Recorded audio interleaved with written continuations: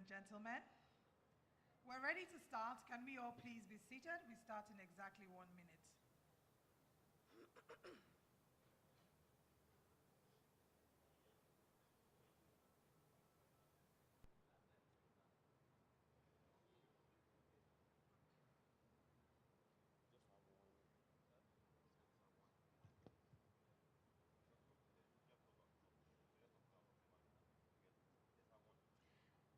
Thank you very much. To those who are at the exhibition stand, we're about to start. Can everyone please come inside and find a seat in the hall? Those at the exhibition stand, please come inside and be seated. We're starting off right away.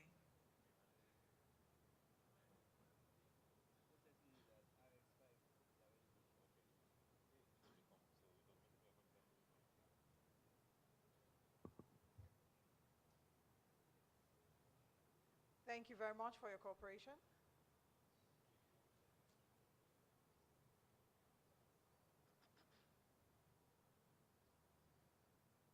Which would you prefer? Would you prefer this or the other one? This one is louder. All right. Thank you.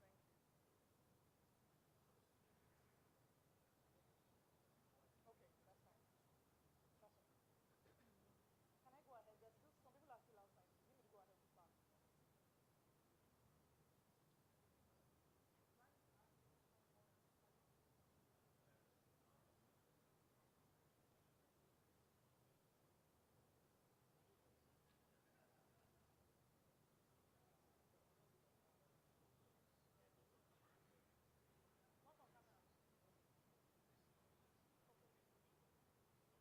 Can I please ask a favor? For those of us who are seated and have tables in front of us that are unoccupied, we just have the next 1 or 2 minutes to please occupy a table in front of us so that we can start. Except the front rows, of course. But if there is a table in front of you, please occupy the table so we can start now. Thank you. We can see people at the back. Just come to the front. We're giving you double promotion.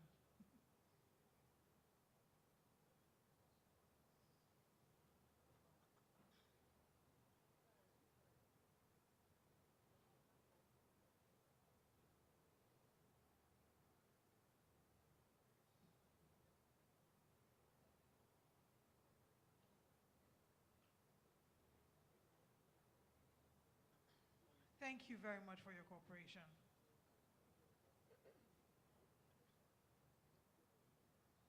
Good morning, everyone. Can I please ask that we want to get the energy up. Good morning, everyone. All right, we can make it a little louder. Good morning, everyone. Thank you very much. Good morning, distinguished ladies and gentlemen. I warmly welcome you to Texcellence 3.0. Can we please give ourselves a round of applause for being here? And make the applause a little louder as we say thank you to our headline sponsor, CWG, our platinum sponsor, Fifth Lab, and every other person who has put together the resources to ensure that this event happens.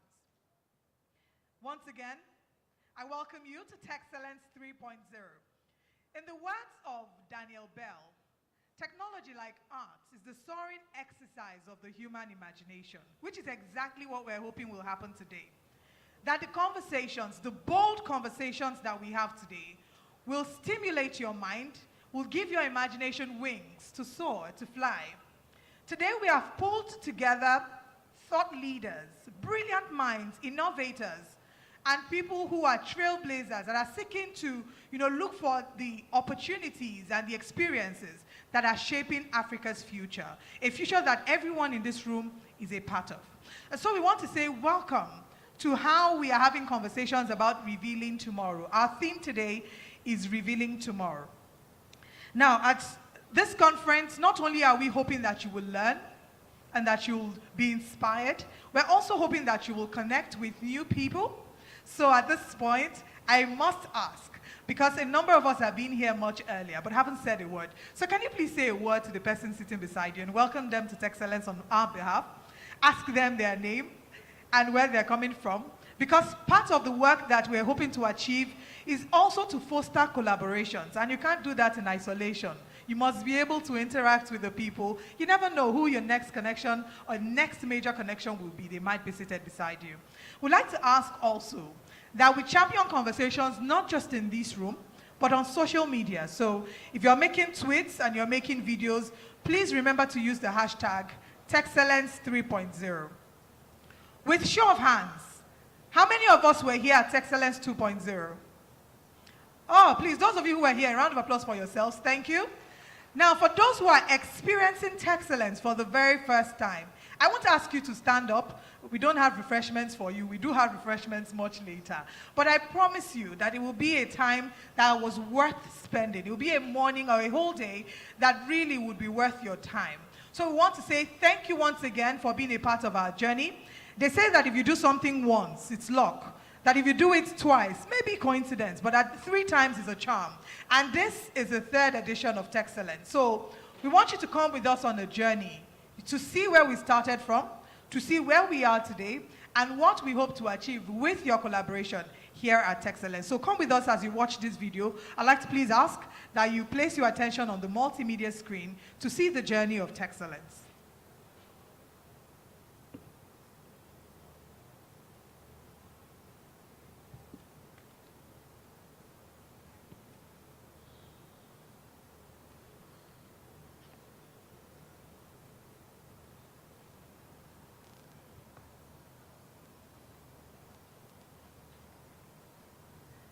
Okay, media team, we have the Texcellence journey.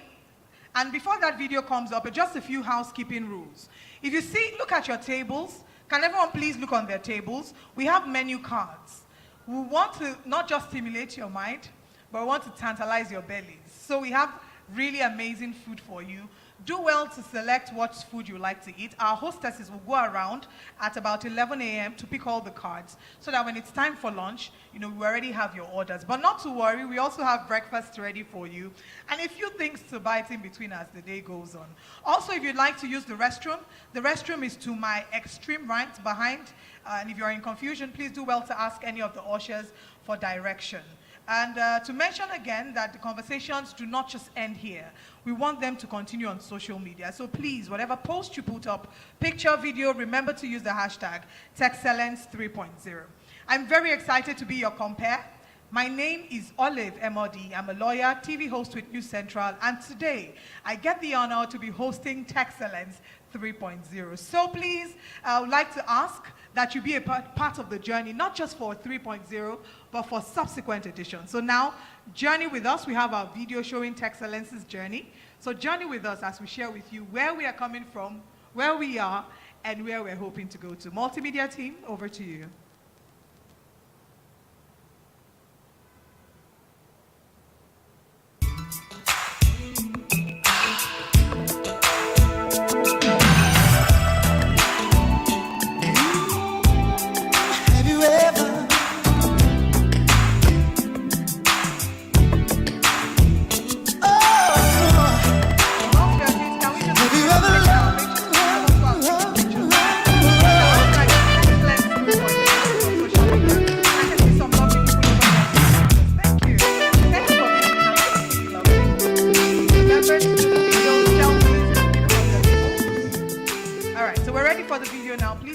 On the multimedia screen. From Texcellence 1.0, championing a forward-thinking Africa, to Texcellence 2.0, innovating for the future, we proudly present Texcellence 3.0, revealing tomorrow. This edition marks an even bolder step into the future. Our host and headline sponsor, CWG, along with our platinum sponsor, Fintech, leads a prestigious lineup of sponsors including Fintech, Red Hat, WaveTech, Mercedes-Benz, Flutterwave, Paychex Group, and Vericash. Featuring a collection of esteemed speakers such as Carl Toriola, CEO of MTN Nigeria, Bondia Bivari, CEO of Strata, Kashifu Iwa Abdullahi, Director General of NITDA, and David Gold, CEO of Ingen Ghana, who will address key topics shaping the continent's future. As we explore the transformative power of technology, let's remember the future isn't just heard, it's being crafted by all of us today. Join us on this journey of discovery as we uncover bold solutions, ignite new partnerships, and together build a brighter tomorrow for Africa and beyond. Welcome to Texcellence 3.0, where the future unfolds. Can we please put our hands together for Texcellence? It's not easy to do an event in Nigeria, not just once, but you've done it consistently for 3 times. So I want to say a very big thank you to all our partners and our sponsors, whom we will be giving a very, very proper thank you. But at this point, our theme is revealing tomorrow. And the journey to tomorrow begins today. So we want you to fasten your seatbelt as you go on this journey with us. And it doesn't matter if you didn't find fuel on your way here. How many of us had problems trying to get fuel? I know these are the big people. People don't have problems to getting fuel, right? Everybody here didn't have to queue for fuel. Well, regardless of what your situation is, the journey to tomorrow begins today, and our official ride is Mercedes. So let's take a short video from Mercedes.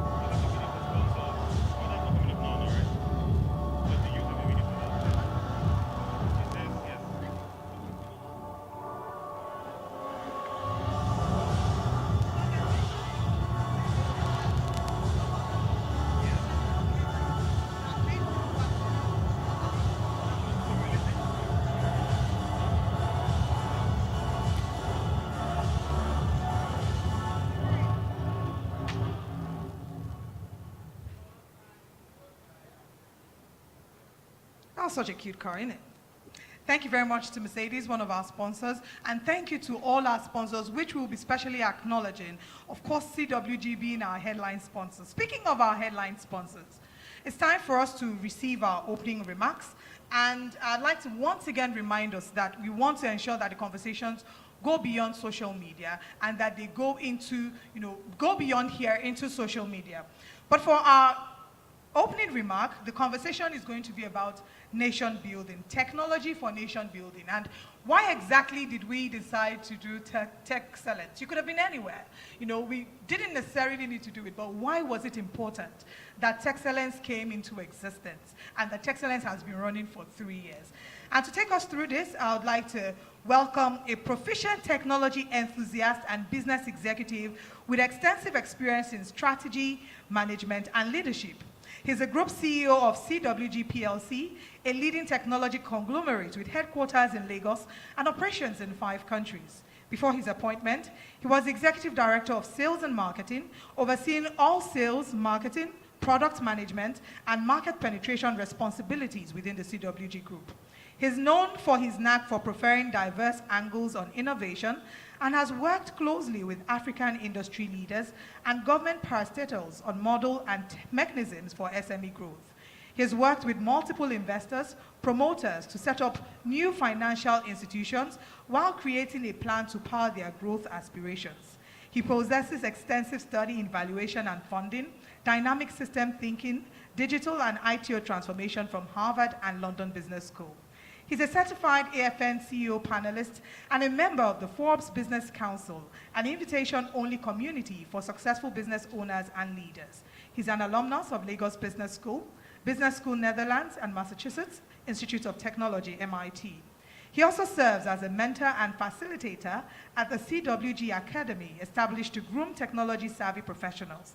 He's a member and a fellow of several organizations, including the BC's Chartered Institute of IT, the Institute of Directors Nigeria, Nigeria Computer Society, Nigeria Institute of Management, and the Institute of Management Consulting. Ladies and gentlemen, please, with a very warm applause, welcome the Chief Executive Officer, the Group Chief Executive Officer for CWG, Mr. Adewale Adeyibo. And can we make the applause loud?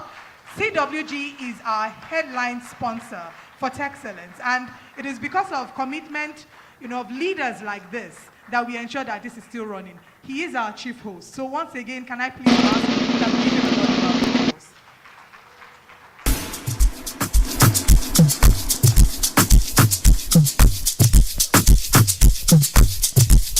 Hello. Can you hear me?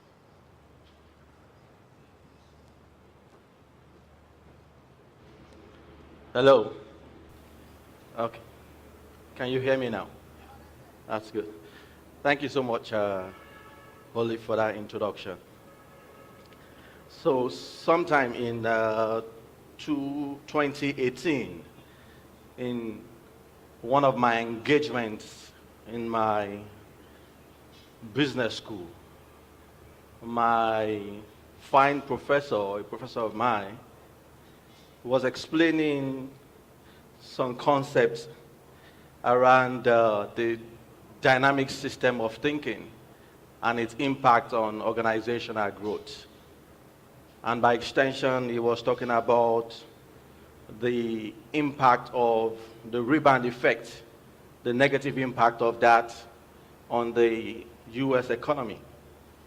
Subsequently, he went explaining the theory of reinforcing loop and how that has helped to propel growth in most of the European countries.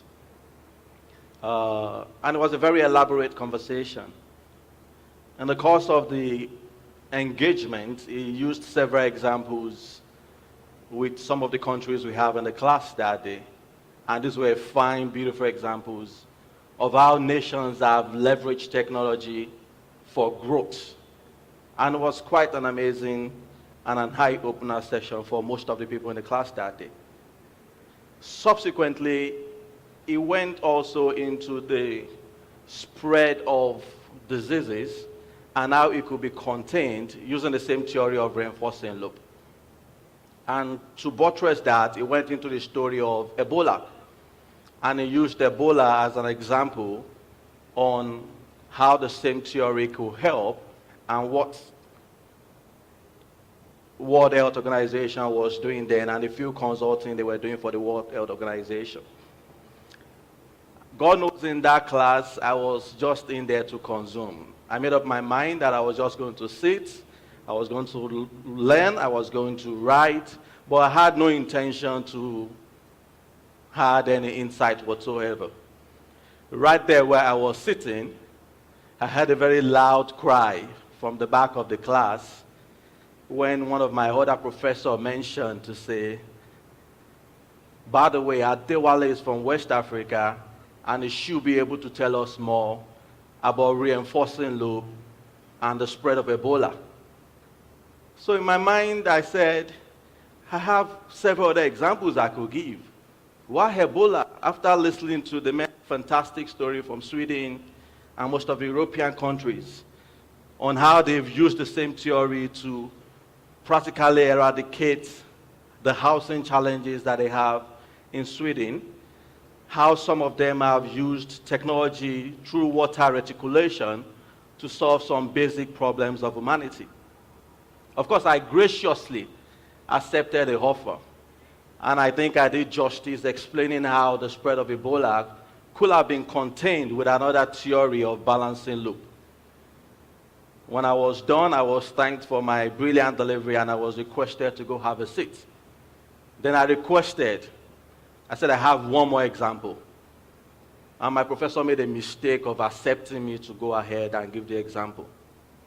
Then I told them the African story.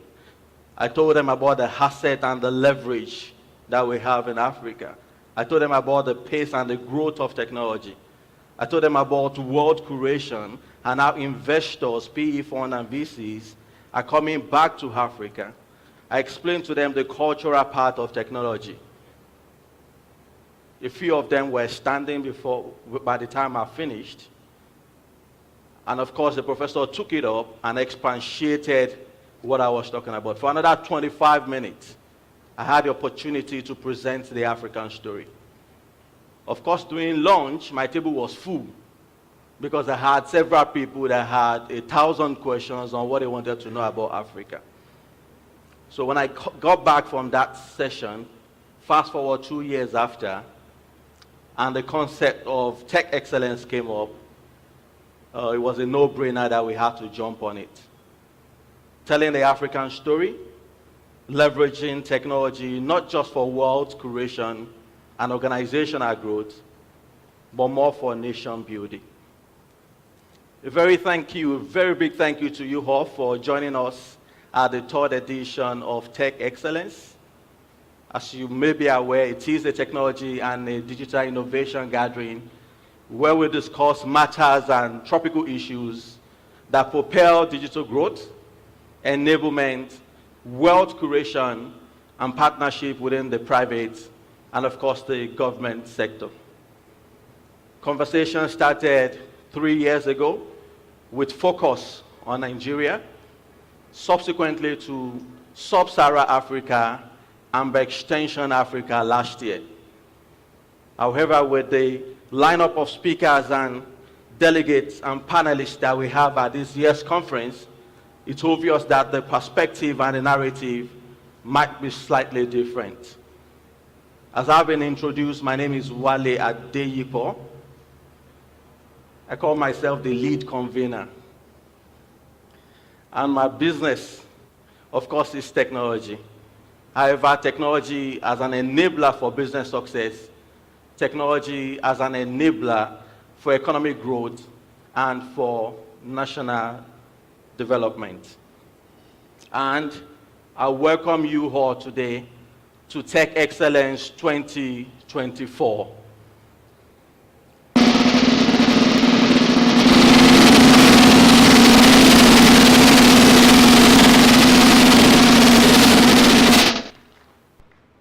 Also, if you're in this conference venue with us today, or you're joining through any of the platforms that we have provided at this year's conference, and you're playing within the technology and digital innovation value chain in any industry in Africa, I want to particularly commend you for the incredible job that you're doing, directly or indirectly, to promote technology deployment and adoption in this continent.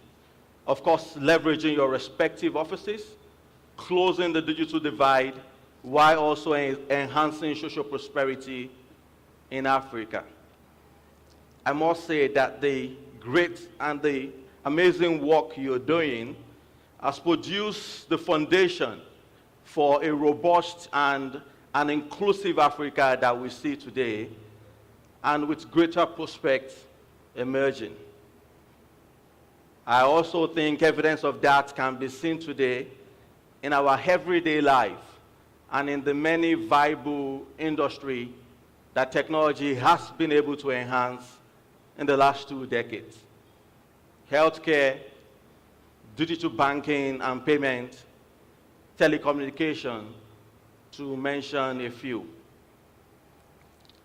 In the 10 minutes that's been allotted to me today, as part of my welcome remark, I'll speak very briefly into something that I consider as one of the most fundamental factor, or what you could call a critical pillar for economic advancement in most emerging nations. And that is technology and digital innovation, but this time as a tool for nation building. You see, globally, the categorization of nations into advanced, emerging, or frontiers are largely based on certain economic indices and variables, like the per capita income, a varied export base, the integration of this nation's financial sector into the global financial systems, and a few other variables that you might be familiar with. I presume this has been for a while and might continue like that for the future that we could see. However, a new matrix entirely, an entirely new matrix is coming into this mix, and that is technology deployment and e-government have become a major differentiator in the subcategorization of emerging nations into secondary emerging and advanced emerging. The use of technological tools by these nations with the sole aim of improving lives, information, service delivery, encouraging citizens' participation in the decision-making process, thereby making government more transparent, accountable, reliable, and of course, trusted. We're seeing by pattern how the growth and the strength of nations and viable industries, both in advanced and in emerging economy, almost directly tally with their appetite for technology and digital innovation consumption. Technology is influencing the categorization of nations and their economy viability. It has become more like a democratized oil block, and the value is immeasurable. Great nations, as I saw in my class that day with the many examples being given from Europe and Asia, great nations, especially emerging nations, are leveraging it, revealing tomorrow. It has become a driving force behind societal progress, with emerging nations, for example, like China, leveraging technology to improve the life expectancy of its citizens from 35 years in the 50s to 65 in the 80s and 78 in 2021, largely due to advancements in health tech. Japan, where train stations in Tokyo are harnessing energy from commuters to generate power. Singapore, as I was discussing with Frederick just before I came up in here, through the Smart Nation Singapore initiative, where government is also leveraging the use of technology as an enabler to improve the life of its people. You see, as I close, so we could listen to our fine speakers, there are many global troubles and challenges in the world today that we might not have 100% control over. Global warming, global recession and inflation, unrest, protest, the rise of the populism, cultural clash, and social polarization. However, within our control will be the pace and the growth of technology advancement in our nations. And that is the next big thing that must be a focus in Africa. Beyond individual growth, beyond organizational growth, beyond wealth creation, we must begin to see and leverage technology for nation building. Building with the end in mind, clearly understanding that, yes, within this ecosystem is wealth, but within this ecosystem also is enablement. Just the same way we've done in payments and in banking today, I could imagine opening up the pipe and expanding that pipe through other verticals, supply chain, e-commerce, healthcare. I said, our pace and appreciation of technology might just be limited to what policies and regulation might allow us to do. So there must be a point, there must be that deliberate integration within the public and the private sector that embrace creativity and allow such to thrive. That's the essence of tech excellence. So in this year's conference, we'll talk about the why, the how, the gaps, the people, the process. We'll talk about the blueprints. We'll talk about the place of policies and regulation, which I strongly believe is a catalyst for development as one of the drivers of economy in this nation. All this we'll discuss in details. We'll talk about the forward integration in governance, and that will be a major impact to the spread and the growth of technology to other verticals. We will speak into the place of safety net in order for creativity to thrive. This and many more are the expectation at this year's Tech Excellence. Digital infrastructure will continue to be a major impact if we must scale. Digital literacy integrated into the fabric of our education then becomes a major conversation also that we must have. Deliberate partnership within the private and the government sector becomes something important that must be on the top 3 agenda in most of our conversation. We are just as fast in the private sector as what regulation allow us to be able to fulfill. So it's not a case of creativity within the private sector. It's more of a deliberate attempt within both entities to ensure that we scale in the proportion of what we deserve, going by our asset and leverage in this continent. Again, I want to thank you for coming. This is the 3rd edition, and it keeps getting better every year. I will be at some point coming back also to discuss 1 or 2 things.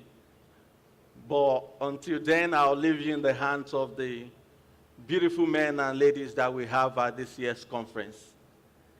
Thank you so much, and I wish you a fantastic time at the 3rd edition of Tech Excellence 2024.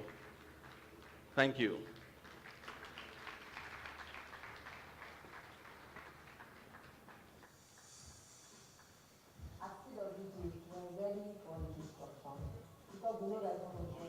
I was in an interview some days back and someone asked a similar question and I said, we're already.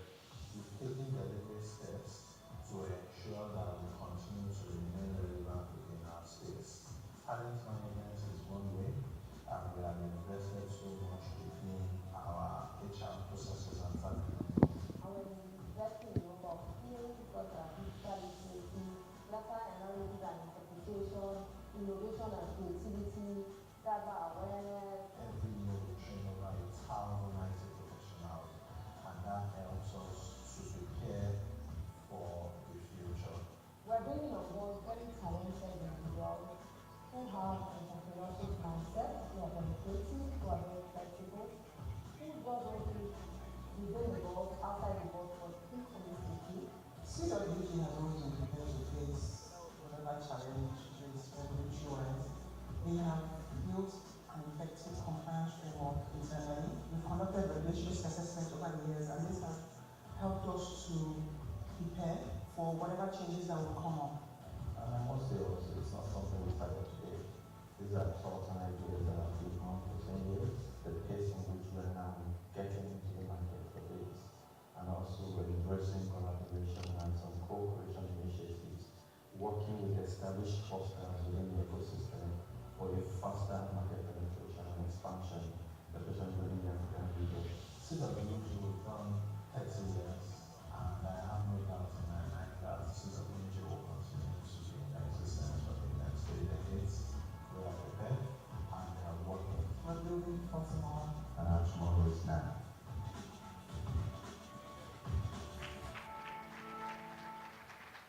Very warm message from our headline sponsor, CWG.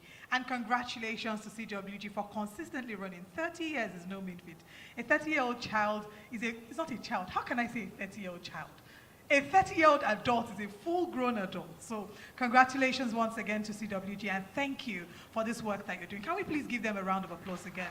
And also our group CEO, thank you so much. Can we give him another round of applause for his really wonderful address?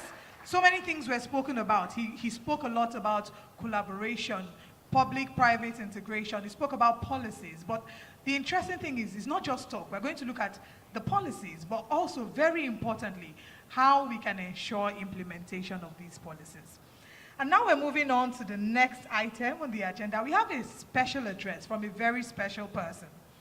He's known as the Creativity Explorer, a global keynote speaker on business and creativity, innovation and change. He has delivered over 2,000 presentations, lectures, and workshops in over 75 countries on 6 continents, and has inspired over 1 million people from the stage to become more creative and look at the world in a new way. He will be celebrating 25 years as a professional speaker in year 2025. He's the author of 10 books, including the Idea Book, which was included in the 100 best business books of all time. He recently signed with Wiley Publishers for the launch of his next book, The World of Creativity. Ladies and gentlemen, all the way from Sweden, please let's give a warm Nigerian applause to Frederick Harron, the Creativity Explorer. And I loved the message in the previous speech, the message of to get creativity to thrive. So creativity is my topic, and I don't have a clicker, by the way, so if I can get a clicker, that would be great, or otherwise just put on the first slide.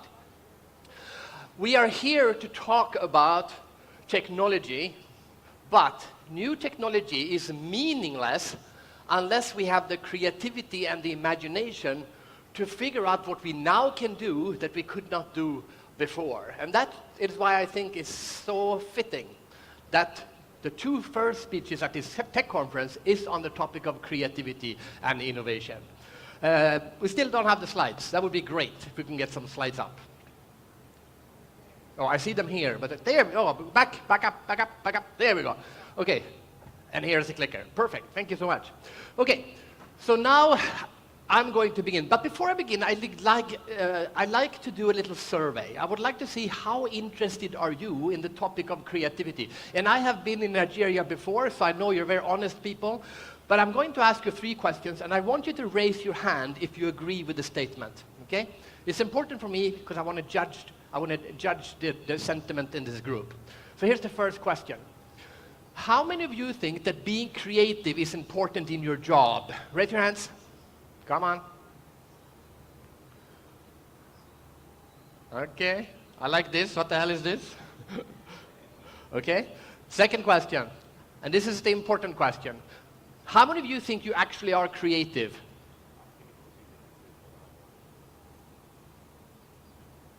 Okay, good. And the third question, how many of you think that your organizations are doing enough to develop the creativity of its employees? Doing enough? Okay, good. So I've asked these 3 questions to over, as you heard, to over 1 million people in 75 countries, and there are huge cultural differences. So let's see how Nigeria compares to other countries. First question, is creativity important in your job? Yes, okay? Everyone says yes, or almost everyone says yes. That is a given. Creativity is important in every industry, in every country. Also, of course, in tech. But then we have the second question. Do you think you are creative? I was a little dark in here, so I couldn't see exactly, but I said in this room it was at least 80%. The global average is 45. Basically, Nigeria is twice as creatively confident as the average human being is, okay? You're a very confident, creative country. I am from Sweden. In Sweden, it will be 60%. Which country is the highest level of creative confidence? Take a guess. Yeah, America, of course. America is always number 1. Very confident country. Which country has the lowest level of creative confidence? Take a guess. It's not an African country. It's an Asian country. It's not China. China is high. Japan is number 2. Singapore is number 3. But the bottom country, the lowest level of creative confidence? South Korea. I was in South Korea and I did a speech. How many of you, roughly the same size as this, how many of you think creativity is important in your job? 300 Koreans said yes. Second question, how many of you think you are creative? Out of 300 people in the room, not a single person said yes. 0. Welcome to South Korea. I said, come on, someone, anyone? One man raised his hand and said no. He just wanted to make a clarification. He said no, not compared to Leonardo da Vinci. That's how they think in Asia. They're humble people there. Are you creative? No, not compared to the most creative person who has ever lived. How do they think in America? Are you creative? Yeah, of course, compared to my brother. We approach creativity in different ways. There are cultural differences between how people in my next book about what we can learn about creativity from different cultures around the world. Third question, is your company doing enough to develop creativity? No, no one says yes. 2 people say yes, HR manager and the person sitting next to HR manager. So everyone says creativity is important in my job. Most people say it's a very important skill, but I don't have it. And everyone says we're not doing enough to develop creativity. But imagine if we did. So for the last 25 years, actually, to be honest, for the last 30 years, I wrote my first book in 1995. The title was Internet and Marketing. And since then, that's half of you weren't even born then. Since then, for the last 30 years, I've been consistently been doing one thing. Traveling around the world to meet and interview creative people to understand human creativity. I interview heads of innovation. I go to Silicon Valley, I go to Singapore, I go to China, but I also go to unexpected places. I go to, I don't know, Mongolia. I even went to North Korea. What can we learn about creativity from the North Koreans, the least creative country on the planet? Today I will share with you why the mindset of creativity is so important right now. And I'm not the only one saying this. The World Economic Forum, earlier this year, released a list of the most important skills for the future. Top 10 skills on the rise. Creativity has always been on this list, but this is the first year, this year, that creativity is number 1. The most important skill of the future. And to be clear, I've been speaking and researching creativity, as I've said, for 30 years, and I agree with the World Economic Forum. It has never been more important than now. And I'm here to get you to fully understand why this is true. So to understand, we know creativity is important, but why is it extra important right now? To do that, we need to go in and study what creativity is. So what is creativity? What is an idea? Now, there are many different definitions, but the favorite definition I like then goes like this. An idea is that a person takes 2, or at least 2, formerly known things and combines them in a new way. A person takes 2 things that already exist and combines them in a way you haven't seen before. So to illustrate, we're going to do an example. Here we have 2 things. We have the concept of power lines, which is a previously known thing. We have the concept of a statue, which is a previously known thing. Now we take statues and power lines, we combine the 2, what do we get?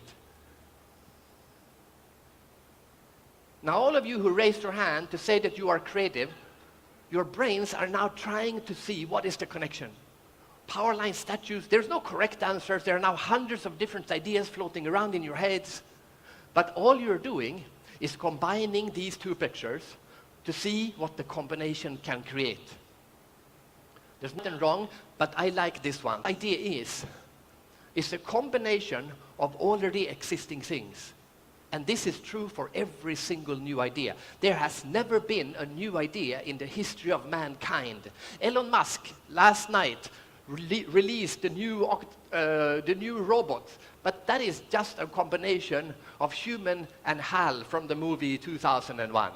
The iPhone is just a computer and a telephone combined. Every idea in the history of mankind is a combination of already existing things.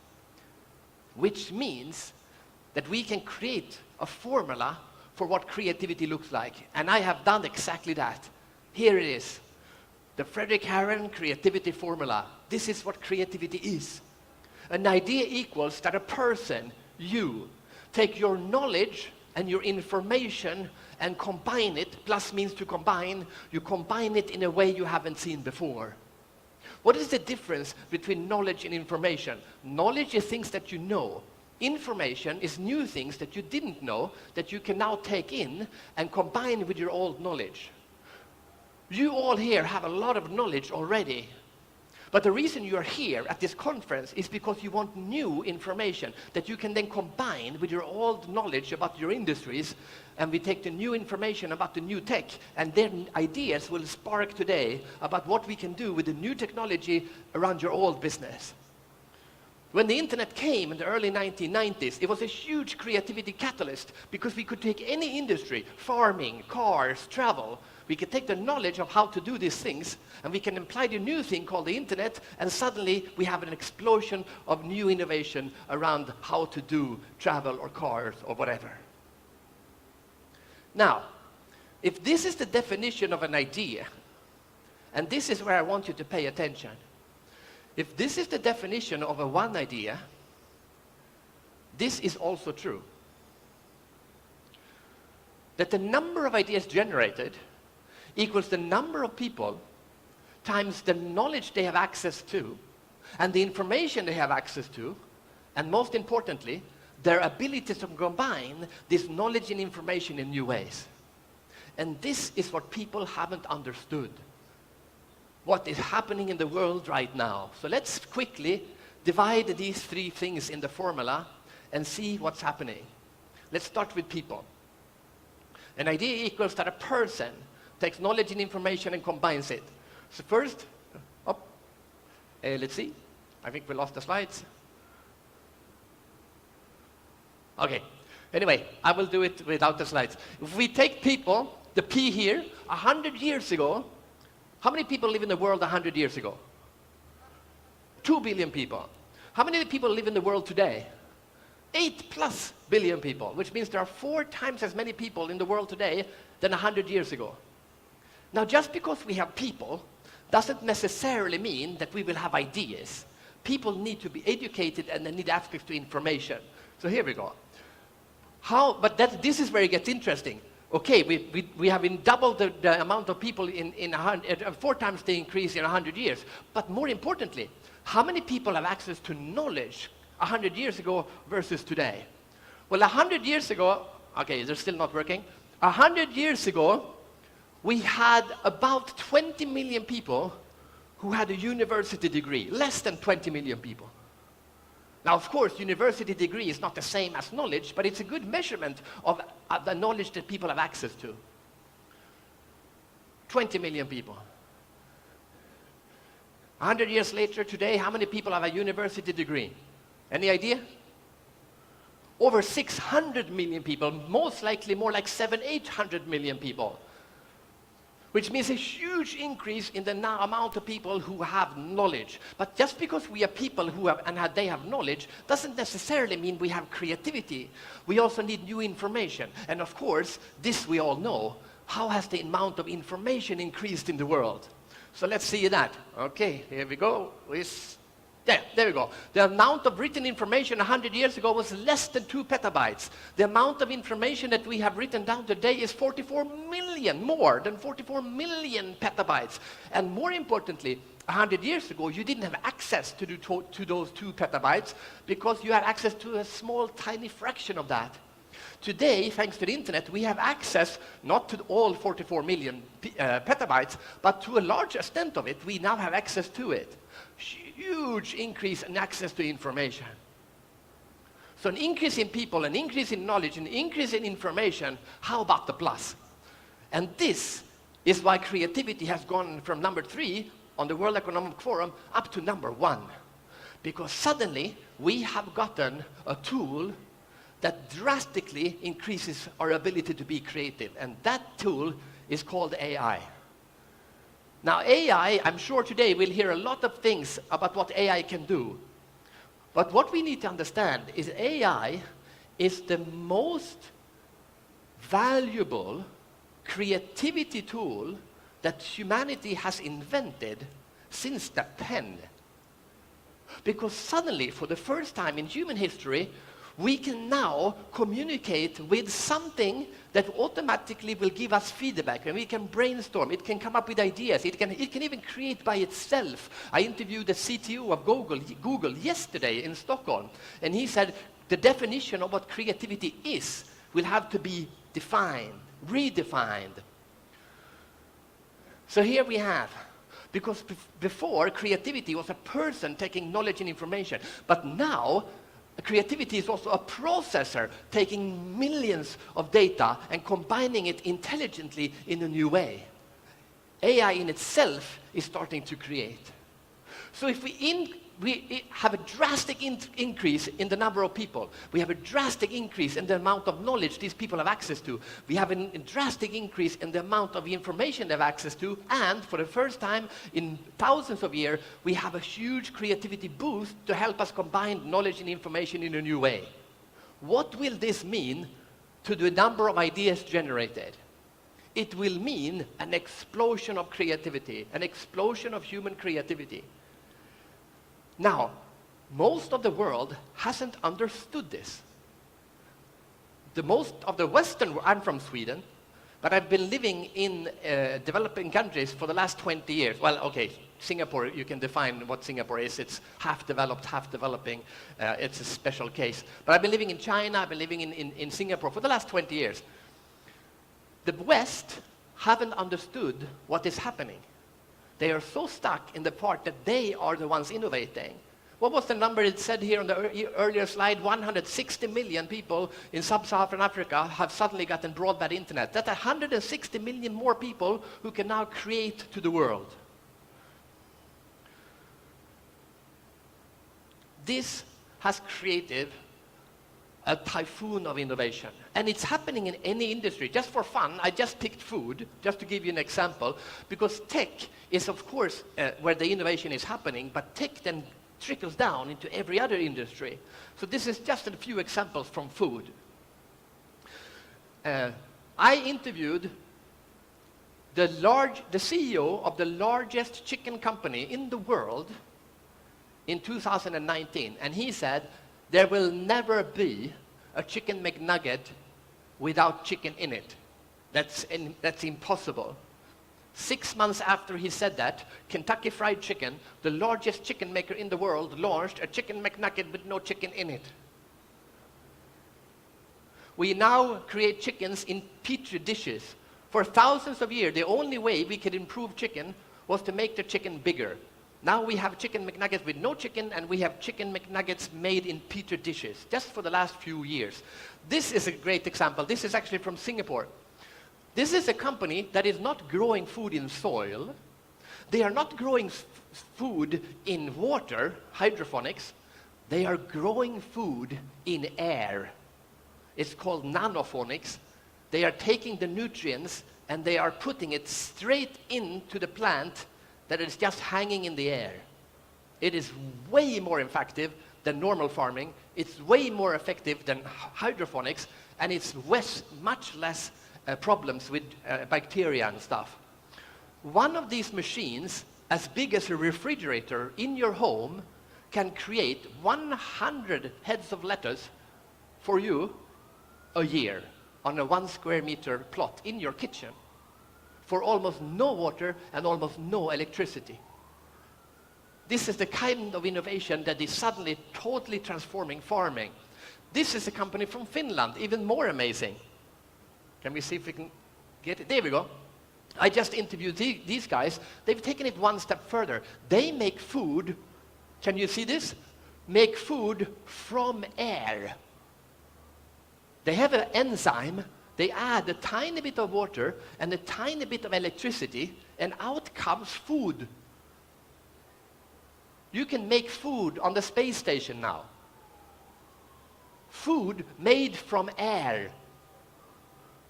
And they are right now building a factory in Finland to launch this within 2 years. And the cost is €5 per kilo. It's competitive to normal food. And no, we are not going to eat this. We're going to feed it to the cows and the pigs, and then we can still eat cows and pigs. But we don't have to cut down the rainforest in Brazil. Now, these are just 3 quick examples about how the food industry is totally being transformed by new technology. Now, here's the message. The only way we can be successful is if we have the creativity and the imagination and the curiosity to see all these new ideas that are being generated everywhere in the world and understand what we now can do that we could not do before. I call this idea perception. Idea perception is your ability to see, understand, embrace, and act on change. And we need all 4 of these. Or 5, actually. The problem is that most people do not have this ability. Most people suck at seeing change. So I'm going to give you an example from my industry, because I am an author, I write books. And 15 years ago, we had a digital transformation in my industry. We went from books to what? Books to? Most people will say books to e-books. Unfortunately, this is not true. We didn't go from books to e-books. Think about it. When did people used to read books? And remember books when we used to read them? Like 15 years ago? When did people read books? Well, in the bed, on the train, on the bus, in the airport lounge, on the plane. Now, what are people doing now on these places? Are they on e-books? No, they're not. We didn't go from books to e-books. We went from books to Facebook, okay? Look at this. This is picture. Okay, I know, one guy is reading a book. But why is he reading a book? He's out of battery, okay? That's the only reason. This is not an e-book, this is not an e-book, this is not an e-book. They are checking emails and playing games. The whole book industry missed the digital transformation because we thought we will continue to read books, they will just be digital books. No, we stopped reading books and started playing games. Look at this, one family in Malaysia. 4 people rather share one computer than, God forbid, read a book. And the next picture is the best one. I took this picture in Singapore. Some people think it's fake because it's so good, but look at this picture. Look at this woman. This is a woman pretending to read a book. Books went from the most valuable asset a human could have to being a very expensive iPhone holder in 10 years. And suddenly the book died. And the book industry totally missed it, and we invested billions of dollars into e-books that no one is buying. Which means the most important skill we can have right now is to see that the world is changing. So I'm going to share with you a lesson in how to do this. And it comes from the most unexpected of places. It comes from the inner deserts of Mongolia. Because as I told you, I don't only go to Silicon Valley or Singapore, I go everywhere to learn about human creativity. And in 2019, just before the pandemic, I traveled into the deepest desert of Mongolia because I wanted to understand what can people who live like nomads, what can they teach us about human creativity? So I live with this family. This guy is amazing. He's 80 years old. He's the head of the family. And he said, Fredrik, you Westerners, you have a misconception about what it means to be a nomad. You think a nomad means a movement of the... He thinks it means... You think it means that we don't have a home and that we always travel. It's not true, he said. We have a home. You are in my home right now. It's a tent, but it's my home. And we do not always travel. We travel until we come to the perfect place to live, and then we live there. And we live there for months. But every morning, when we wake up, we open the tent door, we stick our head out, and we say to ourselves, this was the perfect place to live yesterday. But is it the perfect place to live today? And if it is not, he said, we tear down the whole village and we move for a few weeks until we find an even better place. He said a nomad doesn't mean a movement of a body. It means a movement of the mind. Now we're going to, I call this to move like a Mongolian. Now we're going to take this mindset and we're going to bring it back to you, back to business. What does it mean to move like a Mongolian? So I'm going to exemplify with this machine. This is new technology. Okay, maybe not so new anymore, but this is like 10, 15-year-old technology. And when it came, it revolutionized how we check in at airports. Now, this recently happened to my brother. My brother goes up to this machine, and the machine says, enter your booking code. My brother enters the booking code, but the machine says, wrong code. Please try again. He tries again, it doesn't work. He tries again, it doesn't work. Finally, the machine says, please contact service staff, because you will never figure this out yourself. There's a woman standing there. He goes up to her. He says, excuse me, miss, there's something wrong with your machines. There's something wrong with your code. Now the lady doesn't see his code. She doesn't look at the code.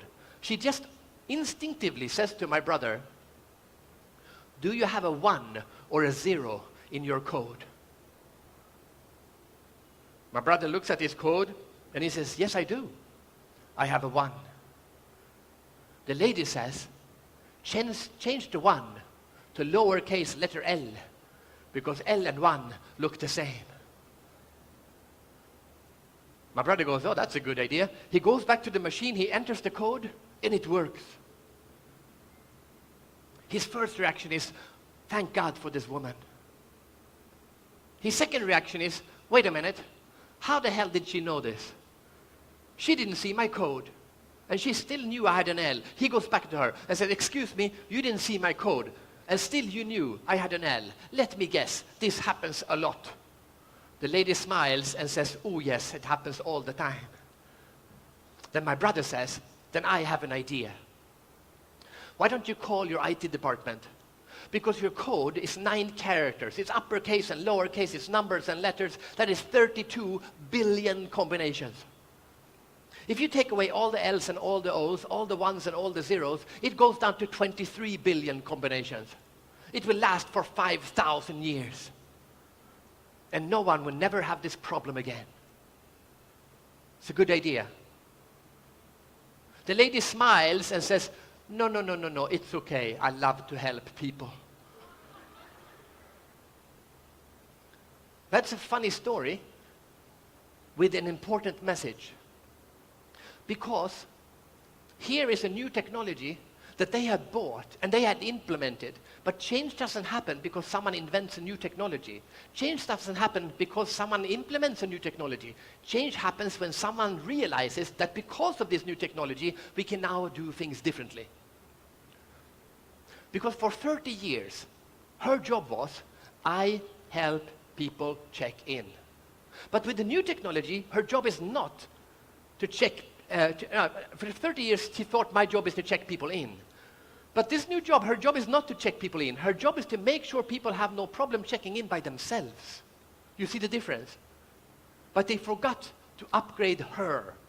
She was still stuck in the 30 years of doing things the way they've been doing them before. And I saw in your last presentation, you talked about developing countries and I think you call it now frontier countries. Before we call them developing countries. I don't know why you switched. I think you should keep the concept of developing country. I actually wrote a book about this many years ago. I went to over 30 different developing countries to study creativity specifically in developing countries.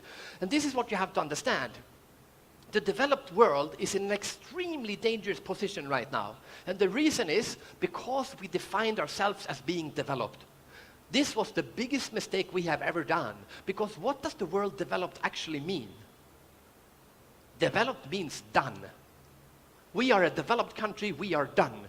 Those poor people in Nigeria, they are developing countries, they are not where we are now. What does developing mean? It means we are progressing, we are innovating, we are changing. It's like saying, I am moving or I moved. If you go to Norway, the richest developed country in the planet, and you ask young Norwegians, do you think Norway will be a better country tomorrow than it is today? 95% of them say no. They have no hope for the future because they think nothing can beat Norway. We are so good, it can only be downhill from here. It is very dangerous in a world that never has changed quicker than now to think that you are done. May Nigeria never become a developed country. I'm now going to change. I'm now going to end. Because I started to talk about why confidence is so important for creativity. And you have huge confidence in this country, and you should have. Confidence breeds creativity. Elon Musk, Steve Jobs, people with huge creative confidence, and look what they have created. But Sweden, 60% confidence. Japan, Singapore, and Korea, 0 to 2% confidence. But wait a minute, Singapore, Korea, and Japan, South Korea and Japan, are in the top 10 most innovative countries on the planet, and so is Sweden. Sweden is number 3, and have been number 3 for the last 15 years in a row. How can countries with such low creative confidence be so extremely innovative? Because there's one thing that beats confidence when it comes to creativity, and that is curiosity. Because while a confident person knows that I can do things that no one else thinks I can do. Everyone is walking in this direction and you say, screw those people, I'm going to go in this direction. That's creativity. But truly creative people, they have confidence to go another way, but they are curious about if they might be going the wrong way. Everyone is walking in this direction, screw those people, I'm going to walk in this direction, maybe not, maybe I should walk in this direction, maybe I should walk in this direction. Curiosity is the ability to question your confidence. And since I'm from Sweden, I'm going to show you how this works. This is 1989.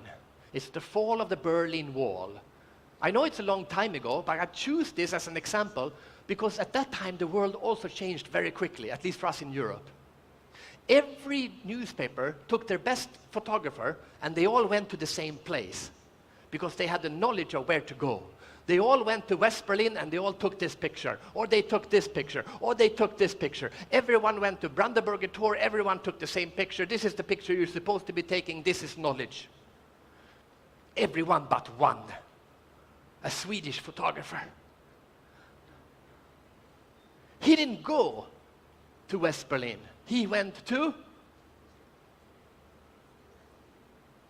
Cairo. No, I'm just kidding, that would be stupid. He didn't go to Cairo, nothing happened in Cairo. He went to West Berlin like everyone else because he knew this is what you're supposed to be doing. But then he had the curiosity to say to himself, maybe everyone here is wrong. Maybe I should go somewhere else. So he went 20 meters further. He went to East Berlin and he was the only one who did. He took this picture. And this became Picture of the Year in 1990. There's 1 million pictures from this side, there's one picture from this side. Why? Because he knew there might be a better place to take a picture. I want you to look at this picture and remember what creativity looks like. Creativity is not being crazy. Creativity is looking what everyone else is doing and changing it ever so slightly. And it has never been more important than now. So to end my speech, I'm going to end with a twist on the theme of this conference, revealing tomorrow. Because your creativity is what reveals your tomorrow. And your curiosity is what triggers your creativity. So if I can have one demand for you today, is that the whole day today, you have a mindset of curiosity, not confidence, not that you know everything that's going to be said here today and you know what's going on, but curiosity. What do I not know? What could I learn from someone? Talk to people, and I promise you, this will be an extremely valuable conference. Good luck with that. Thank you very much.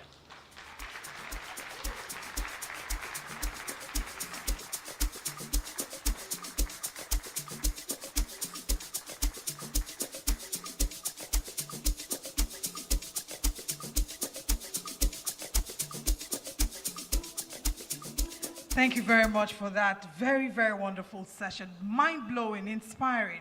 Once again, can we please put our hands together for him? So many things stood out for me. I think the closing remark was, your creativity reveals your tomorrow, and your curiosity inspires your creativity. And that was really mind-blowing. Who would ever imagine that the day will come when we will start to plant? We'll plant crops in air and with water. How many of us had seen that before today? It was really, oh, you had seen it. But it was a novel idea. And I'm sure that a number of us maybe had never thought about the idea that one day people can plant in air, plant with electricity, and that it will yield crops. So thank you so much for sharing that with us and opening up our mind to the possibilities that abound. And I will get back to the conversation that we had earlier. Frederick Aaron, we had a conversation earlier about things to do now that you're in Nigeria, I'll get back to that shortly. We are open to suggestions, and maybe we'll give him a Nigerian name before the day is over. Now let's move to our guest speaker, our first guest speaker session. The conversation is Telecom to Telco, propelling the nation to a dollar IT economy. But before that, once again, I want to mention that very soon we will come to each table, our hostesses will come to each table to take your menu cards. So if you can please look at your table, there's a menu card for lunch. Select what you want. Our hostesses will be there at 11 a.m. to pick up your cards. Also, if you open the brochure in front of you, the first page, the welcome page, has a QR code. If you scan that QR code, you can stream live. So you can send the link to your family, friends, colleagues who are at home and would like to be a part of Texcellence 3.0, but for whatever reason can't be here. So please do well to scan the QR code and share the link. Remember, our hashtag is Texcellence 3.0. And now to move to our next session, which is our guest speaker session, we have Telecom to techco, propelling the nation to a dollar IT economy. We have the Chief Executive Officer of MTN Nigeria. He's the MD CEO of MTN Nigeria. Now, prior to his appointment on the 1st of March 2021, he was the Group Vice President of West and Central Africa at MTN Group Limited, a role he held from 1st January 2021 to 1st March 2021. He has held many senior roles, including Chief Technical Officer, Network Group NWG, MTN Nigeria, and Chief Executive Officer, MTN Cameroon. In April 2015, he was appointed the MTN Group Operating Executive, where he had direct responsibility for 13 MTN subsidiaries in 13 countries.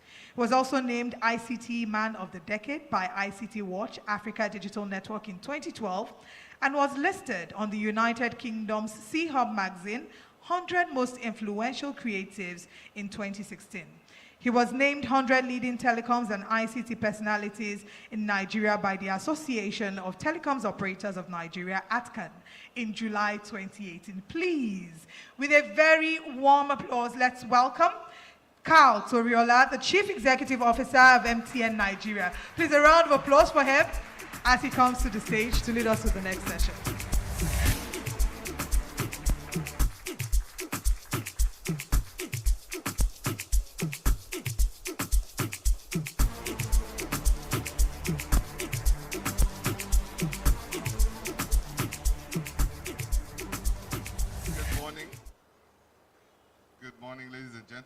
Is the microphone working? Okay. We always have these teleprompters, but half the time I can't read what's on them, so I go back to the old analog presentation. Before we start, Wale and Austin, please never put me to speak after someone that speaks on creativity and innovation. I will always sound extremely boring. And don't put me to speak after lawyers, futurists, or marketeers either. I will always end up sounding very boring. But I really like Frederick's shoes. He's wearing the MTN brand. So a very nice one. I want a pair of those shoes. Perfect for me. Brilliant presentation, by the way. Thank you very much. So I'm here to talk about boring, staid, old things, like MTN, which is effectively a utility company, but is probably one of the most important underlying foundation backbones for digital innovation across our economy, which we hope to be a $1 trillion economy in due course. So starting off with the first slide, actually the pointer is here. Excellent, it actually works. We are in Africa's largest economy. Devaluation might have hit us in that perspective. And we're definitely in Africa's most populous country, and we're undergoing a significant digital transformation. And with our population, the potential is immense. The telecommunications sector has been a critical driver of economic growth in this country. And you'll see through some of my slides, we actually account for effectively somewhere around 14% of GDP. So MTN on its own is around 7% of Nigeria's GDP.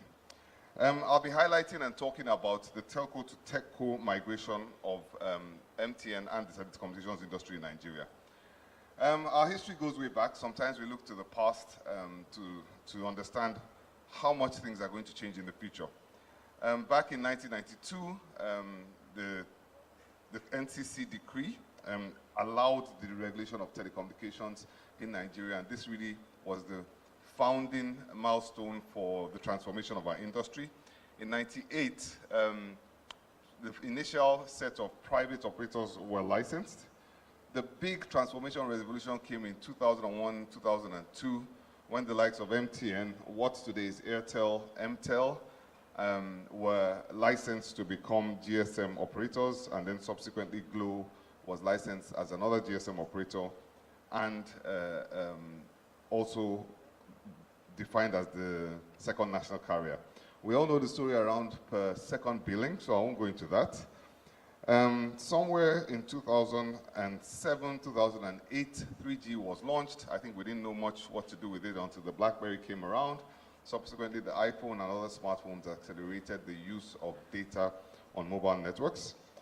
In 2010, the first national broadband plan was commissioned to drive broadband penetration, and I think that's been quite successful, as much due to the private sector as anything else. And somewhere in the 2020s, we participated in the launch for 5G spectrum auction, and were successful in launching 5G in 2022. Now, telcos are facing a massive challenge. Historically, voice used to account for 90% of our revenue. For MTN, that's now below 50%. And voice was where the margins were. There actually isn't much profitability in the data business, which accounts for half of our revenue at this point in time. And this has been one of the drivers of the changing landscape that we experience in Nigeria and across the globe for the telecoms industry. The first one is customers are now demanding increasingly digital services, mobile banking, e-commerce, gaming, streaming, etc. And telcos, because they have been compressed in terms of their earnings, their revenues, their profitability, have had to look for new streams of revenue and had to participate in the future opportunity that's offered by these services. The second is really the digital transformation of all of the countries that we're in. And I'll use the banking industry as a particularly clear sector. Nice to see Bode there, one of the innovators that has transformed the banking services while she was in Flutterwave.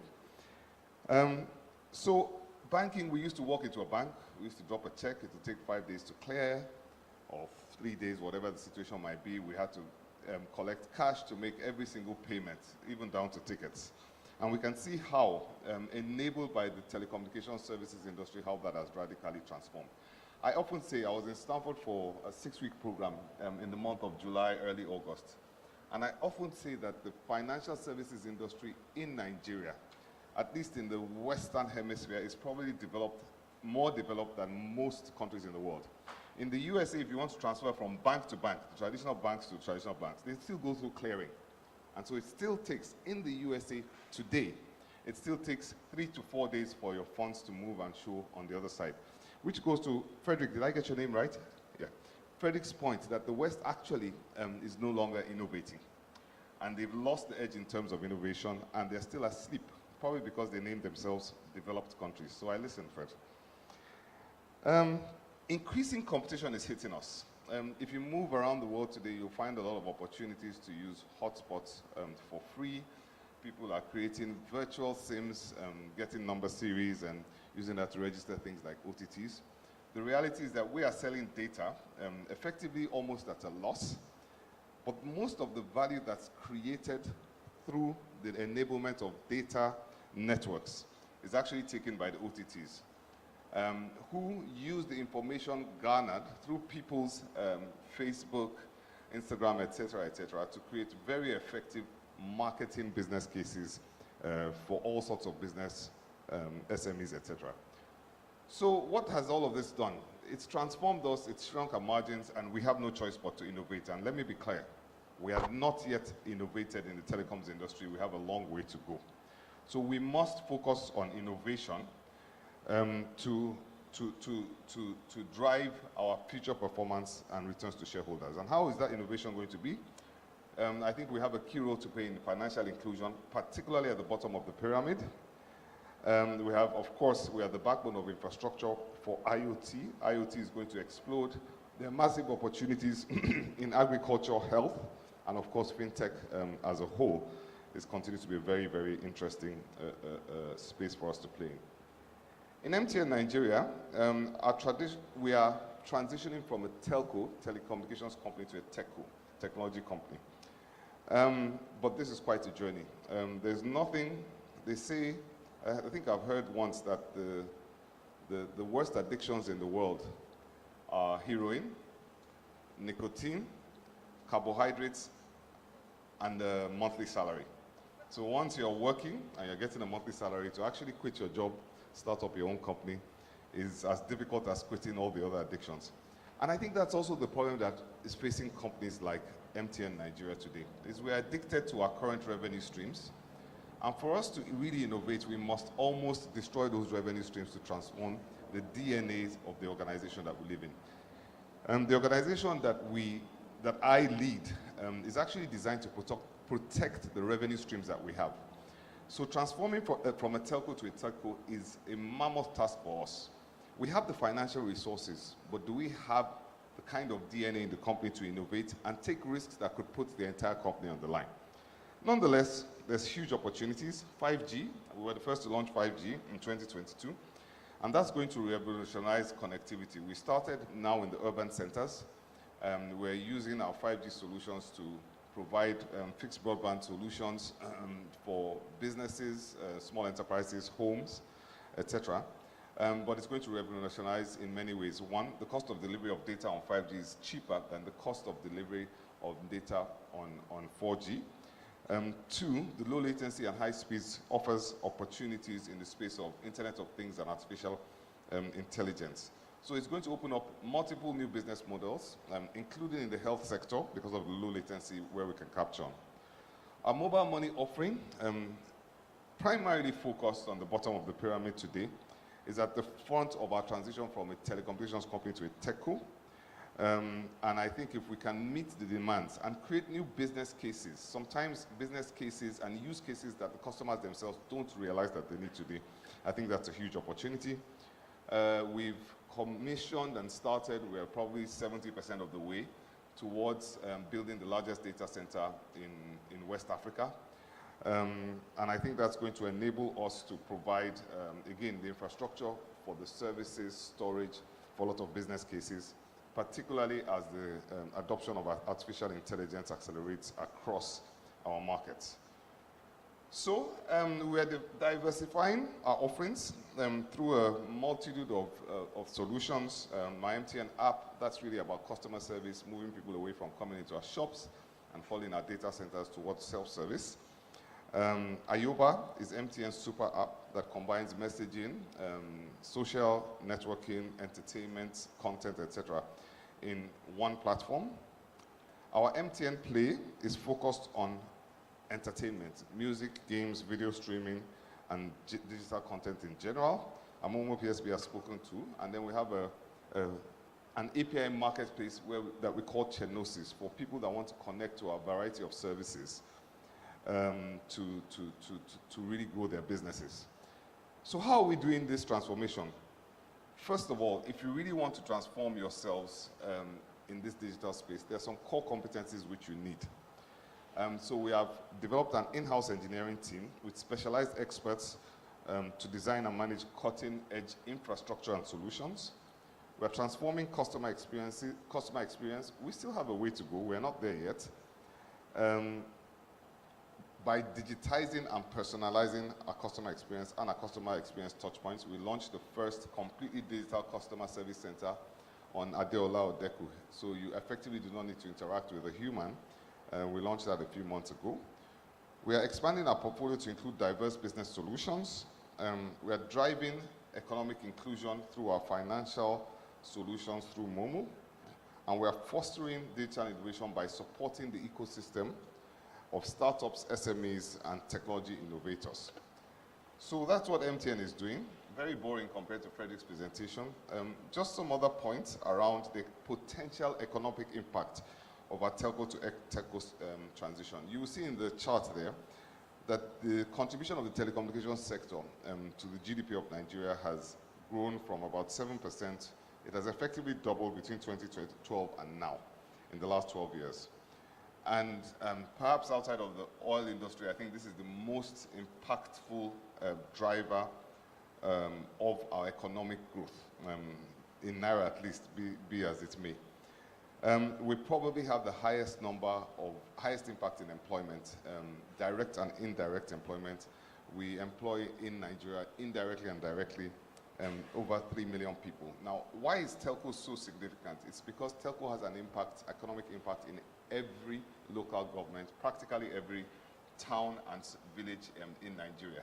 There are many other sectors where the economic impact is limited to a specific geographical area other than sales. But because we put up base stations, masts that have to be maintained, supplied with diesel, airtime distribution, etc., we really have an impact across the country.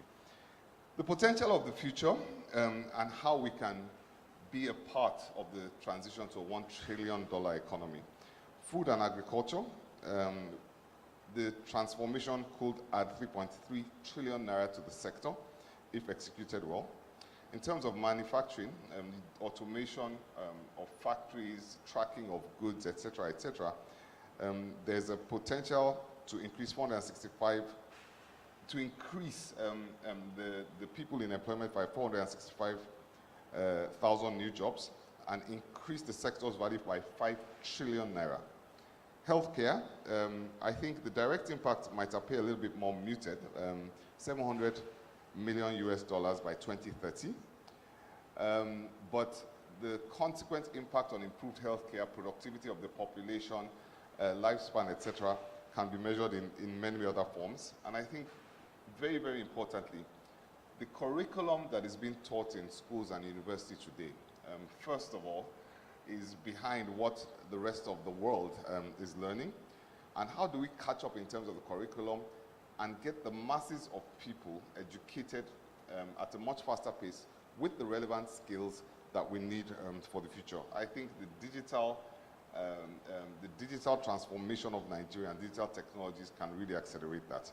And then transportation, I won't dwell on that extensively. I think I've spoken about the jobs impact. So for the economists in the room and the financial people in the room, even though we've had a massive impact on the economy, our sector is in somewhat of a difficult situation.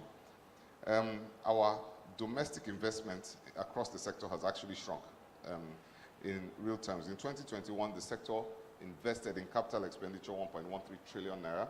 That has declined in 2023 to 991 billion naira, and that's due to the economic pressures.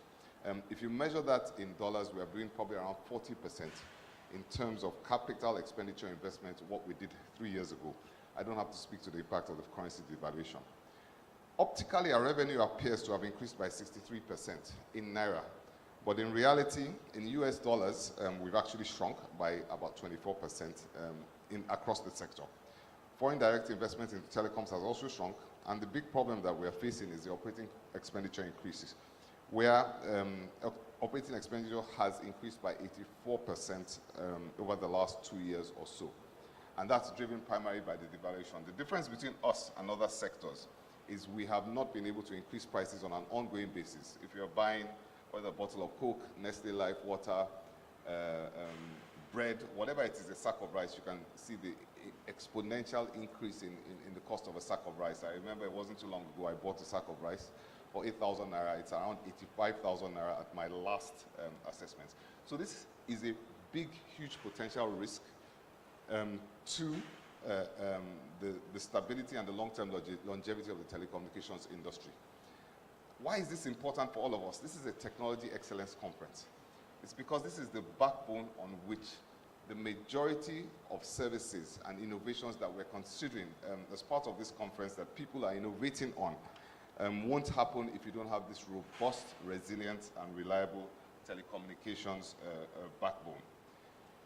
The challenges to our industry, regulatory and policy challenges, I have to say, and I'm not saying this just because they are my regulator, the Nigerian Communications Commission, I believe, is still one of the most professional regulatory bodies in Nigeria today. But everyone in every country is struggling with the rapid change of technology and how to regulate that. The most important and critical of those is the transition to artificial intelligence. So we need regulatory and policy changes that address issues such as data privacy, artificial intelligence, cybersecurity, and fair competition policies. In spite of the advancements in infrastructure and telecoms, there's still a significant urban-rural divide. And what has happened is that historically, I think we had a view of what Nigeria looked like from a demographic perspective, which was done probably at the last census. But the shape of Nigeria has changed. The people that we measured when the last census happened, I'm not sure when it was, I can't quite remember, 2006, 2008, have become adult. Villages have transformed, people have migrated, the population has expanded. So we need to reassess how we measure digital penetration, particularly into rural areas, because the demographics that we used to measure them historically has changed. There's a shortage of skilled, readily skilled talent, but there isn't a shortage of talent in Nigeria, and there isn't a shortage of young people who are hungry to learn. And so, yes, we do have Japa syndrome. People are leaving, but for every person that's left, there's 20 more people, very smart people, very professional people, committed, hardworking, that want to transform their lives, that are really willing to learn at a much faster pace. And of course, investment into this economy with negative returns in dollar-based analysis is a challenge. So you will not attract foreign direct investments into this economy. We'll have to do it on our own. What are the opportunities to propel, for MTN to propel, there you go, for MTN to help propel the Nigerian economy into a $1 trillion economy? The digital economy in Nigeria is valued at 50 billion, but there's a massive potential in multiple areas to transform that. The apparent serviceable FTTX market, that's fiber to the home, building, whatever it might be, in Nigeria is valued at 1.8 trillion if you, on the assumption there are 4.1 million households in Nigeria that can afford this. Now, that assumption is what we design today, but what innovation sometimes really is really about expanding that market. If a household needs to spend, let me use just figuratively, 100,000 naira to have good quality, let's say 50 megabits per second fiber access to their homes today, and only 4.1 trillion people can afford that on a monthly basis.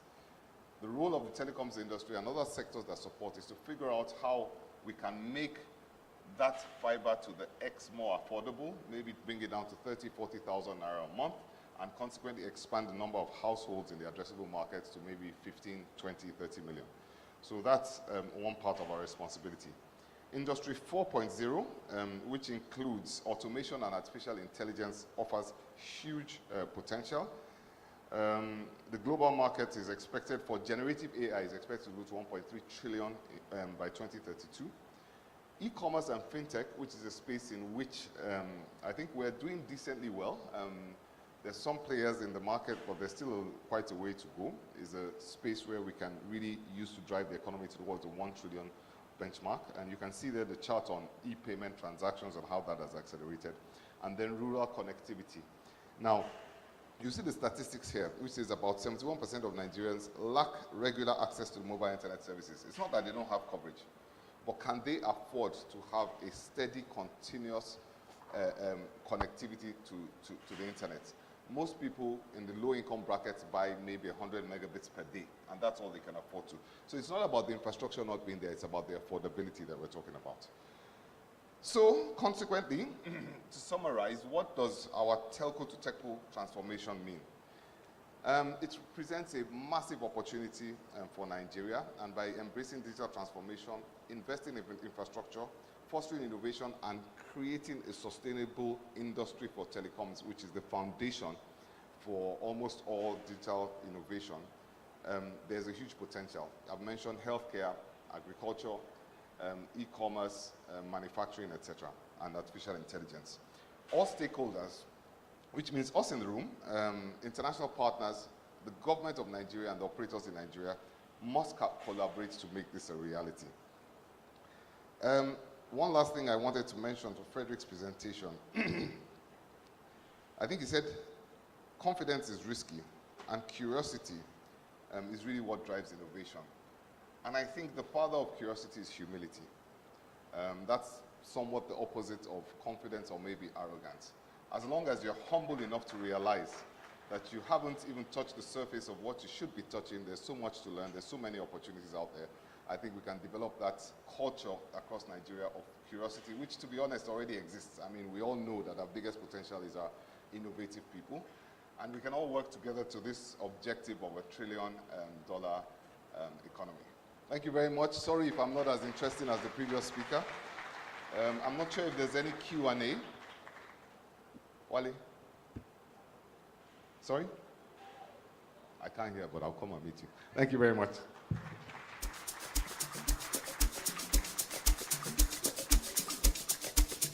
Thank you very much for sharing ideas on how we can convert from telco to techco. So, I mean, if you said that 71% of Nigerians still don't have access to internet, that means there's still so much ground for MTN to make, bold strides. So we wish MTN all the best, and we're hoping that more of us can start to look for ways in which we can key into these opportunities. We have our next conversation, and this time we're looking at scaling innovation in fintech, strategies for growth and global expansion in emerging markets. Now, to talk to us about how we can scale innovation in fintech, I'd like to welcome a seasoned executive with over 21 years of experience in financial services and fintech, renowned for her strategic leadership and operational excellence. As the former COO of Flutterwave, she played a key role in developing scalable processes and innovative solutions to drive the company's growth. Before Flutterwave, she was an associate director at KPMG, where she led major projects in business strategy, transformation, and customer analytics. She also developed the banking industry customer satisfaction survey and set industry KPIs in Nigeria. Currently, she's the founder and CEO of Strata Advisory Limited, a consultancy for scaling businesses, and serves as a technical resource for the Federal Ministry of Communication, Innovation, and Digital Economy on the Digital Public Infrastructure Project. Her accolades include Global Top Women in Fintech and various awards for KPMG. Please join me as I welcome the Chief Executive Officer of Strata, Bode Abifari, as she comes to give us her address. The first female speaker we have. Permit me, I'm biased, but can we make the applause louder?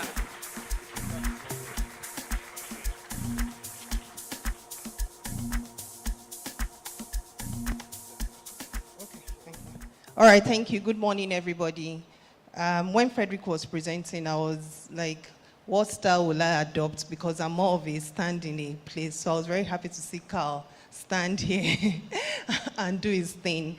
So I'll just adopt the same approach, but not with a printed, not with my printed presentation. I'll just look in here.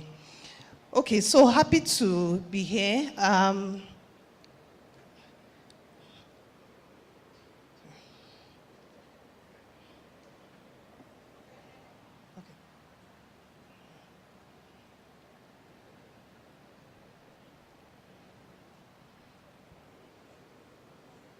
All right, so my topic today and what I'll be talking about today will be scaling innovation in fintech. I'll be talking about the strategies for growth and expansion in emerging markets.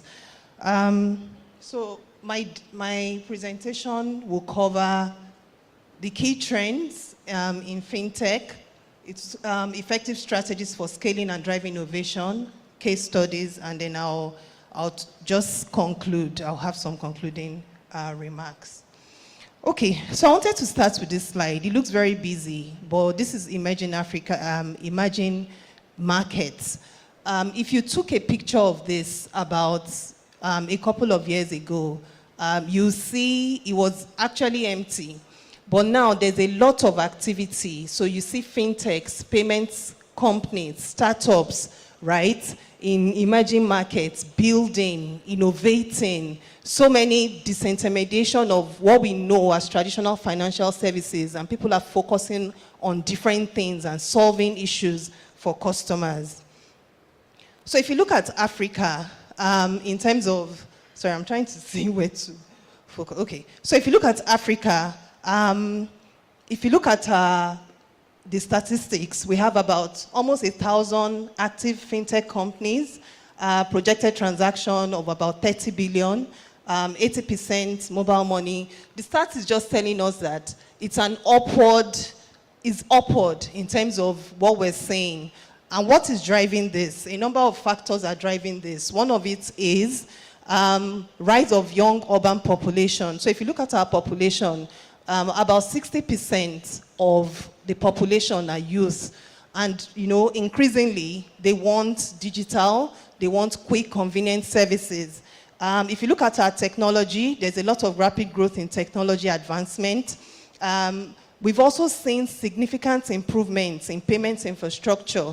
Carl was saying, if you look at even what we have done, instant payments, or like even in developed countries, you make a payment now and the person receives it immediately. So there's significant improvements in our payments infrastructure as well. And of course, rise of fintech and new entrants. So if you look at the fintech space, so many things are happening. So people thinking about wealth creation, people thinking about wallets. So people thinking about wallets, people building for savings, people building for investment. Now, if you look at fintech and the key opportunity areas, what I've done here is the opportunity areas that I see, I've put them in 5 buckets. So the first one is what I call the rise of the consumer apps. That's the super apps. So if you look at the super apps we have today, PalmPay, OPay, and Kuda, I'm sure a lot of you, when you enter into rides, and you're taking transportation from one place to the other, if you ask the driver, if the driver asks you to transfer money, most likely they have a PalmPay or an OPay account. So that's what we're saying. And we're saying that payments, e-commerce, ride-hailing, social networking on a single platform, providing convenience and seamless experience. So if you look at the features of what we see in the super apps, customers are able to transfer P2P, they're able to pay their bills, lending is there, digital wallets, you can see multi-currency cards, rewards and loyalty. That's what we're seeing in terms of the super apps, in terms of opportunity areas. And if you look at what are the key success factors for the super apps, you see that is the way those players have been able to hold the engagement of the customer, so high user engagement and retention. Then a lot of strategic partnerships so that you can extend your service offerings to new customers. And of course, the apps have to be compliant and security enabled, because once it goes down and people think they can't trust it, that becomes the issue. Now, the second opportunity area is in enterprise and business banking. So you see a lot of digital solutions for small and medium enterprises. And the reason is because a lot of these businesses, they want to become efficient so that their payments, payroll, cross-border, financial analytics, they can have it in one platform. So if you look at a lot of the offerings, you see things around business dashboards, invoicing. The businesses can have corporate accounts, inventory, payment approval. So a lot of these people, for you to be able to thrive, if you're doing enterprise and business banking, most of the customers want to be able to seamlessly integrate through your API. Your security framework has to be good, and then the onboarding and the engagement as well. The other opportunity that we see is what I call the digital wallet as a service. So if you look at a lot of the big companies like the FMCG that have distributors, one of the key winners for them is, how do I convert all the cash with my distributors, right? And convert that to e-money. So anybody that is bringing a solution for digital e-wallets that can make that conversion is another opportunity area. So you see companies like MoneyPoint, OPay, IntoSwitch, doing a lot of this. And, part of what the customers want is just to be able to have, tailor their wallet to specific needs and low transaction charges. The other opportunity area is in the payments gateway. So payments gateway is end-to-end platform, so Flutterwave, Paystack, IntoSwitch, Remitter. And if you look at a lot of the platforms, it's really just saying, how do we support e-commerce by facilitating efficient and secure transactions? So things around multi-currency support, multiple payment methods, reconciliation and settlement are what is also critical. Then I also have remittance. I think remittance is also a very key opportunity area. Unlike about 3-4 years ago, when the only company you hear was TransferWise, now we have, companies like Flutterwave with Send, you have TapTap, you have a lot of companies, right, that are also going into the remittance space, and what they're doing is solving a problem. So to summarize, if you look at the opportunity areas, we have wallets, payment orchestration, we have savings, we have wealth management, remittance, merchant services, card issuance, back office lending. So this is the way fintechs, right, are focused on different areas to solve different issues and different problems for the customer. Sorry, let me just... So before we talk about scaling, I wanted to just speak about, before you can even scale, right, you have to understand who your customer and who you're building for is. At the center of every innovation is the customer. I know, we all know what this animal is, right? That's a chameleon. So the thing is, if you don't know your customers, you always think that, what are their expectations? What do they need? But the more you embed yourselves and understand, therein comes innovation, and therein comes, what do I need to do to solve? I think it's this quote from Jeff Bezos, I always use that. We start with the customer and we walk backwards. So every time you understand the customer needs, it just rings a bell rings in your head, and you're saying, what do I need to do to develop a solution or a product to solve that particular need? I also wanted to establish this, that it's not just about scaling with innovation. Whatever you are building, the customers must also love your product. And how do customers love your product? Is by forming perception. So if you look at this iceberg, it's called the concept of the 3 E's. So the first one is, first of all, your whatever product or service you have, it must be effective. It must actually work. If you're saying you're solving a problem for savings, I'm sure a number of us know piggyvest, right?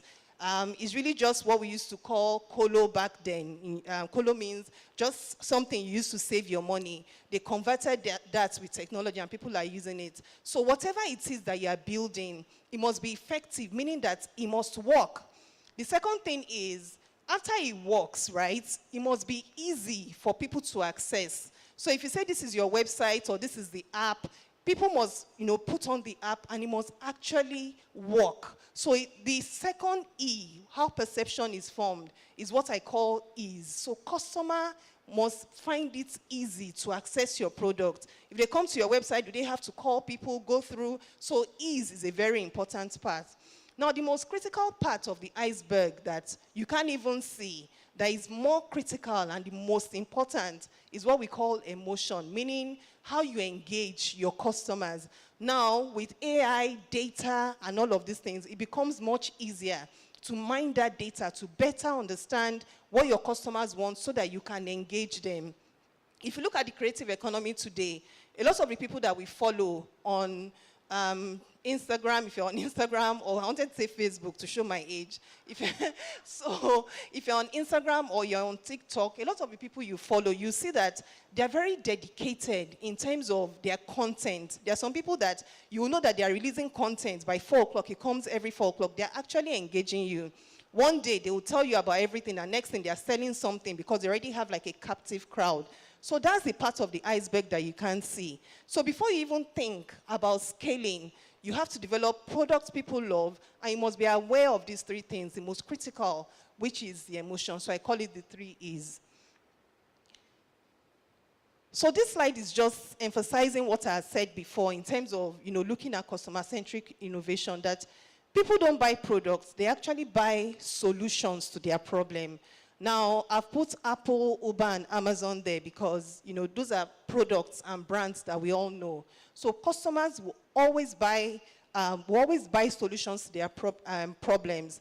And if you look at, I know KPMG did an analysis of products that have scaled effectively. They talked about 1 million brands. And there were 6 things that always came out in terms of customer experience. So the first is personalization, how you are thinking about your products and personalizing to customers' needs. The second one is integrity. So if you're a company, you must be transparent and you must have integrity. These were some of the attributes of the top companies that have scaled and developed products customers love. The other one is time and effort. How hard is it for the customer to access your products? The other one is resolution, there's empathy, and then, there's also resolution. So these are some of the critical attributes. I wanted to establish that first, to say that before you think about scaling, do you know your customers? You must have achieved that feat, and you must have developed products that can scale.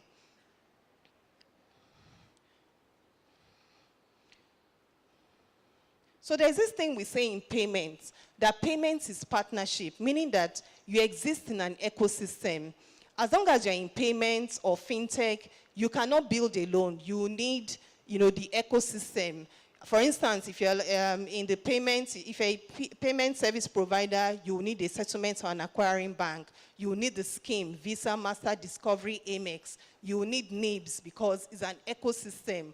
And it's through partnerships, right, that you're able to tap and grow from 100 to 1,000 and to 1 million. Growth happens at the intersection of technology and user needs. So today, you can imagine if you're a merchant and you start selling maybe bags. Remember COVID, because COVID was a game changer for a lot of fintechs and payment companies because a lot of companies went digital. So if you're doing something small, maybe you're selling bags at the back of your car, and you start like that. The moment you go digital, meaning that you put your products up and people can sell it, meaning that it's not just people in Nigeria, anybody that is everywhere in the world can go to your website and buy that product. That becomes a game changer. So growth happens at the intersection of technology and user needs, which is where you can do more with technology. So because my topic is scaling and innovation, how do we grow and scale to other markets? I wanted to just lay a few principles in terms of when you're navigating a diverse market. So I have some key considerations, and I've put some navigation strategies in terms of how you begin to look at these things. So the first one, right, we've already established that you first of all have to take everything from your home country. Don't be in a hurry to scale. Where you are, Nigeria, there's so much problems to solve. But as you're thinking about it, it's a double whammy because you're thinking about it, you're also thinking about where else can I take my products to, because there are many things in terms of fluctuation of currency. So if people can love my products and I can replicate the same in Kenya, in Ghana, right? So, maybe that's a game changer, but there are some critical things that you need to think about. So key considerations, which is why you find maybe a lot of Nigerian companies first going to English-speaking countries before they start thinking about Francophone and other clients. So the first consideration is a different economy. So you have to think about the currency for fluctuations. Sometimes you go into a new country, you get a partner, everything is all rosy. But you now find out that you've collected the money, you can't even repatriate the funds. So what are the principles behind how you get those funds settled back to you? Operating multiple accounts across multiple jurisdictions. So I've put some strategies there in terms of your pricing models. So one of the things that we do is, before you go to a new country, you're saying, what's the pricing? What is competition doing? What is the regulator saying about pricing? Right? Cultural diversity. You'll be surprised that even though the underlying problem that fintechs and payment companies are trying to solve is helping merchants pay and get paid. But as you look at the culture, right, there'll be different things that makes it different. So you have to understand what are those things that make it different and make allowance for that. There's the language barriers. I remember when we're trying to, expand into Francophone, we had to do a lot of translation, not just translation, understand symbols, understand a lot of cultural nuances, right, as part of that. Customer service also very critical because you also have to make sure that they understand how to serve customers in that client. Then legal and regulatory, how do you enforce terms and conditions, complexities, and of course, policy and compliance and regulation, which is also a very critical one. So quickly, I wanted to just take us through what are these strategies for scaling and driving innovation? So I have 5 things I'll quickly go through here.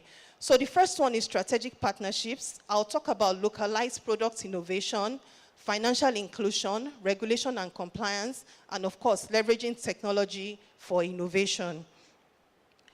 So the first one, in terms of strategic partnership for growth, a couple of points, right? Before you go into any partnership, you have to develop standards, right? So think access to markets and underlying impact. I know a lot of startups, we're guilty of this. We rush into the partnership, we make noise on social media, we'll say this is, and the customers now say, this checkout is not working, right? So you first of all have to say, what's the underlying access to markets? What are you trying to solve? Then after you do that, you now establish the partnership relationship. And it can be with the telco, the financial institutions, and the more you understand, the different payment types in each of the countries. So if you look at East Africa, for instance, their payment type is mobile, a lot is mobile money. So you can't just take the card knowledge you have and say everybody's going to collect cards. If you go to Egypt, for instance, they're a very cash-based economy. So when we're going there, we have to partner with people like Fowry because they have a large, extensive agent network, because as the customers come to pay, they can mop up the cash, right? And, it becomes e-money. So those nuances are also very important. What sort of payment types am I taking to the country? What does it mean? You're embedding yourself in the local accelerator, the local incubator, so that you can understand, how the customers want to be served and what is important for them. The other thing is now, in terms of tracking. So for partnerships, strategic partnerships, one of the key things is also the measurements and the SLAs. So what are the success rates? How do we measure performance, right, between each of us?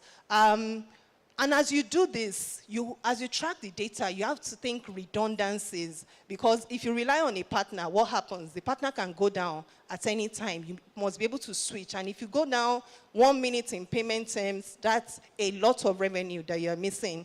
So as you're thinking about that, you're thinking about the redundancies or how you're able to even become the one to own that license. So you're not just resting on your earth, you do all of that.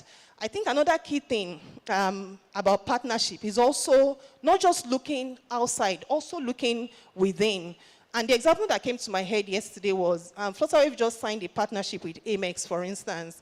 But if you look at it, so mark, meaning that if anybody is coming with their Amex cards, right, they can go to a Flutterwave checkout and, make payments.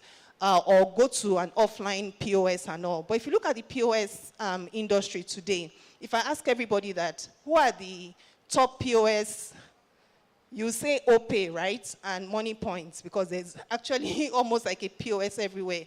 So interoperability will continue to make that easier, meaning that it doesn't matter whose POS is it. Even if I tap on it, the payments can be sent, right, to the processor, and we can all gain, right, and do more. That's a food for thought.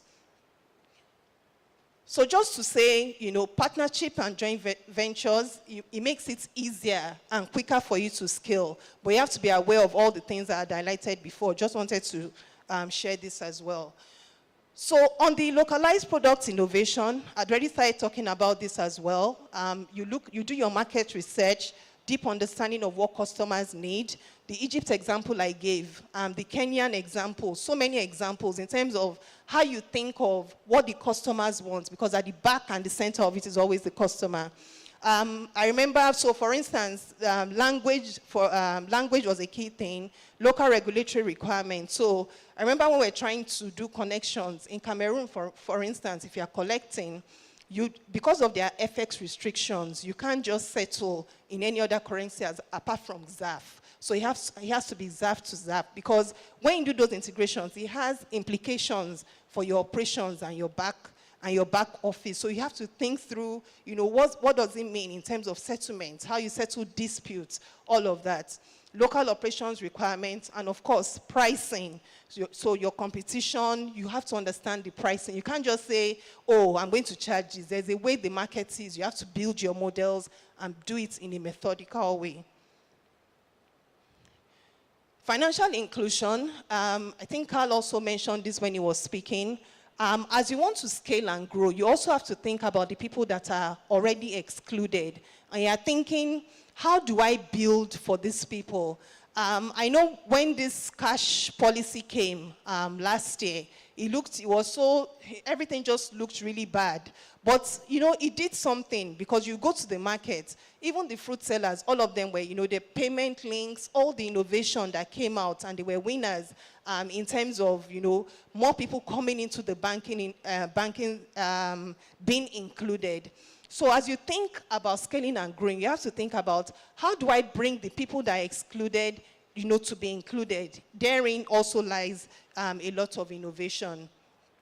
For regulation and compliance, you have to continue to engage, right, with regulators and all stakeholders. A lot of countries also have regulatory sandboxes, so also allowing people to build properly within compliance standards.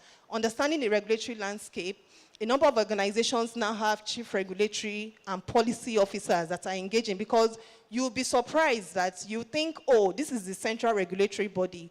But as you build your advisory boards and bring people that have deep technical knowledge in those markets, they're able to tell you that beyond these people, there's this body, so that you don't get into all sorts of issues and problems. Also, RegTech, where you are developing products for the regulator, leveraging regulatory sandboxes, and then seizing opportunities from regulatory shifts and policies. There were lots of regulatory policies. I don't know how many of us know this company called Paytm in India. They gained from when a policy went out that they were removing large currencies from circulation, and that was how they grew their business and their revenue base, because they were ready to mop up the cash and provide digital services to customers. So you have to seize opportunities to regulators. And the thing about it is that, to be quite honest, just based on my experience, regulators just want you to be transparent and engaged. So as you are building the product, you are engaging them, you are writing to them, you are telling them what it is, because they also have a mandate, right, for digital and financial inclusion, and they're always willing to say, how do you make this work?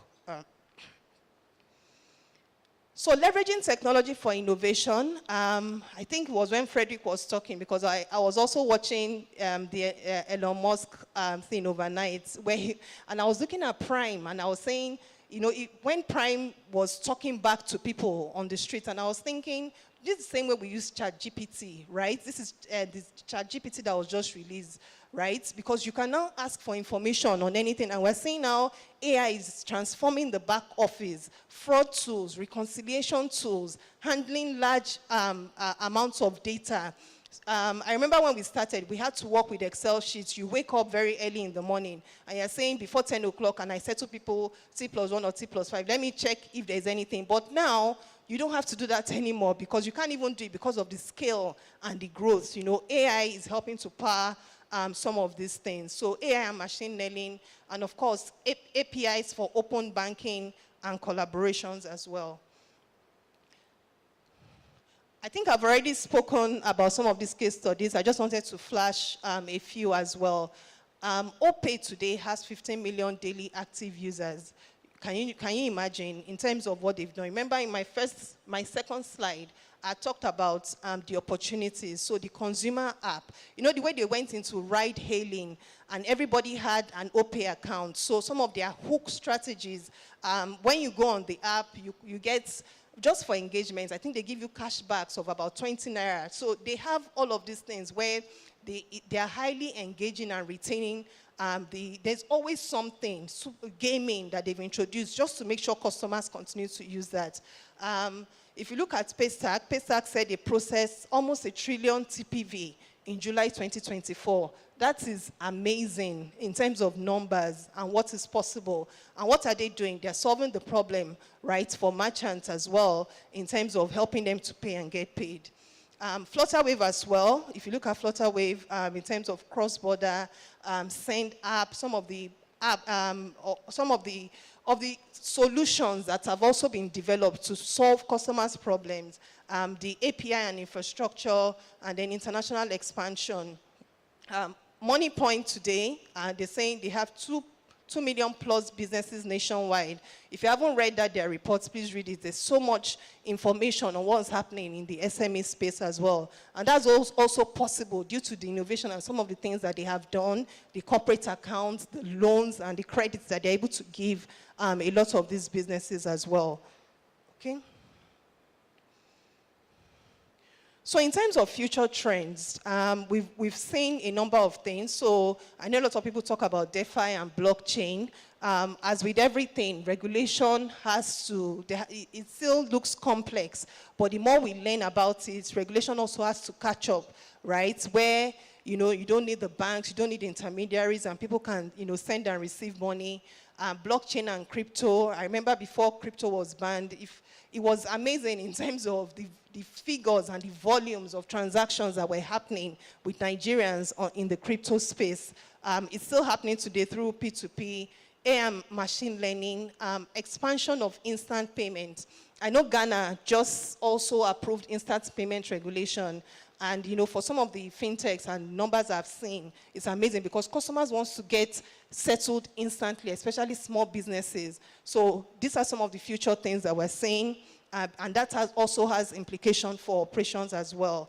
Embedded finance, integration of payments across platforms. So there's going to be greater interoperability, and there's a lot of thoughts also being put into the development of our digital public infrastructure. Digital currencies, that's the, we all know e-naira. So there's going to be, these are some of the future trends that we see as well. So in conclusion, I hope you've learned a thing or two. I've been trying to just make sure I'm, carrying everyone along. So in conclusion, to scale and grow, the customer is the heart of innovation. So you have to build for the customer. You must insert yourselves in the customer behavior patterns and providing needs to their solutions. I remember when I was in KPMG, and I used to do this banking survey. So you go to the client site and you ask that, what banks do you use? Because we're trying to get the most customer-focused banks. And there was this client site customer that every time I always saw this person. So I even assumed that maybe the person was the chief finance officer because those were the people we talked to.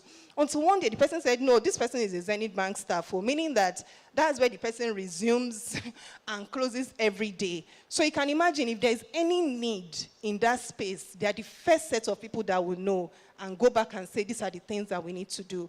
Also in fintech, I remember when we were solving customers' issues, I remember when we started thinking about how to do the POS, instant settlement, we spent a lot of time in the market studying how do markets women, what's their pattern, right, of all the monies they collect, how do they push the cash? Because therein, you can now build, right, for the customer. A mobile-first approach is very critical. I remember when we started Send as well, the Send app in Flutter, we were on web version for a long time. But the moment we built the app, we're able to scale it, tremendously because there's a phone in everybody's hand. So a mobile-first approach for scale. You have to engage your regulators early. Regulators can make or break you because there's no excuse. You have to understand it. And I've said use of local boards, advisory, understanding the landscape and how regulation also works. Local requirements for AML, very critical, KYC, FX movements, data protection. You have to understand all of this. And then approach partnerships with data and in win-win mindsets. So a lot of the partnership, because remember I said payment is partnership. When you approach the partners that, oh, give me, that's where it all fails. But if you tell them, this is your issue. I remember one of the banks that we worked with that had, branches across 30 African countries, and we're saying, if you do this for me, you can do this for your merchants. This is what you get, and this is the problem I'm solving for your customers, right? That's always the approach, because when you're solving the problems, you're also solving, it could be their problem or something that they can leverage on from you, and then together you can win in terms of revenue and customer penetration. Understand future trends. This is very critical. People can't be talking about AI, talking about blockchain, talking about DeFi. Even though it's not here, you have to, there's a way we call it in engineering, where we run the business and then we build for the future. That's the way you have to think about it. You always have to have a team that is thinking these future trends, because as the trends have come, they started about 10 years ago, so you're already late. So you have to keep thinking about the future and building for the future today. Thank you.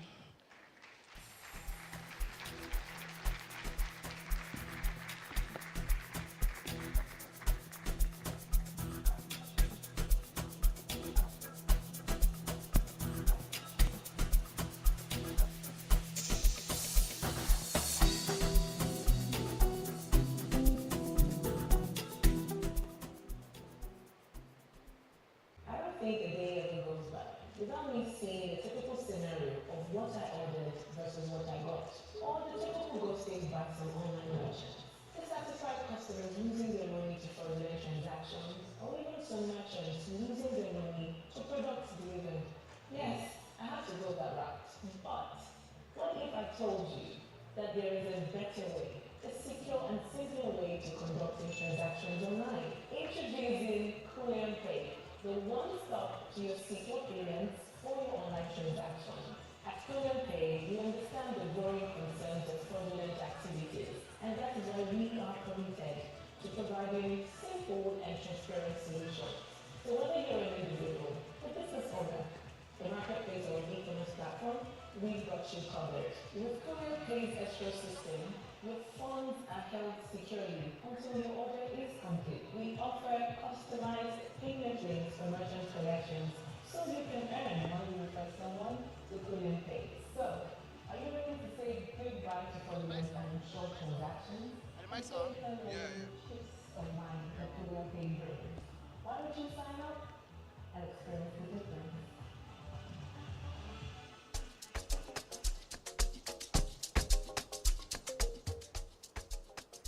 Thank you very much. We see the hall has gotten much fuller. For those who have just joined us, as well as our online audience, we want to say thank you for joining us here at Texcellence 3.0. And can we please give a round of applause to our last speaker for that wonderful session, Bode Abifari, the CEO of Strata. Thank you. There were so many things she highlighted. You know, she talked about how integrity is very key for a number of the businesses that are doing really well. And she made reference to piggy bank and, also made reference to Colo. How many of us used Colo growing up? Sorry, I think I'm in the wrong generation. So for those of us who used Colo growing up, the piggy banks, our mothers used to ask us to put our money there. And when you ask your mom for the money, what would she say to you? I've used the money to buy socks. Yet, mothers are the most celebrated people. Every year, they're celebrating mothers for 5 years, as they should. So, if Bode tells us now that we should have integrity, Bode, does that count as integrity, what our mothers are doing to us? Does it count?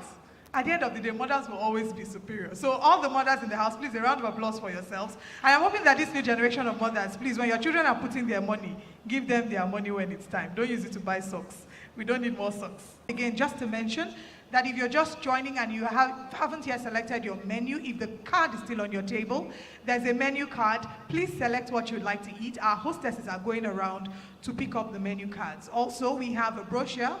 The front page of the brochure, if you open it on the first page, we have a QR code. You can scan it. So it leads you directly to the stream, the live stream, and the link you can share to your family, friends, loved ones, and colleagues. But now to have the Fintech conversation, I'd like to welcome the Chief Executive Officer, Sailor Red Digital. She's a business strategist and certified marketing and growth professional known for her innovative problem-solving skills. With over 10 years of experience, she has provided invaluable consulting services to numerous tech startups in Nigeria and worldwide, tailoring solutions to their unique resources and vision. Aside from professional qualifications in business, she has a bachelor's degree and a master's degree from the University of Manchester and a doctorate in molecular microbiology from the University of Leicester, showcasing her versatility in combining business acumen with scientific expertise. Her career exemplifies a commitment to excellence, innovative thinking, and a genuine passion for empowering businesses to succeed in a dynamic world. Her journey embodies the power of diverse skills and unwavering dedication to find solutions to challenges. Please, let's give a warm applause to our next panelist, our next moderator, Dr. Toyosi Obasanjo, as she comes on stage. A round of applause for her. A round of applause for Dr. Toyosi. You're very welcome. And now, before Dr. Toyosi goes into introducing who our panelists are, I want to do a very quick recognition. There's some people who are here with us, so please, a round of applause as we welcome and recognize the presence of the Commissioner for Innovation, Science and Technology in Lagos State, Honorable Commissioner Mr. Olatubosun Alake, who is seated here with us. Thank you so much, Honorable Commissioner, for gracing us with your presence. We also have the CEO of NGX, Jude Chiemeka, who is here with us. Please, a round of applause for him. And when we call you, please signify by show of hands as we recognize you. We also have special guests from Nigerian Army Signals. We have Major General Philip Ilodibia and Brigadier General Clement Iyere, who are here with us. Thank you very much for joining us. We have with us also the founder of CWG, our key host. Please, a round of applause for Mr. Austin Okere. Thank you very much. We have with us a member of CWG board, Mrs. Taba Peterside. A round of applause for her as we recognize her. Thank you so much. And we also have Dr. Barrister Obiageli Amadiobi, the Director General of NOTAP, who's here with us. Thank you for gracing us with your presence. And we do have, the official driver for the journey from today, revealing tomorrow is Mercedes. And we have the Managing Director of Mercedes-Benz, Mrs. Ebere Aneni. Thank you so much for being here with us. We will do more recognitions as we go on with the event today, but I'll hand over to our moderator for the FinTech conversation.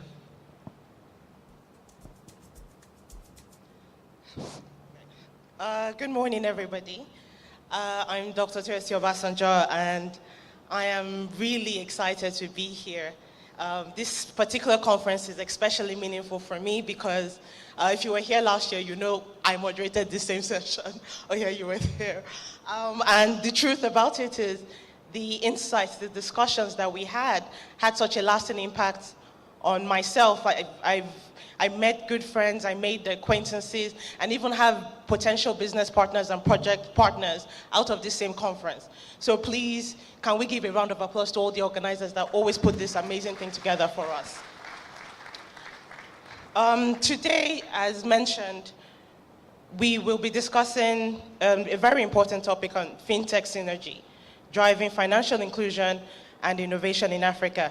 And we are all aware of FinTech's innovation and transformation in our economy and how important it has been in engaging millions of Africans in financial services, from the unbanked to even established businesses.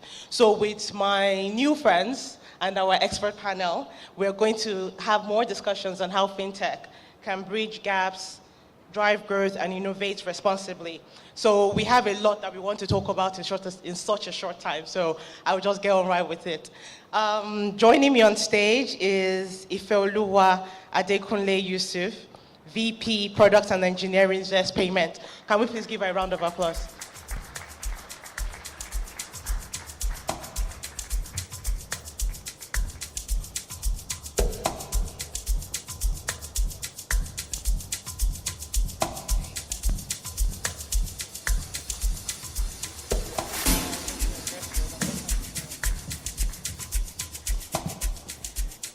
Next on stage is Fumi Olaniyi, Senior Vice President, Business Development, Flutterwave.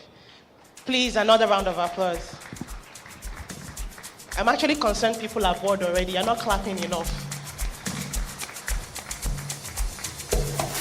Do you people need coffee?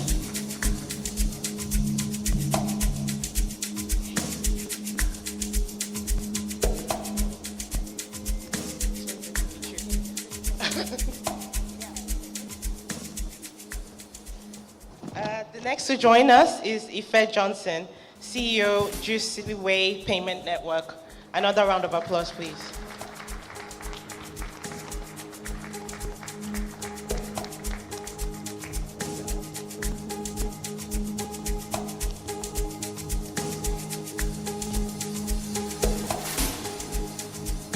finally, we have Nkebet Mesele, Senior Director and Solutions Manager, Visa. Thank you.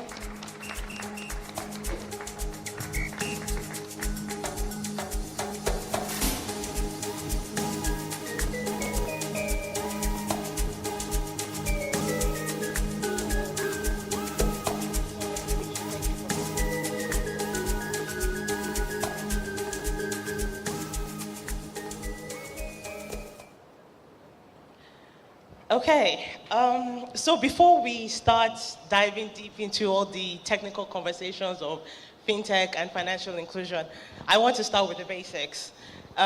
We hear financial inclusion, but I want to even just start by setting the, let's just start by even asking, what is financial inclusion? Who are we trying to financially include? And why is this so important for our social and economic development? Fumi, would you like to take that question? All right, good afternoon, ladies and gentlemen. I'm sorry, I lost my voice. I've been in a one-week conference that had over 9,000 people, so apologies if there are fluctuations in my voices. But I'm so excited to be here today. I believe I shared the same path with Bode from accounting and then now into fintech.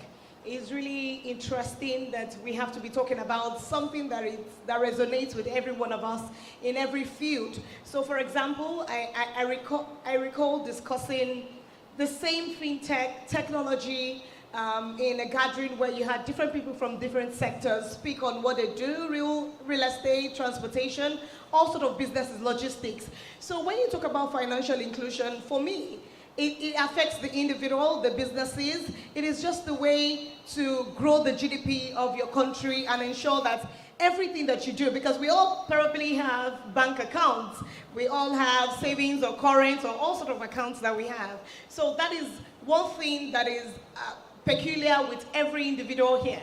And I also recall Bode talking about in the past, in the COVID, when the bank, no cash, of course, there's still knowledge gap and education gap, but of course, everyone is trying to build up the gap in terms of trying to know what to do at every point in time, and we're all financially included in growing the GDP of the nation and even Africa and the world at large.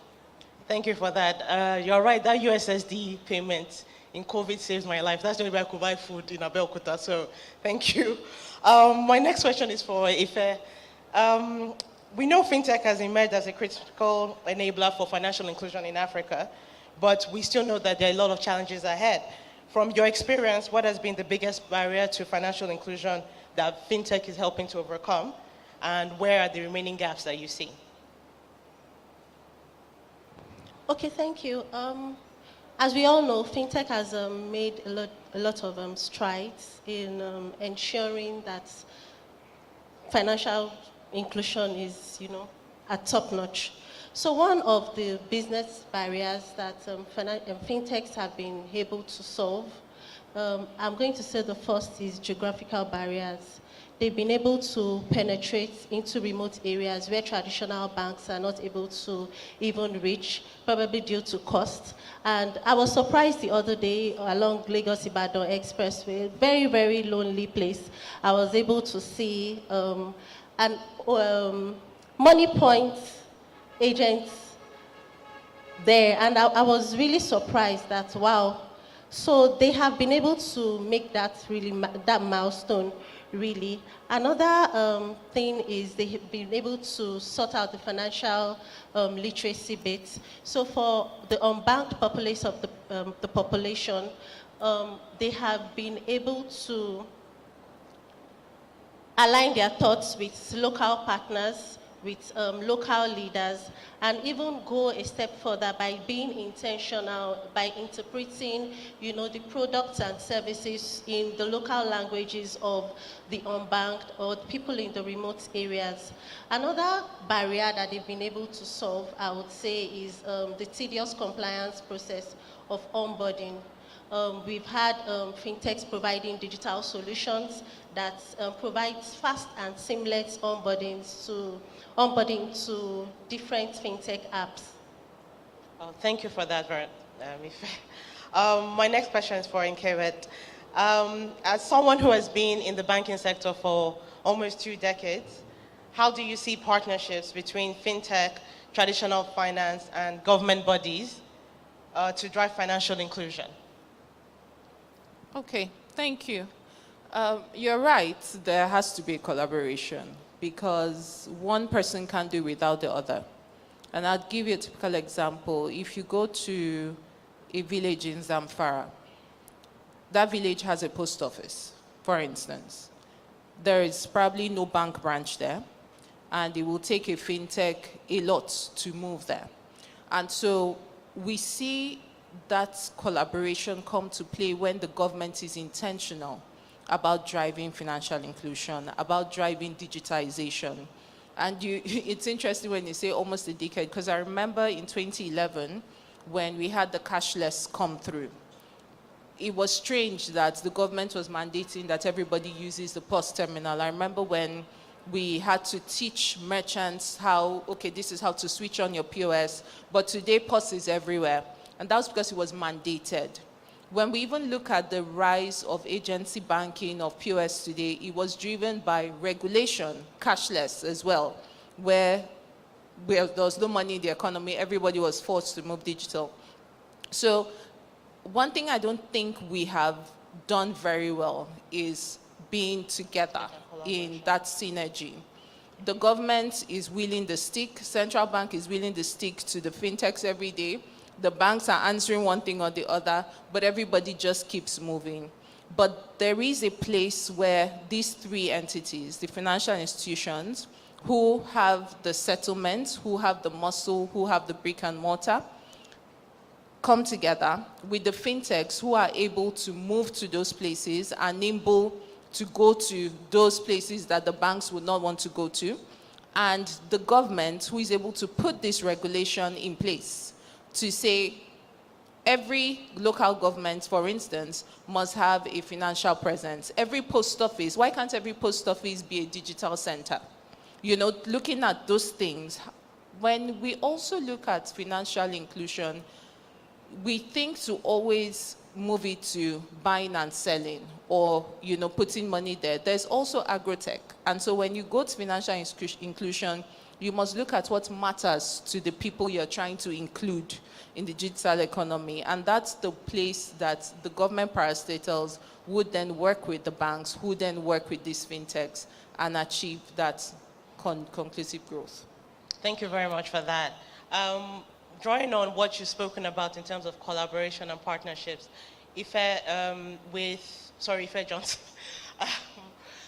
what innovative technologies do you think can drive this partnership to serve the underserved population in these rural areas? I know Nkebe has mentioned government and the role for traditional finance and fintechs. Do you think there are other technologies or even partnerships that we should be looking at to help serve people in rural areas?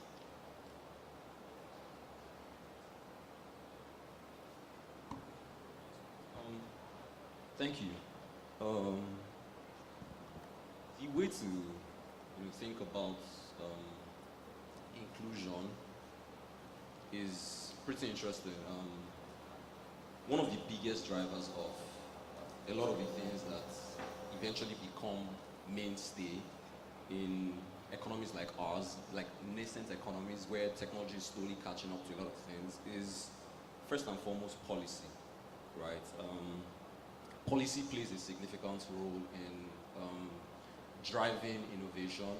You can only grow as much as the regulator permits, right? Like a lot of the changes and a lot of the new innovations and adaptations in fintech generally have mostly come about as a result of policy, right? So the biggest driver at the end of the day is first and foremost policy. Then the second driver is at best like trends, right? 10 years ago, not many people had mobile phones like they do now. Not many people had access to the internet.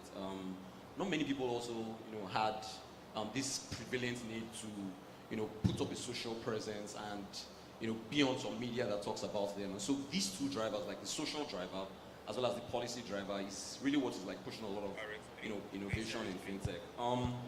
And so to the extent that these two things are possible, where I see partnership opportunities happening is really like distribution, right? A significant number of players have built large enough distribution channels to the extent that new technology must be built and get to the last mile. What must really happen is, cracking what those partnership conversations should be. We've found historically that, those partnerships haven't happened as much as they can. But he spoke about, interoperability of, different like payment networks, where you have like one payment network, like Flutterwave, like going to the last mile on, POS machines that belong to say Money Points or OPay, because they already have that distribution. We need to see more of those synergies, right? Because you can only be as good as the one thing you really set out to do. And so when you set out to do one thing, and that one thing is like, oh, I want to like give financial services to many people. When a new service comes, and that new service, like, you really do not have access to it, right? The best way to think about like the customer and what the customer truly needs is figuring out how to partner with someone who has that service. And so I think, in as much as policy and trends play a big role in driving how people adopt new technology, partnerships play a significant role. And figuring out what that incentive structure for each of the market participants or each of the like commercial, beneficiaries of any arrangement is really like what is best. And so how to crack down on that is really where the conversations become difficult, because one person wants to make X amount of naira, another person wants to make X amount of naira, and that's usually where a lot of these things fall down. But if we get it right, I think that's where like a lot of synergy will be found. Thank you very much for that. You just taught me something now. Trends as a driver for financial inclusion. Never thought about that before, so thank you. My next question is for Fumi. So what do you think are the most significant challenges when scaling fintech across African markets? Especially now that we're speaking about the regulatory bodies and policies that are affecting these things. Can you also talk about infrastructural landscapes, how that affects scaling in African markets? And how can we overcome this? Okay, I think Ife Johnson has actually delved on that subject matter, which is truly true, because we encounter the regulatory authorities and there are lots of information requests, KYC, that are something that encumbers our business. But what can we do about it? So sometimes, because I'm in the tax world and I understand the perspective that the regulators are coming from, and when you go for this audit, there are lots of fees and exposures that they see in the books, and they want to know what is causing this. Why is there lapses or lacuna in the law that does not really favor fintech? So I would say, when you talk about the infrastructure, it's real, because in the rural area, for example, they don't have internet facilities, may or may not be available, and then it dampens or it reduces the likelihood of generating revenue in those areas. And then the regulatory authorities, we speak to them most times to understand the perspective of the young people trying to do business and trying to generate more revenue for the country and for the nation. So, because I read through McKinsey's 2023 report about fintech, Nigerian fintech, generating about $3 billion for the nation. I mean, that's a huge sum. And you see the demography of Africa, for example, you have a lot of youth. So all those issues are there. The KYC issues are there. The infrastructure issues are there. How can we then pull past those issues that we have? I was speaking this week also, and I told, because I had some very old members of the society amongst us, and I said, you need to start thinking young, because the young ones are doing something marvelous, and you don't want to be left behind. They said robotics will take over our businesses, right? AI will take over everything that we do. But of course, we don't want to be left behind. So in every challenge all the challenges that we've seen in the industry and also in the nation, we try to prefer solutions, and that is why bright ideas come through people in the technology and innovation sector like ours.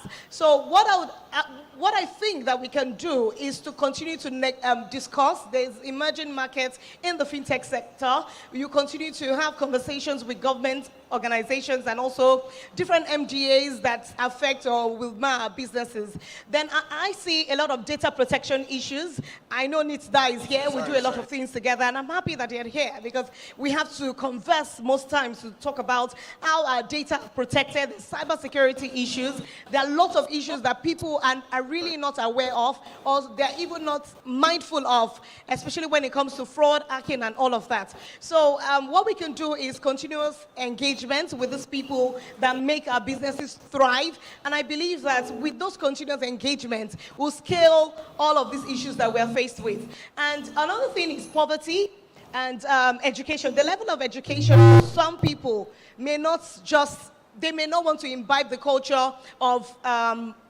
addressing the proper issues on technology, and they don't even want to embrace it. So we have to continue to campaign, tell them how good it is. There's efficiency in using technology, and there's actually cost savings. You generate more revenue. For example, you can use a fintech app or a software, and on the dashboard, you're seeing everything around your revenue, around your cost, because I'm an accountant too, and that is very important for any business. So if I see that my cost is more than my revenue, why won't I watch the space? But with a dashboard, with a technology available for me, I can see all these things. So those are the issues that we have. Internet, poverty, you see governments not trying to understand the perspective that you're coming from, and they're saying, oh, I don't want, but they need to understand that you are doing what is right, and they should also help you grow the business, because we're working together to grow the revenue, because after you generate the revenue, the taxes will come for government, and that is revenue for government. So I believe all these things are things that we can really scale through in the nearest future, even now. Thank you. Thank you very much for that. Hello? Okay, just checking. So we've spoken a lot about partnerships and collaborations, and I think that is like a running theme among our conversation now. And from what I gathered before, we were speaking about partnerships and collaborations between, I guess, companies and meeting last mile underserved population, partnering with local entities to do that. I guess my next question now would be, if we take fintech as an industry itself that needs to scale, right? What, in light of partnerships, what dual approach would we sort of suggest to do that?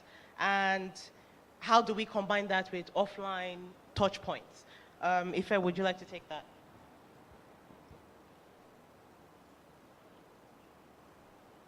So the Nigerian fintech sector today has seen remarkable growth and innovation, and I believe that for it to scale effectively across the country, a dual approach will be required, where there is a synergy between the digital banking approach and also the offline touch points. While the digital banking approach will be catering for those that are already in the financial space, the offline approach can take care of financially excluded individuals and companies. Like an example is ensuring that we have that paradigm shift. So it's not just a one-size-fits-all. It's going to be a mix of the two. Thank you very much. Let me go back to Nkebet. So I know that Visa has made a lot of direct investments in fintech across Africa, and has supported the growth of a lot of accelerators and even telecom partnerships. In your opinion, how do you see these investments shaping financial inclusion and innovation across the continent? And what emerging trends and opportunities should all of us be looking out for in that particular area? Okay, that's interesting. Yes, Visa is, and I'd always be the first to say, we do not have the customers, we don't own the customers, we don't want to own them. We are the platform that enables people to pay and to be paid. And we are willing and always looking forward to working with people who do this last mile delivery. Hence, we, to your point, invested and partnered in the top companies you see in Africa and in Nigeria, Flutterwave, Intuit, Paystack, and the list goes on. What we have started to do, and we will do a lot more, and where I would say if there's anyone in this room that needs to partner, we're here for you, is in 2023, we started the Fintech Accelerator Program. Why did we start this?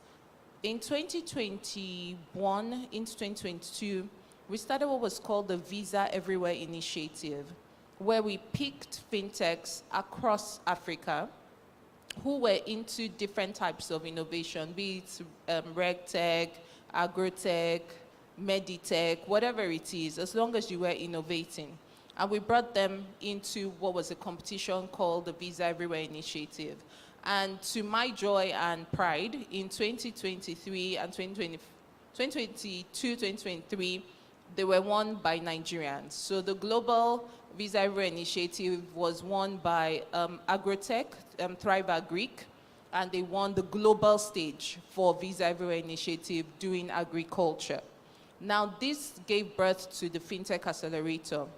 To date, we have onboarded about 40 fintechs, but when I lead these conversations and when I speak to the team that onboards these fintechs, it almost looks as if everybody's trying to solve for the same customer. We are all going to the person who has 3 bank accounts. We're all trying to develop the app that is transfer, that is this. What we are looking for, and if you have those great ideas to come into the Accelerator Program, is people who are going to the cash-heavy segments, people who are going to the financially excluded or the semi-financially included, you know. How are you scaling? How are you developing? You don't even have to scale it, but what are you doing there that Visa can support you with? And so the Fintech Accelerator Program, we've just closed the cohorts for 2024, but please look out for it. Once it opens again, if you have any ideas, you know someone who has a great idea, please bring them on. What Visa does in the Accelerator Program is we give you the best class and world-class infrastructure that allows you thrive. You learn.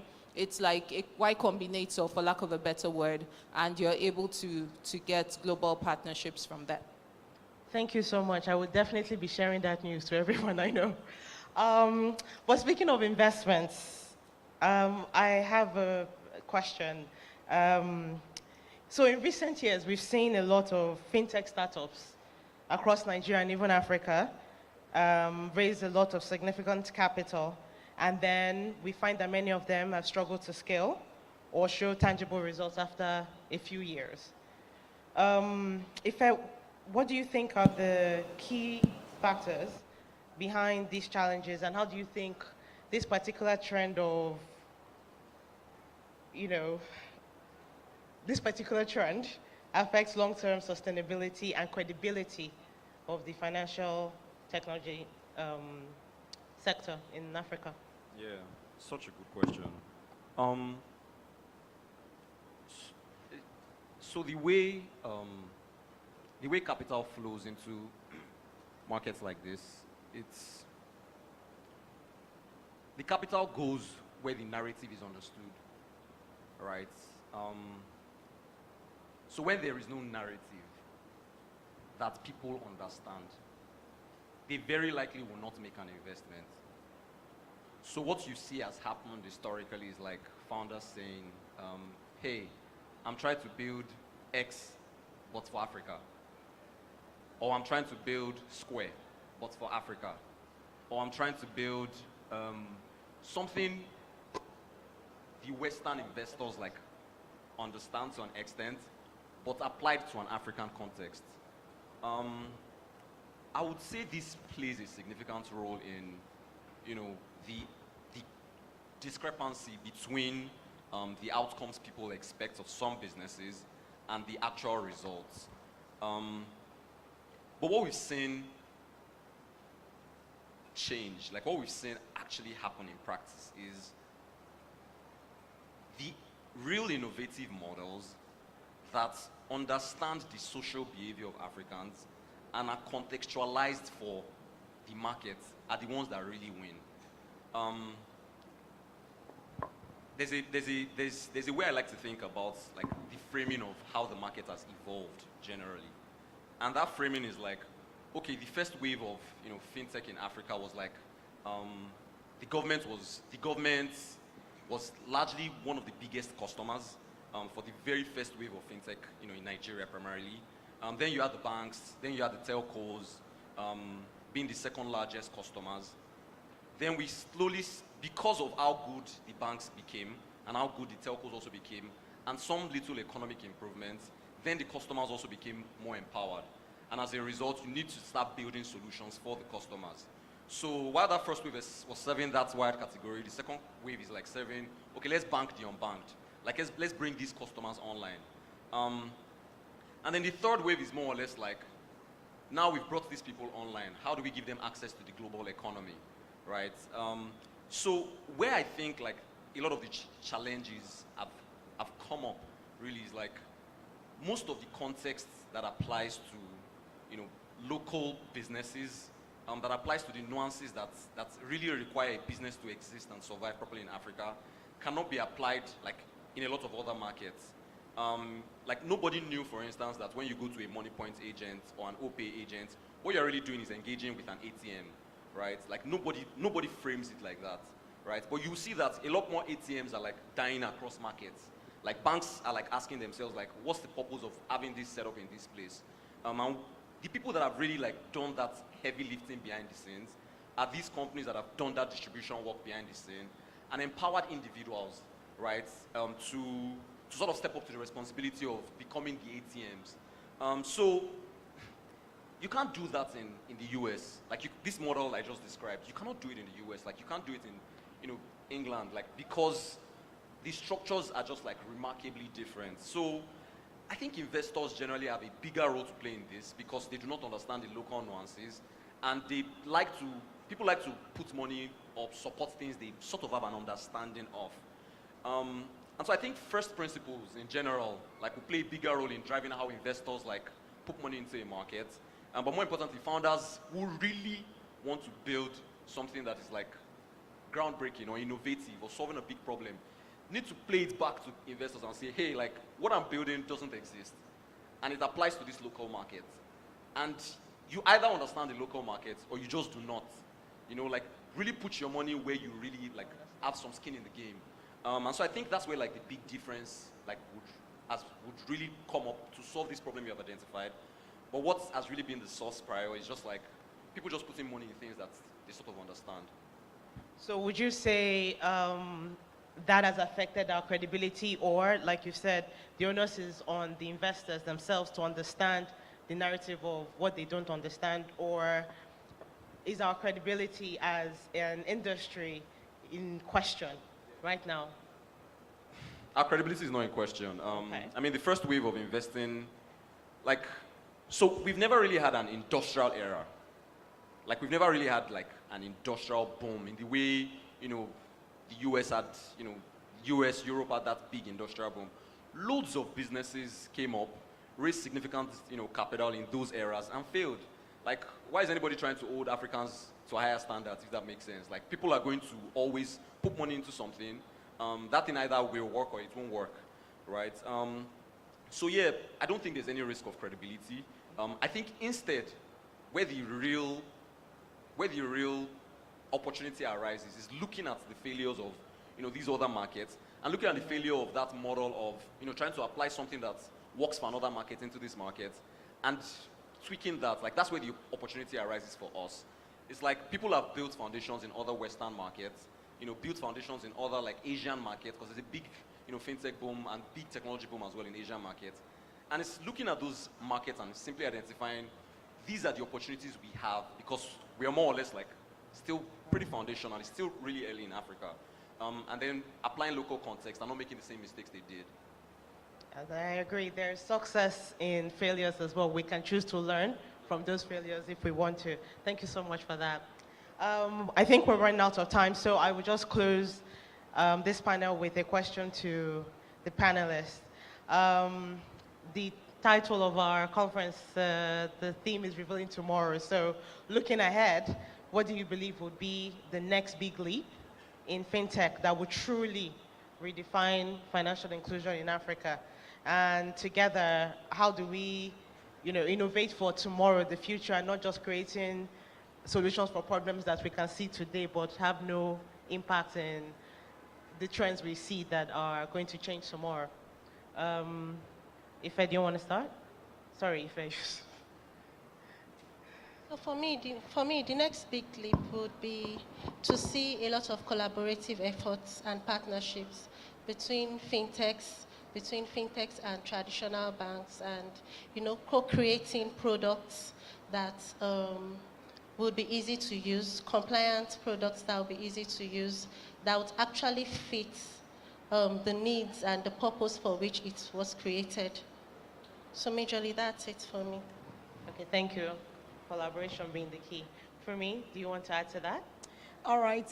So what I would say is we just need to be very frank with ourselves. The truth is that trust issue between ourselves and the government, and ourselves and our partners, individuals, organizations, or even, do we even trust ourselves to the social contracts that we have? So I'll look at the future and say, can I go to NIN office, for example, and I don't have to give them the same information that I've given them in the past? Or can I go to the bank and with just a thumbprint, or perhaps just them seeing my eye, they understand that this is me? I believe that we can get to do that gradually. There are issues around technologies, and some people are not embracing it. I go to the bank, and then I go, it's an old bank. They call themselves old banks. You go there and they don't issue bank transfers. They tell you issues around all those things that are really, really gone with the past of give me your tally number or something like that. So I believe that we need to do the PPP arrangement, and I'm happy that the Honorable Bosu is here in our midst, or a representative. So those are the things that we need to do to understand that with AI, with blockchain verification, things can be done faster, quicker, without you thinking that someone is trying to steal from you, someone is trying to hide an information from you. So we just have to wake up to reality. This is reality, and it's been done in Western countries and countries, like you said, we're developing countries, but of course we don't want to admit that we're developing countries. But yeah, we need to grow up and wake up to the call that things have to be done right and best practice. Yes, thank you very much. Okay, thank you for that. I love what you said before about trust, and if we're going to innovate, we need to, because this one is going to take data of my eye or my fingerprint. I better trust them. If you want to add anything to that. Yeah, absolutely. So, just to focus on trends again, the real trend of artificial intelligence today, and what it's really creating, like what is making the customers feel like doing, is having a personalized service. Ideally, I want to do a search, I go on Google, and then I input my information on Google, whatever I want to search, and Google gives me like tons of results. And there's this service that feels more personalized, which is ChatGPT, that basically says, it feels like I'm talking to somebody. And so rather than go on Google search, I would rather use that, to ask my questions. The point is, that personalized trend, we really don't know what it's going to do for the future of financial inclusion. It's pretty okay to make some predictions, but that personalized trend, like I want to throw this out there and say, like that personalized trend, we don't know what it's going to create. Like we really don't, and it's okay not knowing. So that's the first. Then the second thing is like, there's been this like hyper fixation on payments, either local payments or cross-border payments, and payment solutions.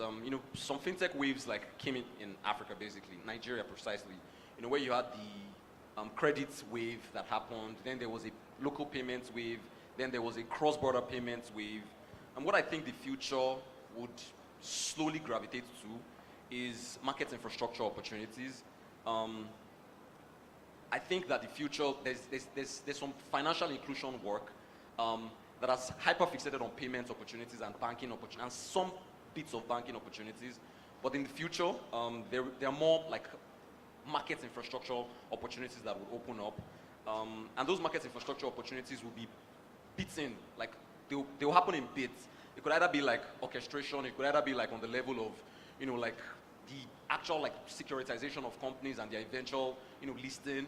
To the extent that that market infrastructure work is possible or could be possible, I think there are some little opportunities that are there. I believe strongly that the next wave of, fintech, would go after a lot of these market infrastructure opportunities.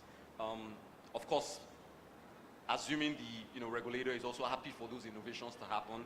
And so yeah, like those are where I think the opportunities are really lying. Like that one, the first opportunity where it's like, we don't really know. And then the second opportunity where it's like, okay, payments have happened, credit has, sort of happened, and then there's these market infrastructure opportunities that also exist. Thank you so much for that. Our time is up, Boyinka, but do you want to add to? I think our time is up. I'll just marry everything together. Yeah. There has to be that, and I used marry, that marriage between what is mine, which is my biometrics, what do I trust, which is my data privacy, and what needs less infrastructure, i.e., what can I do without having to buy a physical device? That would be the next wave. Thank you. Thank you so much. It was great speaking to all of you. Thank you. Thank you very much to panelists. Can we please give them another applause? I'd like to please ask that you remain on stage as I welcome our group CEO of CWG to please come join us for a group photograph. Please remain on stage for a group picture.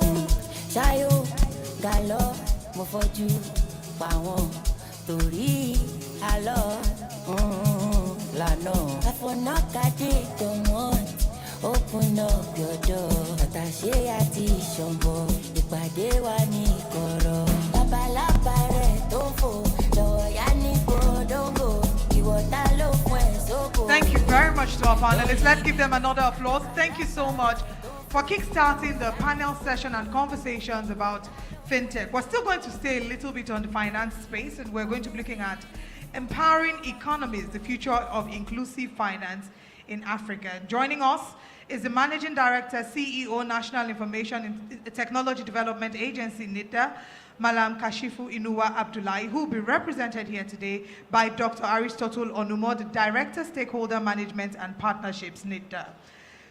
Please, a round of applause for him as we welcome him to stage. Kashifu Abdullahi is a prominent figure in Nigeria's technology sector, known for his technocratic and strategic leadership. With 2 decades of experience, he serves his second term as Director General, CEO of Nigeria's National Information Technology Development Agency. Under his leadership, NITA has driven significant growth in Nigeria's ICT sector. His implementation of the IT Project Clearance Initiative saved the Nigerian government over 312 billion naira. Please, a round of applause for our guest speaker, Malam Kashifu Inuwa Abdullahi, who is represented by Dr. Aristotle Onumo. A round of applause for Dr. Aristotle Onumo, Director, Stakeholder Management and Partnerships, NITA. Yeah. Good afternoon, distinguished guests. I'm highly pleased to be in your midst this morning to share our thoughts on some of the things that we have been doing as an agency. As have been properly introduced, I'm here to represent my Director General, Malam Kashifu Inuwa Abdullahi, who is unavoidably absent on this very important occasion. The topic we are to discuss, I'm not sure the moderator got it right. I think it's from policy to implementation. Yeah, okay, that's right now.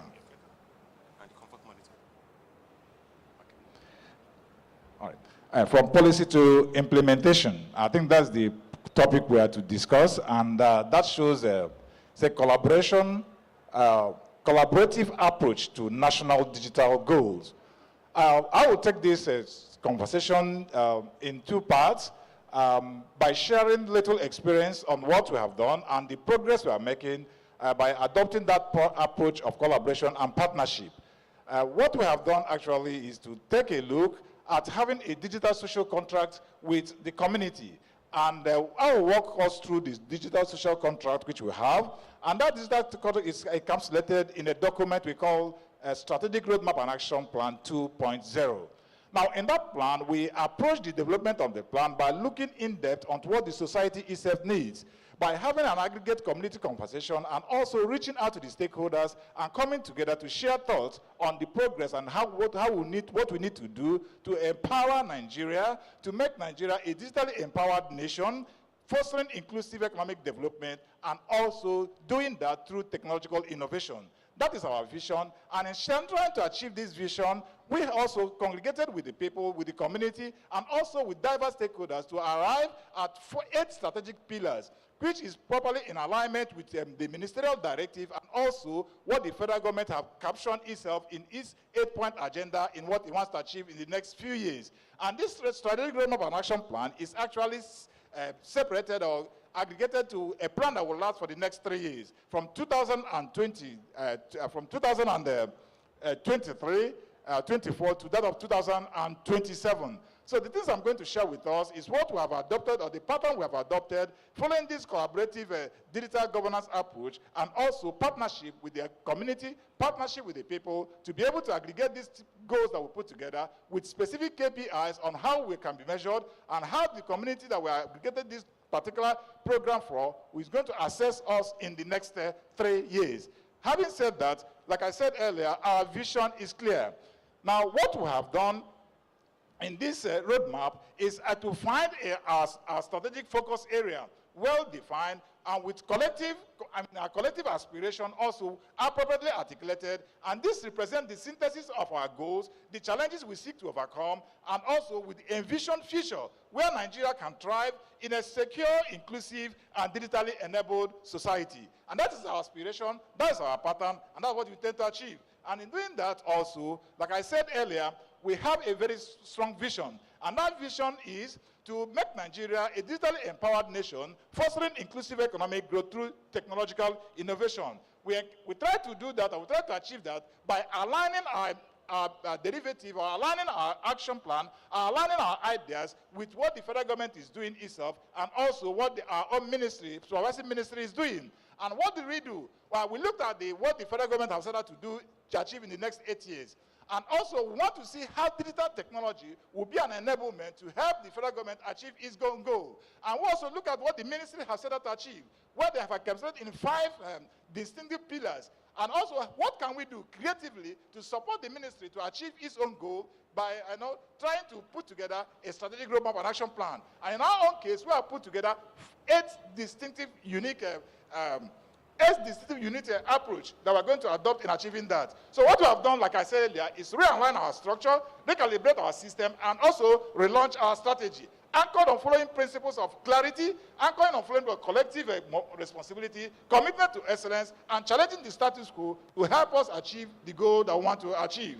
Now, having said that, the first item in that agenda, I think so many people have spoken about this digital literacy. And that's why we have agreed that the first item in agenda is to foster digital literacy and cultivate talent. Now, here we intend to implement what we refer to as the National Digital Literacy Framework. It's a framework that we have developed, and to ensure that there's a harmonization in the description and definition of digital literacy, whether it is in primary school or in secondary school or in the university level, there must be a consistent definition, recognition of what digital literacy stands for. And in doing that, we have agreed and we also come up that in the next 3 years, we are going to achieve 70% digital literacy across board. One we want to ask, where are we now? From the research we have conducted already, we know that we are about 41 to 44% digital literacy across Nigeria. So that means we are looking at in the next few years, or in the next 3 years, we are going to accomplish and take it up to an additional 30-35% to ensure that we meet up with that target of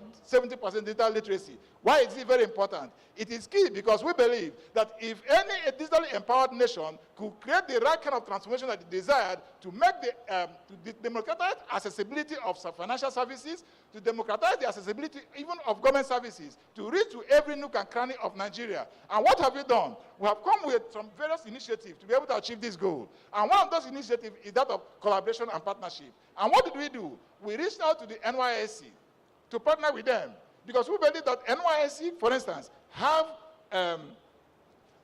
spread across the 774 local governments. So we did a pilot. We selected 12 states from the 12 local, we selected 12 states out of the 6 states of the Federation. And in those 12 states also, we selected about 6 local governments each from those 12 states. And in that pilot state, we have about 72 local governments we are piloting at this moment. So we have our field officers located in these 72 local governments trying to reach out to the people and trying to encourage the people and trying to teach the people. Now, what we did first was to collaborate with them to train the NYSC officers as what we refer to as digital literacy champions. And now these champions are the ones that will launch into the villages, into the rural areas, to be able to teach, the people in the rural areas. Our documentary also appeared in various languages, both in Igbo, Yoruba, and Hausa, and in Pidgin English, so that no one actually is excluded. Now, this is just the pilot phase. We believe that after the pilot phase, some of the learnings that will come out of the pilot phase, we are going to incorporate it that by the year 2027, we should have covered 70% digital literacy. We didn't stop at that also. We also have a program we call the Workforce Digital Literacy. We want to ensure that every person who is working in every government institution in Nigeria is digitally literate to be able to deliver service effectively and efficiently. We didn't stop at that also. We are working with Ministry of Education to change the entire curriculum of both the primary, secondary, and the tertiary, so that by the time a child is leaving the primary school, he will have had little amount or sufficient knowledge of digital fluency. And by the time that child is finishing from secondary school, he will have so much empowered that he will be able to play his own role within the digital community in terms of the transformation that is actually going on, and also be empowered also to have a skill to himself that even if you didn't wish to continue with the secondary education or university education, he will have something to sustain himself. Now, okay, don't know. Now the second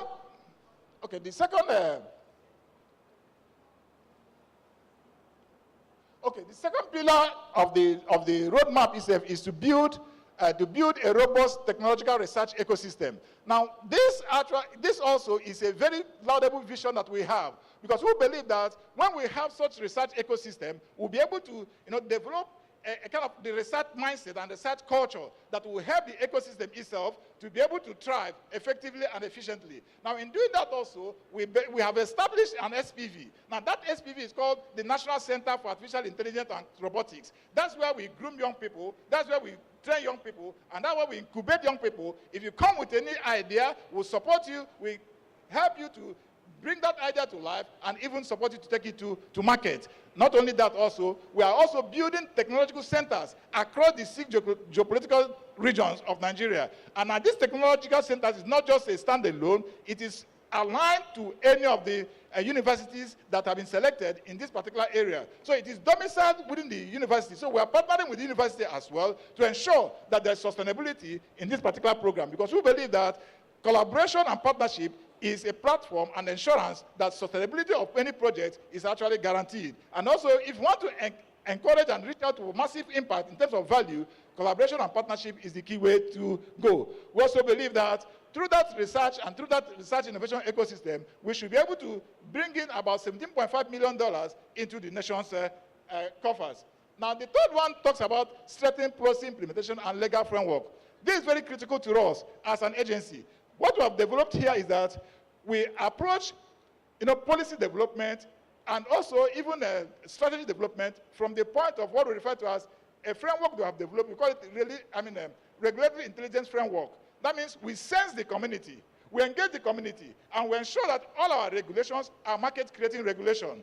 That's exactly what gave birth to the Nigerian Data Protection Regulation, which is now the Nigerian Data Protection Commission. Now, it is through that regulation that we actually moved and brought to life a regulation that is also creating a market that is also, market is also growing at this moment. So we believe in developmental regulation. And that's why we are believing that through strengthening our policy implementation and legal framework, we are going to chart regulations that are going to support the industry and create the right kind of environment for the ecosystem to thrive and for digital innovation itself to thrive. We don't believe in armchair going to read books and whatever. No, it's not what we do. We engage the entire community, we engage the system, we engage the ecosystem, we engage the technologies, we engage the research institutions to be able to come up with regulation that is actually sustainable and have viable impact in the industry.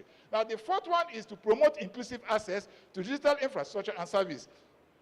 Now, inclusiveness is a key point for us, in the sense that we believe that there is quite a lot of gap between the haves and does not. And there's quite a lot of gap between those who are in the rural area and those who are in the urban area. And there's also quite a lot of gap between even women for gender imbalance, and also even those who are physically challenged. And that's why inclusiveness is a very key important aspect of driving this particular vision and bringing it to reality. In doing this also, we intend to bring in some infrastructure across the 36 states of the Federation, and also want to ensure that 40% of all our interventions must be gender sensitive, must include that of women. So all the numbers and all the KPIs we are putting forward here is something we are asking. We want the social contract, the community and the people that we're engaging, and the ecosystem should be able to assess us after 3 years whether we're able to meet up on this or not. Because everyone, the ecosystem and the community, are part of the creation of this document. Now, the fifth one is to strengthen cybersecurity and enhance digital trust. This is also very key to us because, as we are discussing, we hear a lot of fraud going on. Identity is an issue. So we want a situation whereby people can comfortably work within the cyberspace, comfortably do their digital transaction by knowing who is doing what and understanding who is doing what within that ecosystem. And that's why we believe that strengthening the cybersecurity and enhancing digital trust will actually help in achieving the goal of making Nigeria a place that we can have a safe, secure, and a kind of a confident digital transaction without any form of fear, just as you walk into a bank and conduct your business without any form of fear. Now, this fifth one, or the sixth one, is to nurture an innovative and entrepreneurial ecosystem. This is very critical to us as a body and also as an agency. It's also a revelation of how collaboration approach and partnership could actually change the narrative in policy development and also implementation. Most of us have heard about the Nigerian Startup Act, where neither is the secretariat of that Nigerian Startup Act. The implementation, the conception of the act itself and its implementation is actually from that of the ecosystem. Everyone collaborated together to bring that particular startup act to life. And also, even in the implementation, everyone is involved. The community is involved. As the case is at this moment, startup labeling is going on within the entire ecosystem. People are participating, people are taking advantage of it. And our goal is that in the next 5 years, or in the next 3 years, you know, if you think about the VC funding within the entire Africa, it's just 1% of the global VC funding in terms of a startup. So what we are saying that 1% that comes to Africa, Nigeria wants to take over that 1% in the next 3 years. Is there a possibility? Can we do it? Yes, we can. Why do I say we can? There's a yet factor that works in Nigeria. And that yet factor is, number one, we have the burgeoning youth population in Nigeria. And this youth that we have, I want to tell you, they have the entrepreneurial spirit. And also, the technology has advanced to create a leveling playing ground for everyone. So with that concept in our mind, we are believing that in the next 3 years, that 1% that comes to Africa, Nigeria should be able to take it as its own contribution towards the youth empowerment and entrepreneurial development in Nigeria. We also believe in PPP arrangement in terms of service delivery and in terms of service delivery and in terms of project implementation. We have a project we call the NAVSA. Now, the Nigerian National Adopted Village for Smart Agriculture. It's a collaborative project. It's also a partnership project. It's also a platform where all the agri stakeholders come bringing those who play a role in the agri value chain come together and also share their ideas, share their products. Now, the farmer has the opportunity of selecting whosoever he wants to use within the particular ecosystem, and he has the opportunity to withdraw money from that wallet. So it's a system that actually helps us to bring in technology into agriculture. My time is rounding up. I will just take us now. The seventh one is to forge strategic partnership and that of a collaboration. This is very critical, and that's why we are here this morning, or this afternoon, to share with you the thoughts that we have, to share with you the idea that we have, and also to invite you to take advantage of what NIDA is doing, to collaborate with us, to partner with us, especially in trying to reach out to the underserved. Like I mentioned, the issue of digital literacy, it is very, very dear in our heart because we believe that a digitally empowered country is a country that will also be set free from every form of manipulation and also experience financial freedom. So our idea in this particular strand is to ensure that by the year 2027, we should be able to elevate at least 6 Nigerian tech events to a global relevance. We want to support 6 Nigerian tech events to global relevance. That instead of us traveling from here to go outside for some of these big tech events, people should be coming from outside to attend tech events in Nigeria. And we are saying that we need your support, we need your collaboration, and we need the partnership. And the 8th one, which is the last, but very important, is to cultivate a vibrant organizational culture and an agile workforce. This borders on the people that we work with, on the people that actually they are the engine room and the force behind this development. And we are saying that if we are able to build the right kind of capacity among the people, then the people are also able to create the right kind of environment for a new process change. And there's a new process improvement, then we are able to meet our stakeholders' expectation. Now, having said that, I want to conclude by saying that, number one, collaboration and partnership is a gateway and prosperity, and a gateway to economic prosperity and a foundational element to impactful value. And finally, we have the strength, we have the leadership. Technological innovation is our frame of play. Our pillars represent our strength, it represents our point of win, and our strategy is creating digital value for the future through regulatory insight. And I want to invite everyone seated here this morning, come and join us as we collaborate together to build a new digital future for a digital Nigeria and by extension, a digital Africa. Thank you for listening.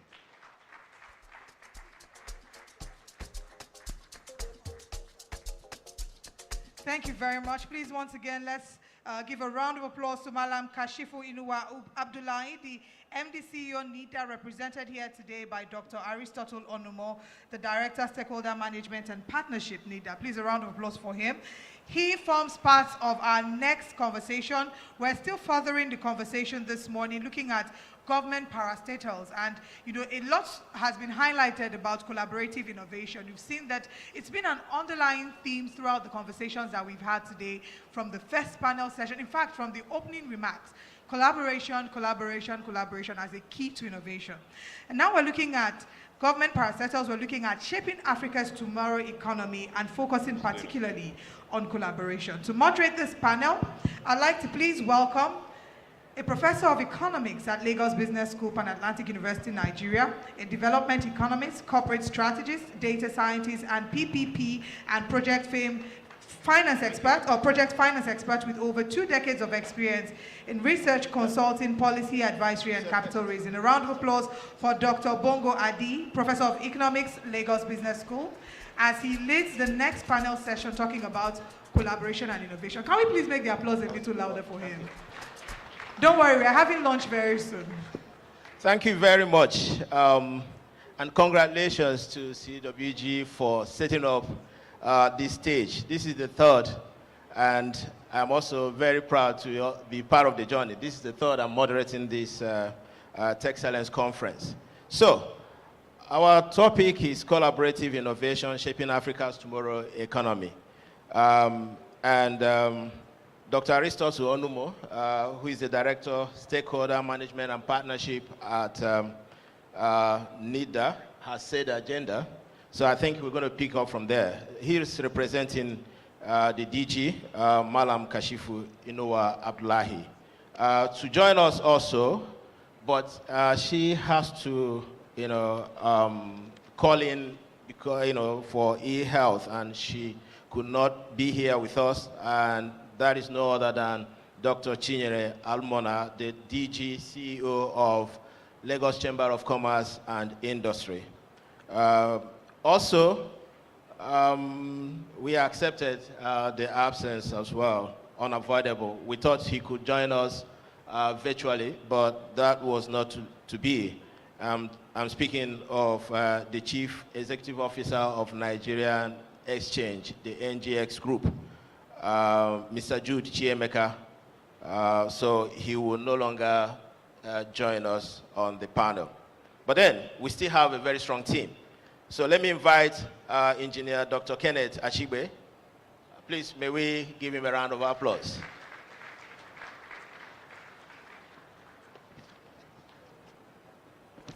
Dr. Achigbe is a prominent figure in Ghana's telecommunication and media landscape, holding key leadership positions. He is the CEO of both the Ghana Chamber of Telecommunications and the EMIS Chamber of Ghana. His leadership is further underscored by his fellowship with the Ghana Institution of Engineers, the Institute of Directors of Ghana, and the Institute of Certified Economists. Kenneth also chairs the National Engineering Coordinating Team and serves on several boards and other committees. With a rich background in media and telecom, he has held notable positions, including MD of Graphic Communications, among others.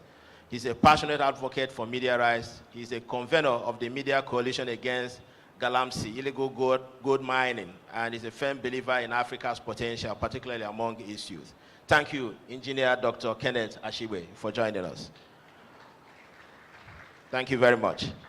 Also, we have Mr. Olumbe Akinkugbe on our panel. He's representing Professor Ibrahim Adeyanju, CEO of Galaxy Backbone.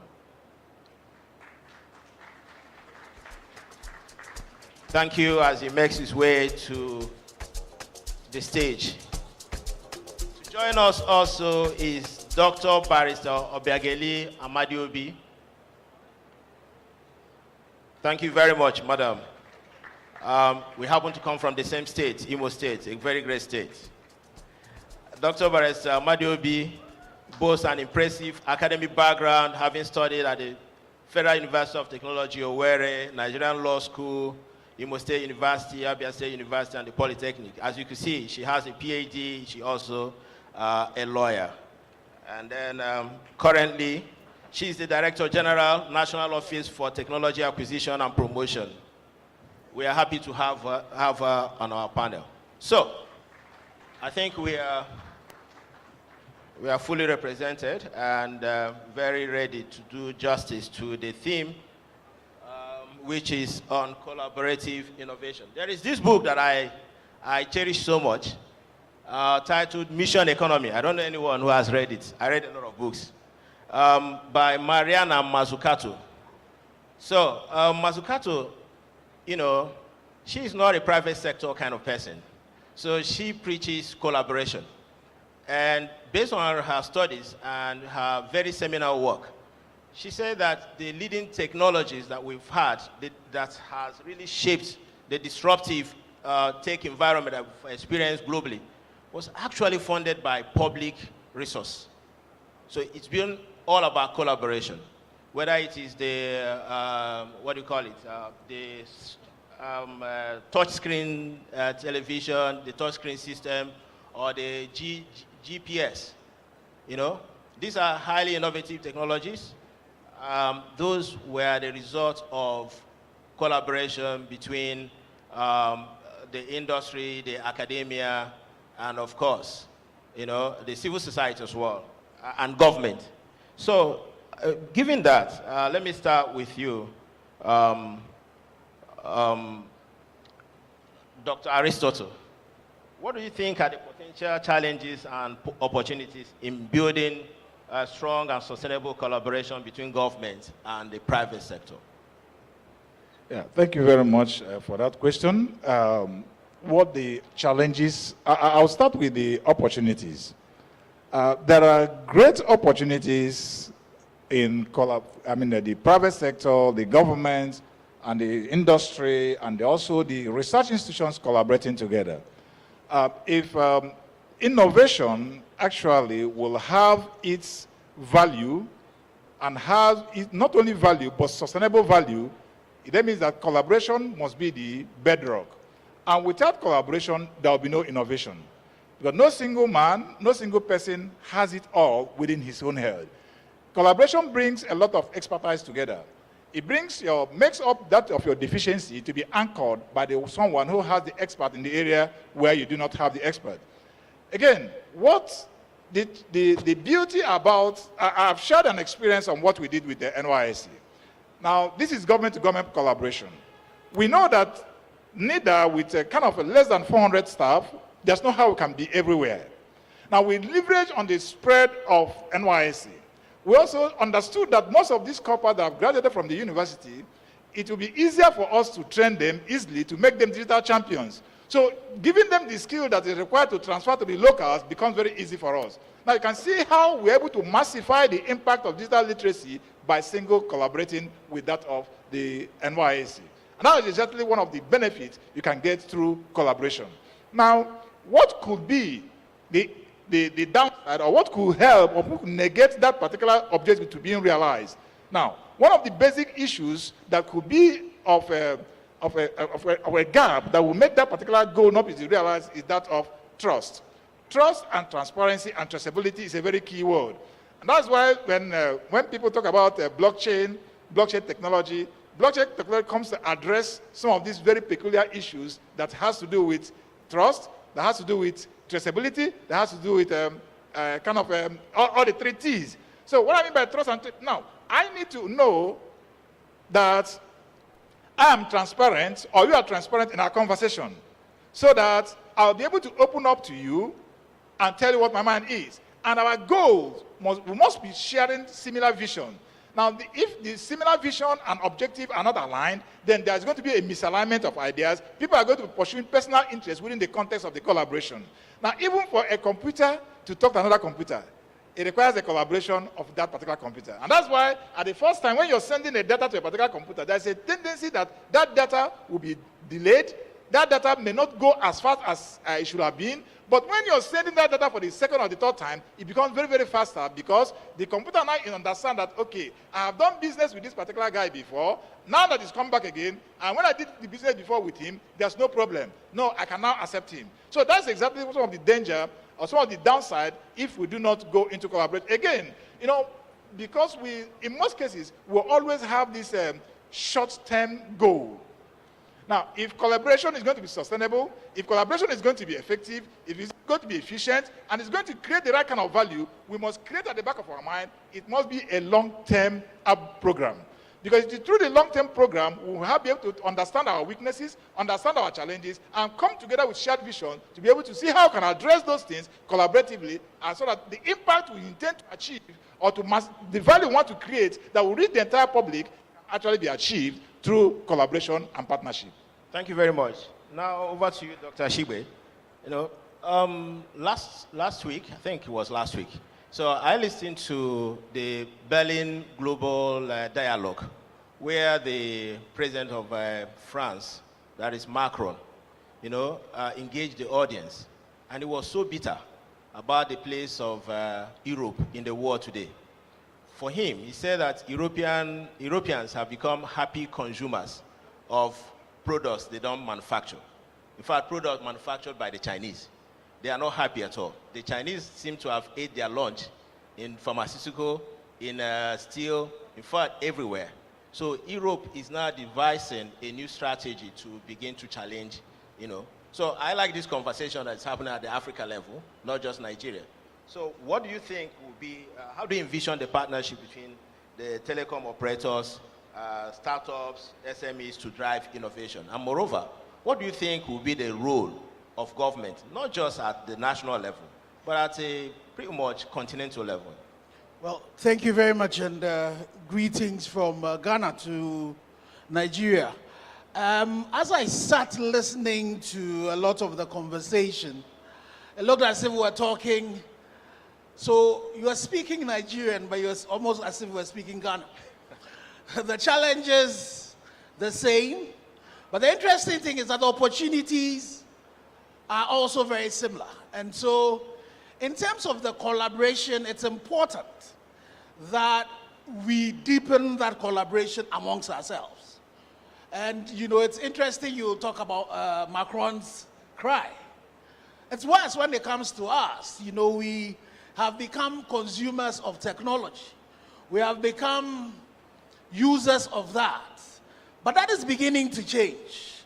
And a lot of that started with, so you find out that when it comes to the conversation around mobile money, it started between an African conversation, be it that Safaricom and Vodafone did it, but then we have owned it in Africa. I think Nigeria is pushing it. Ghana is also pushing it. So what we need to do is, how do we move that collaboration further forward? Fortunately for us, AFTA has come, which is beginning to push that. There's been a lot of focus on the trading bit, but I think there's a bigger market even for service. And then also, because of the fact that we have a lot of the challenges amongst us, and those challenges are opportunities that we can and should leverage on. So we should start beginning to think, how do we collaborate together and see ourselves more as collaborators than competitors? That whole mind shift that has to happen from just being competitors to collaborators is what you find out that is happening within the ecosystem. So when you saw the CEO of MTN talk about the fact that they are beginning, the telcos tend to serve as the rails on which we build other networks. That collaboration will have to happen further. So amongst even the private sector, we need to deepen that. Amongst various sectors, we need to deepen that and find ways in which we can work together. The entities that are going to win are those who would be able to see their enemies and be able to collaborate with them. That is those will be the new big leaders that would have to happen. So for us in Ghana, you're beginning to see that happen a lot more.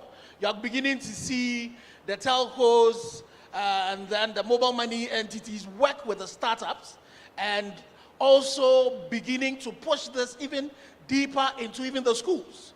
The incubators are not just ending there. And I'm happy when Doc talks about the fact that we need to bring academia and research into it. Because for a very long time, we've left that out. If you look at typically we've all been talking about AI and AI and AI.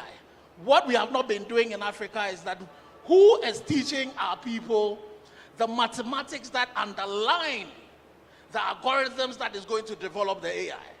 If we don't do that and do that amongst ourselves, pool our resources together and teach those mathematicians and make sure that the models are trained on African data, we would definitely then be left out and the gap might widen. So it is important that governments themselves also see the private sector as partners, and then change the regulation would have to completely shift.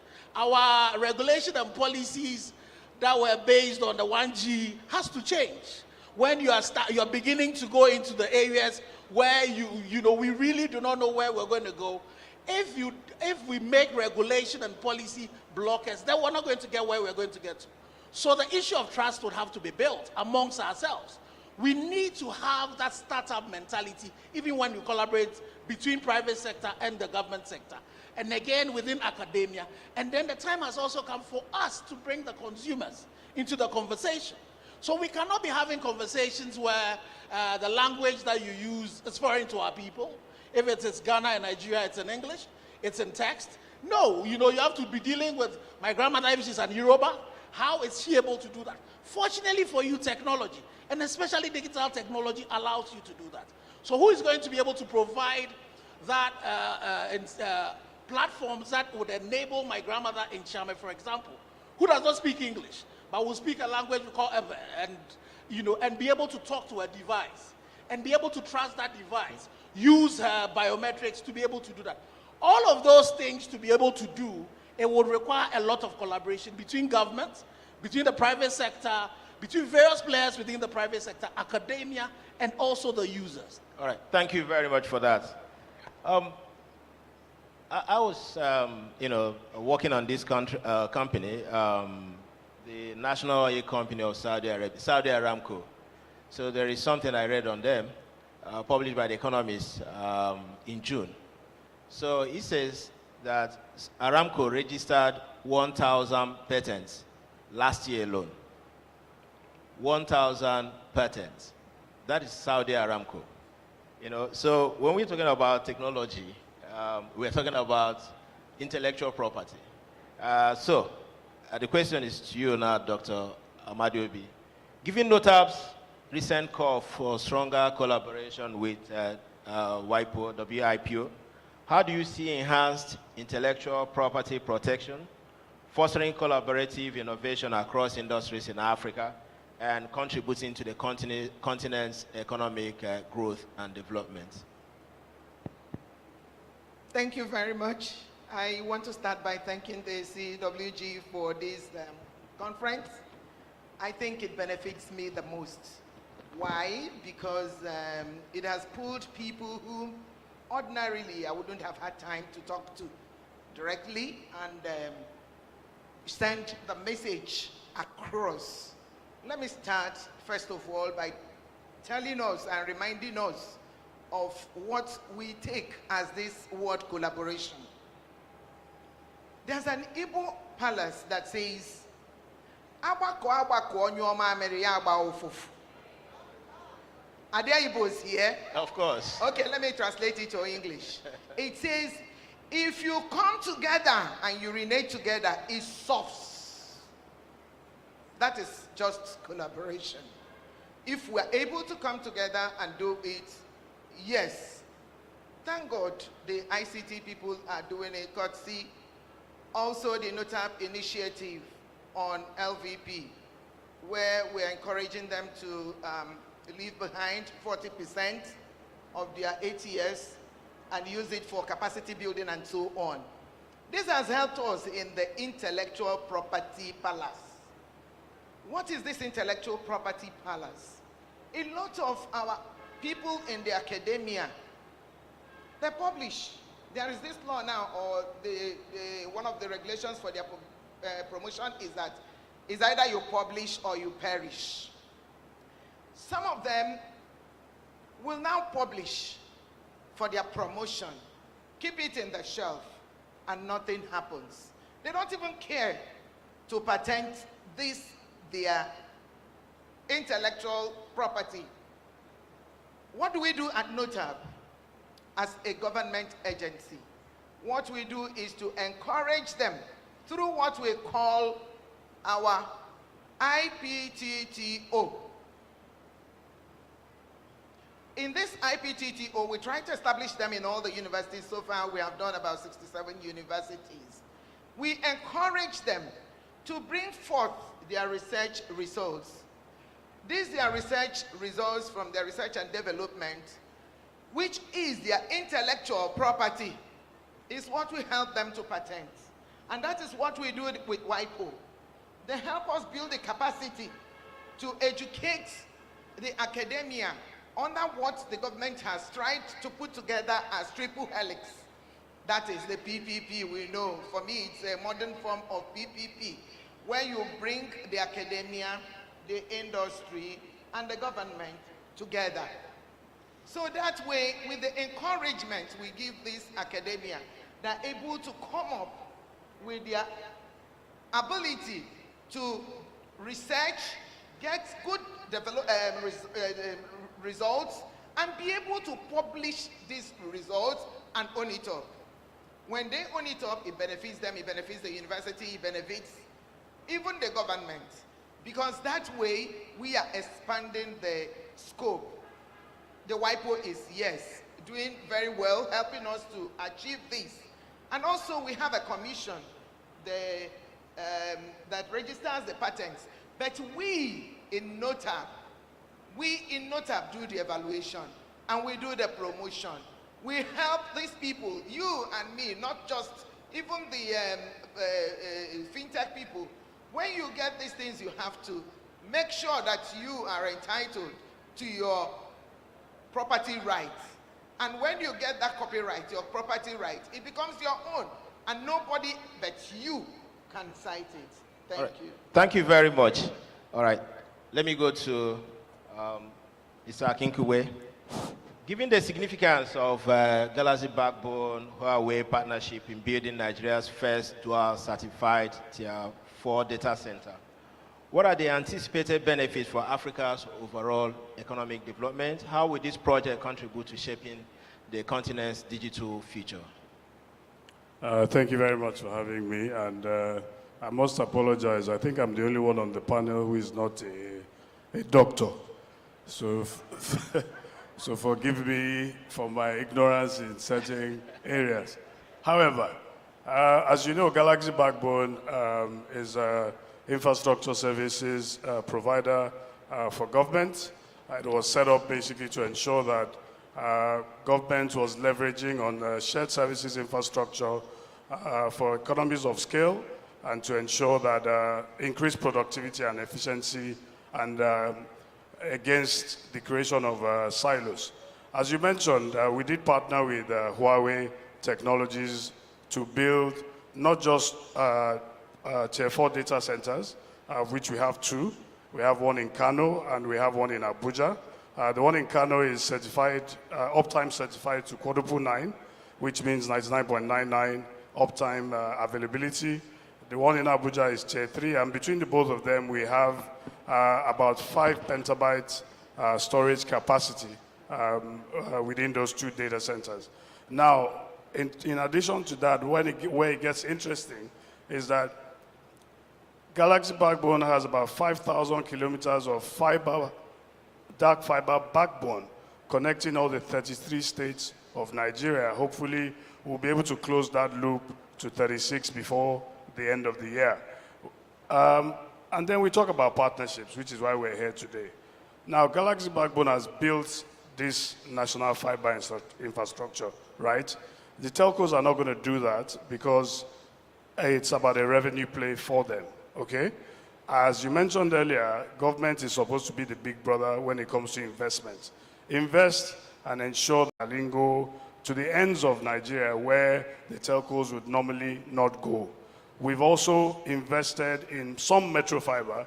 So in Lagos, we've recently acquired some right-of-way where we're going to have to lay some fiber to be able to connect the submarine cable in Aja to our backbone from Shagamu as well as from the other end, which is the Ekpe end. So we're waiting and we're looking and hoping that from having conversations like this, we can speak to telecom service providers who are interested in connecting to our fiber backbone, bringing that backbone into the cities, and of course, then creating a last mile infrastructure which connects you and I in our homes, in tertiary institutions, in hospitals, to such services. As far as the data center is concerned, we're currently hoping that, perhaps not a nice thing to say, but the devaluation of currency has made a lot of people start thinking about not necessarily being able to afford paying for AWS and Google. I don't know if any of them are here. I'm not demarketing you. But the reality is coughing out $8,000 a month for cloud services that are not necessarily even hosted within the country are becoming prohibitive for a lot of businesses. We've made that investment, not only in colocation, cloud services infrastructure, locally, and in accordance with the current Nigerian Data Protection Act, we're able to keep your data local and sovereign. Thank you very much. Our time is up. You know, we don't have to. We haven't even started, but the time is up. So, and we have to comply with that. But let me see. Okay,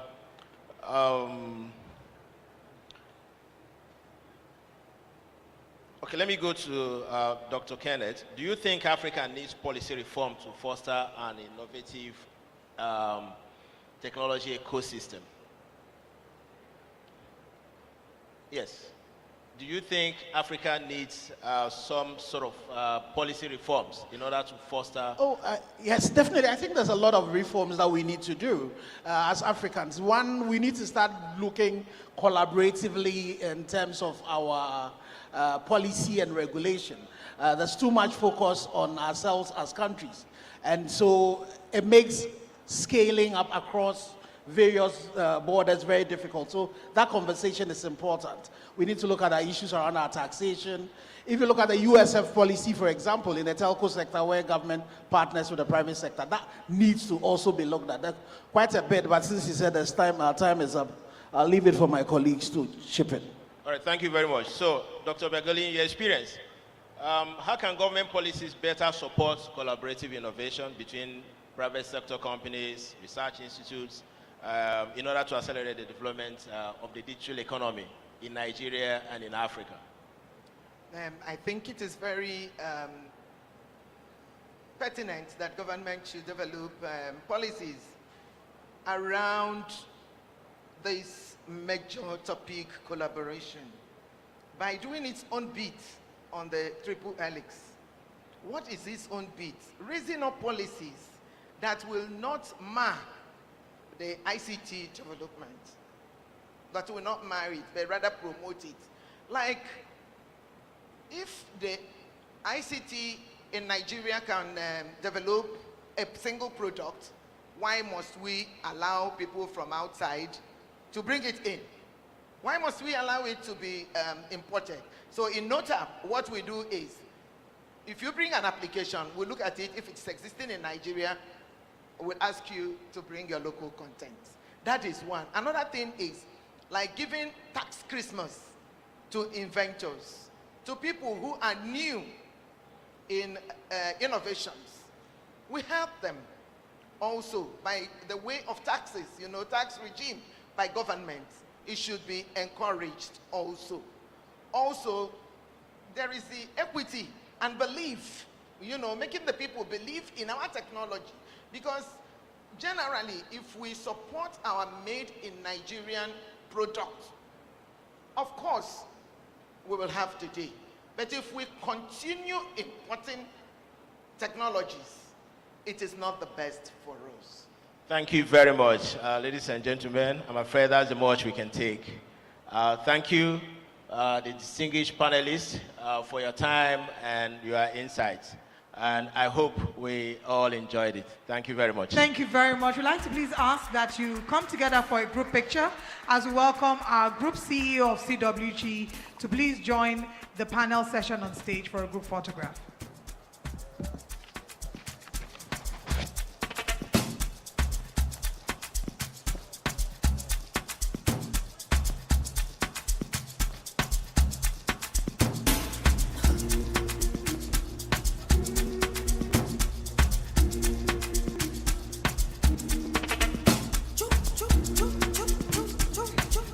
Thank you very much to our panel session that has just shared with us, from the government standpoint, collaborative effort and how important collaboration is.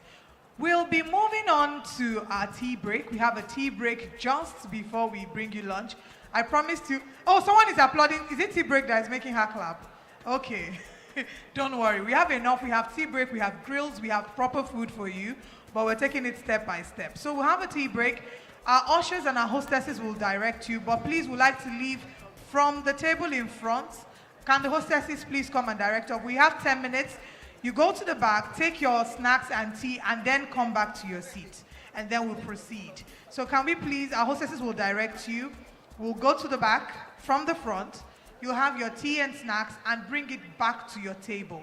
And then you can have your snacks. Just to also mention that, like we did say earlier, we want you to please share on social media and tag us using the hashtag Texcellence 3.0. We have our next session, and there's food, a lot of it. But first, please let's observe the tea break and use this opportunity for the next 10 minutes to stretch your legs, use the bathroom, say hello to someone. Texcellence 3.0 resumes in exactly 10 minutes.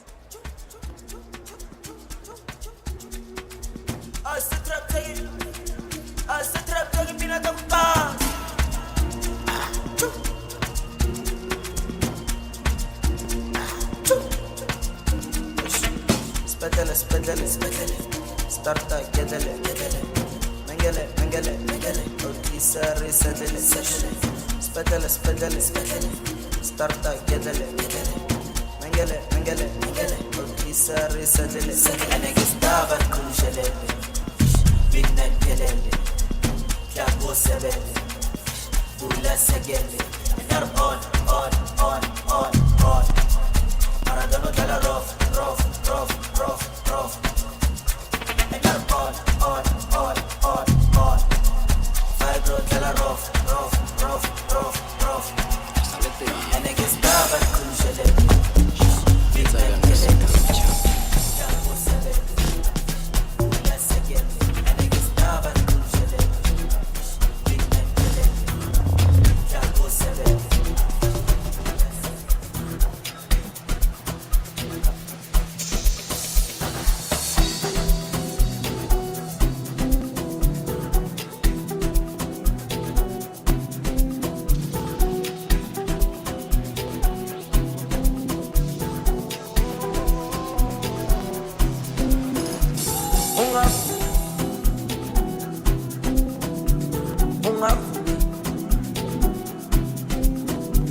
for me. For me. I go, Kalala. Uti go mama me, Kalala. But you know, this is one. That's the Banga Kola, but you told her. Eat the Banga Sala. Yap, you told her. Jiggy Jiggy Bang, you told her. Well, you are me. Manga Melu used to go. Alanzo Banga Namaka. I'm a taste, I'm a conservana. Let's go look taba. Shiviram, shake. You very good book, this pussy on a pay. So battle manga me, yo. Bala, I put you bala. Pumpkin, solo. Why try to sala? Wait on you, Solomon. Hey, Kalama. But I love me. Wait, I love me. Bala, I put you bala.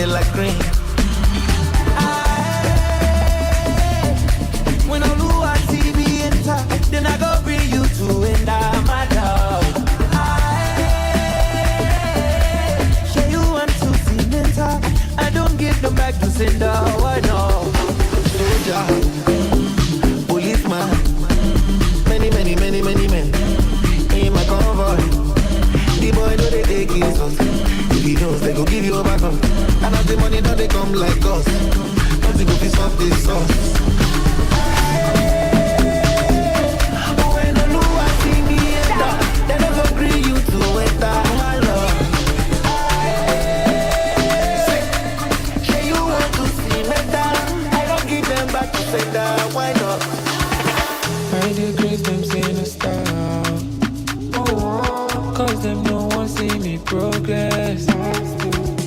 Call my phone once in a while. Dark shit, I feel no see your text. Them say I don't follow corner, cause my life will be one night wonder. Waiting sack might make me discover. Now something we feel make life shorter. No slow, no revolver. Now my life you know figure comma. I get girls we reach be my mother. Waiting I get waiting I order. Oh my data, bro from way back. When you say fast, I go there with you. No matter the distance, I remember when you get cash, you dey flex me too. Cause I go there with you. I go there with you. I go there with you. I go there with you. And I go there with you. I go there with you. I go there with you. I go there with you. Yeah. Position well in my G. Where you hiding? See location for IG. Pull up, make with 5G. Everything on the gang. YKB on the Laji. My timepiece don't commit. All eyes on me. Bust down to the drip to the vomit. We just sign big contract. Monkey, I congrats. Calling back your party. You're welcome to my party. Turn up before Catty. Till 4:30. I invest got a property. Jive with the Dangote. Fuck poverty. Go see Biggie. The only Biggie with it. Big dreams, big moves, big vision.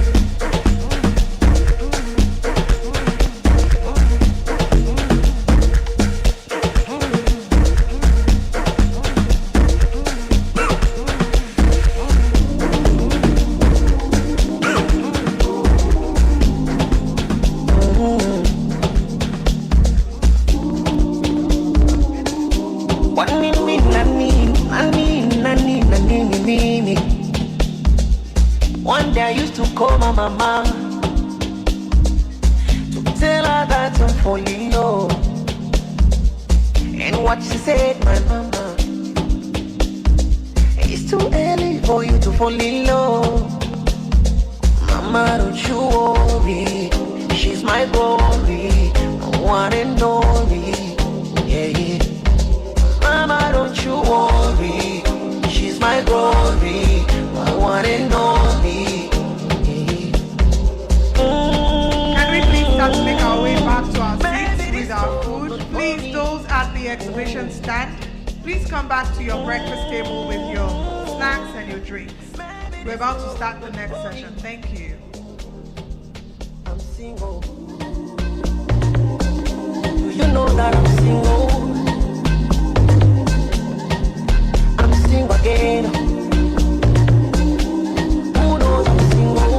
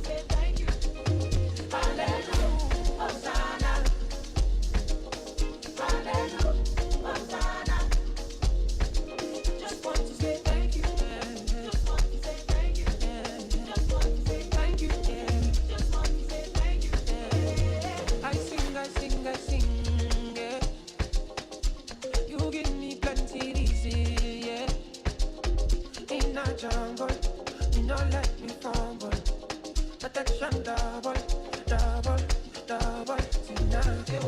Right now, body they moving, and now you be the reason I cannot deny the feeling. You get back into the doing.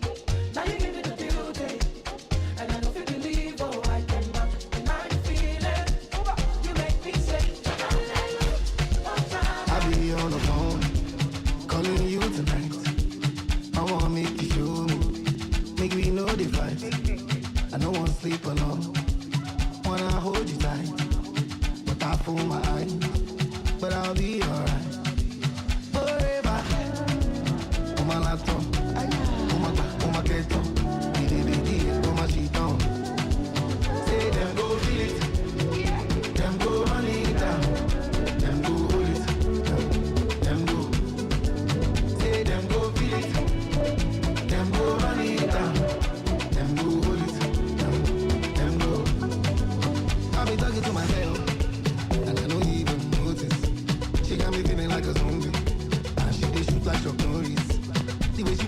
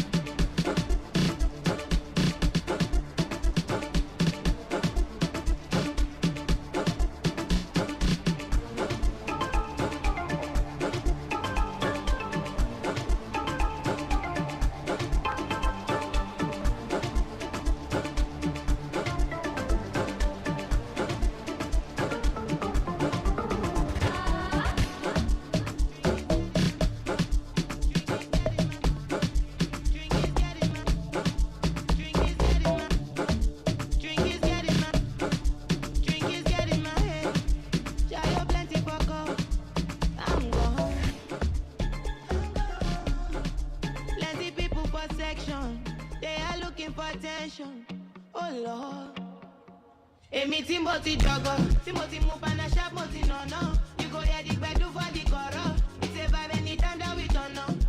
Emi Timothy Jogo, Timothy Mupana Sharp Moti no no. You go hear the bedu for the coro. When the jazzy song comes on.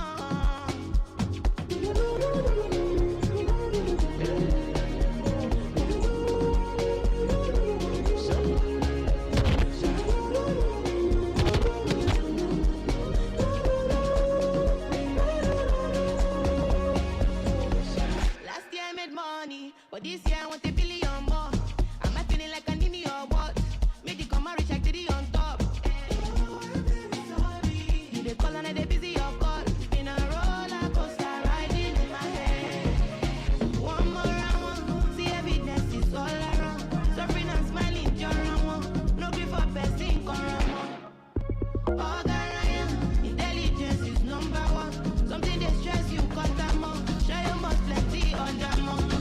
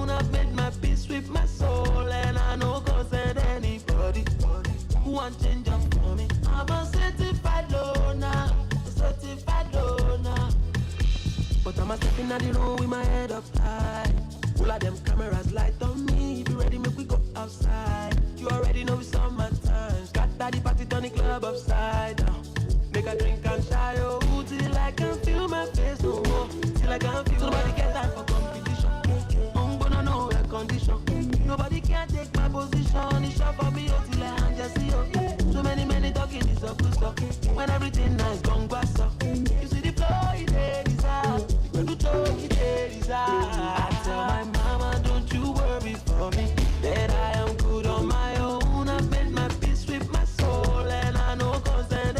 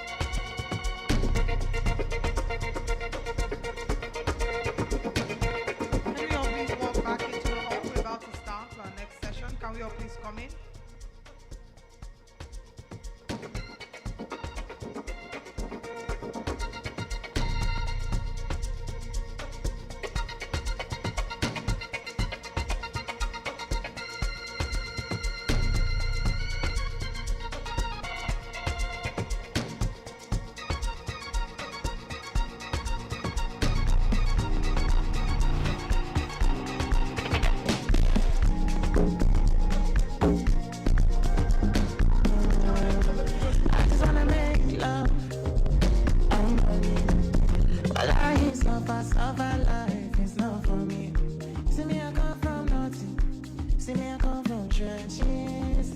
Nothing there, my answer for 14 years. And nobody feel my pain, I will never be the same, I was a different case, when they look my side and they say, nobody pass the humanity, nobody fits follow me vanity. My face show, my shoe shine, my shoe shine, my shoe shine. Hallelujah, I'm getting cooler, inside cooler. What's happening in exactly 1 minute? Can everyone please come in? Thank you. Please, those standing at the exhibition stand, come in with your snacks and your drinks. We're starting now. Thank you.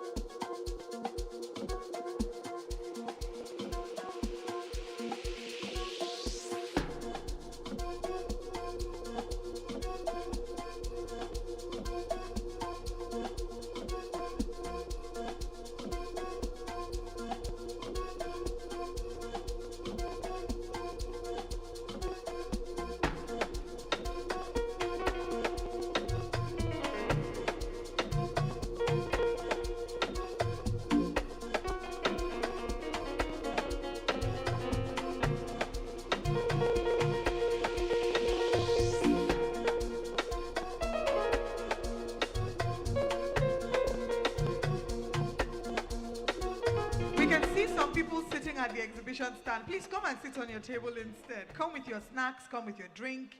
The conversations are continuing now. Can we please come back in?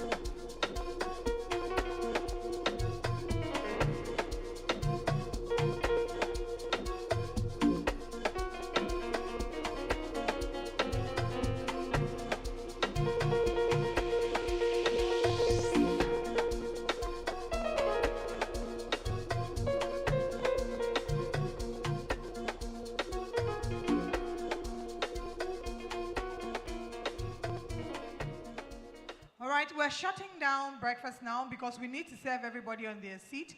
So if you haven't gotten anything to eat yet, please come inside. Our hostesses will bring it to everyone's table. And we are going for round 2 now as well. So please, if you haven't gotten, come back to your seat. We are shutting breakfast down now. Our hostesses will then ensure that we continue with the service on our tables. And we're moving over to the next session shortly. Can I go ahead, Valentine? Valentine. Valentine. Can I go ahead and welcome him? Can I welcome him? I can welcome him. All right. Tell them to turn on the lights, the stage lights. All right. Our next session is going to be a presentation. And the conversation is about smart mobility, smart investments, creating sustainable urban transportation ecosystems.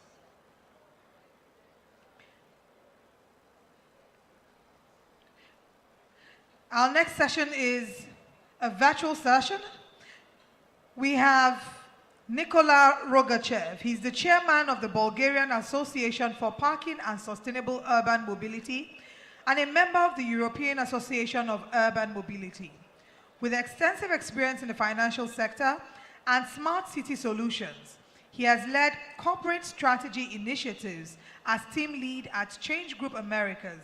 In this role, he advises clients on cross-border transactions, public-private partnerships, and organizational structures. He coordinates with corporate finance and compliance teams, ensuring clients are strategically aligned to navigate market changes and drive sustainable urban solutions.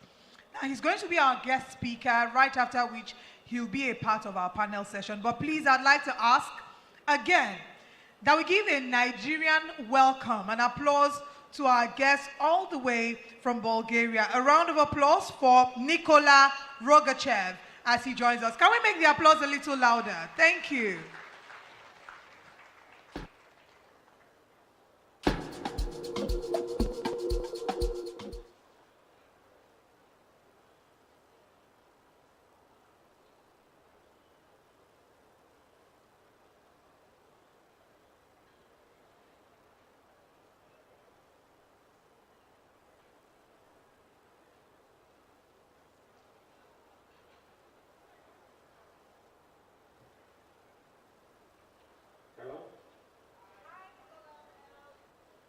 Hi, Nicola. Hi, I'm doing some kind of music in my headphone from the break, I think. All right, Nicola, we can all see you here. We can all see you and we can all hear you clearly.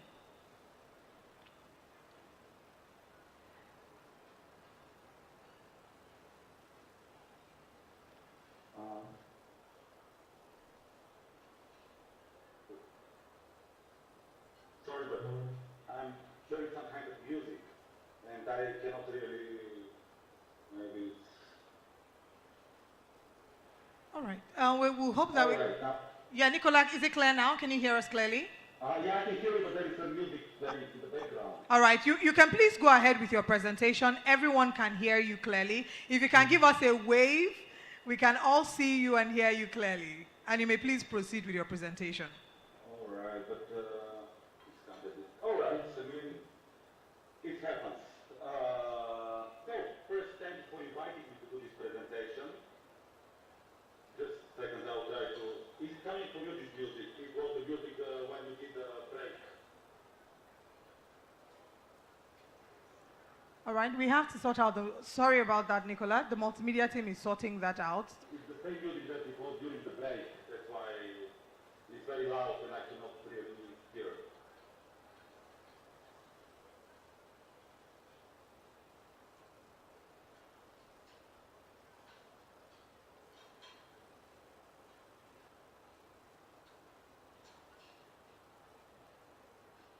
All right, whilst we're trying to sort that out, just to mention again that we certainly will be bringing more food for those who haven't yet eaten, not to worry. Our hostesses will bring food to every table. And also again, to please ask that if there are any points that stand out so strongly for you, you share on social media and you use the hashtag Texcellence 3.0. We will love to see your hashtags. And I'm sure that a number of people have had an opportunity to bond and network during the tea break. And if you haven't, not to worry, we have a much longer lunch period that's coming up shortly. So please stick around. We have another virtual session still coming up. And who knows, there might be giveaways, so don't be in a hurry. Our multimedia team is ensuring that. Do we have Nicola? Nicola, can you hear clearly now?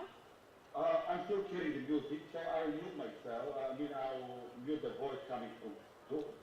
And then I'll just go on with the presentation. Yes, please. If you don't hear me. Yes, we can hear you loud and clear. If you don't hear me, just call me and tell me that something is wrong with the presentation. So, after this technical glitch, I would like to first thank you for inviting me to this presentation. And to say how sorry I am that I'm not now in Lagos. It is better in life and I have found memories out of it. I'm changing a bit the topic and I'll go to the smart urban mobility. And I would like to see how the other excellent presentations can link to my presentation, because smart urban mobility is something that we experience every single day. I have different hats, but currently I'm speaking on behalf of the Bulgarian Center for Parking and Sustainable Mobility, which is part of the European Parking Association. This is a network between all the European countries, and every single country has its own organization. We unite cities, municipalities, states, and private companies in one association. We are all members of the European Association. In this way, we can share ideas, we can communicate with each other, we can share best practices and some failures that we get. And also we use it to contact each other, because with maximum 2 or 3 phone calls, we can reach anyone in this sector through one association in another country. First, I would like to start with the general concept and what I'm going to talk about. What is urban mobility, mobility in general? For most people, it's the movement of people and goods from one point to the other in the cities. But it's also more like how people are able to participate in their life, and how people can develop, how can actually participate in their life. What's smart? In the previous presentation, smart meant a lot of digital transformation, but in the case of urban mobility, because there is a lot of public interest involved, we need also some public policy, so we make it smart. And why is it important? For us, it's important because it covers all the population. Everyone travels. One way or another, we travel, we commute. This is our nature. And good urban mobility correlates to better index for development of the cities. If you have better urban mobility, your cities are better. And different cities around the world travel in a different way.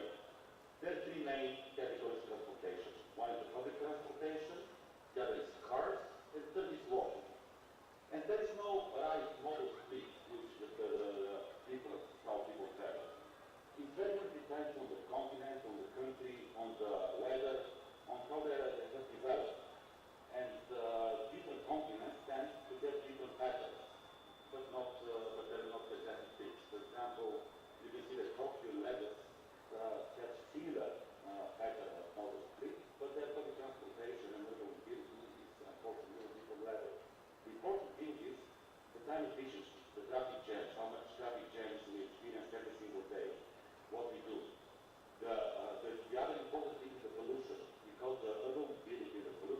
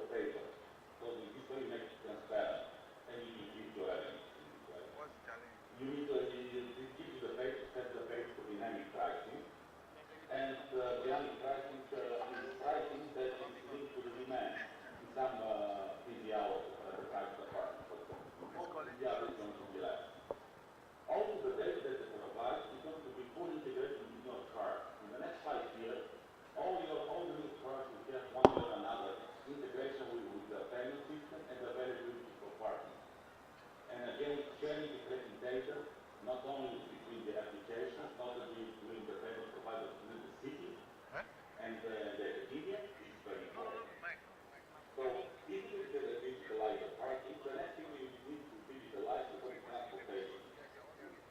And the public transportation, there are a couple of things that are listed in the ETO. Everyone is shifting to electric buses, but everyone says that it needs to because of environmental reasons, and parking is true. But the real change is going to happen because they become more cost effective. When the price in the initial investment becomes lower, or whether there is someone who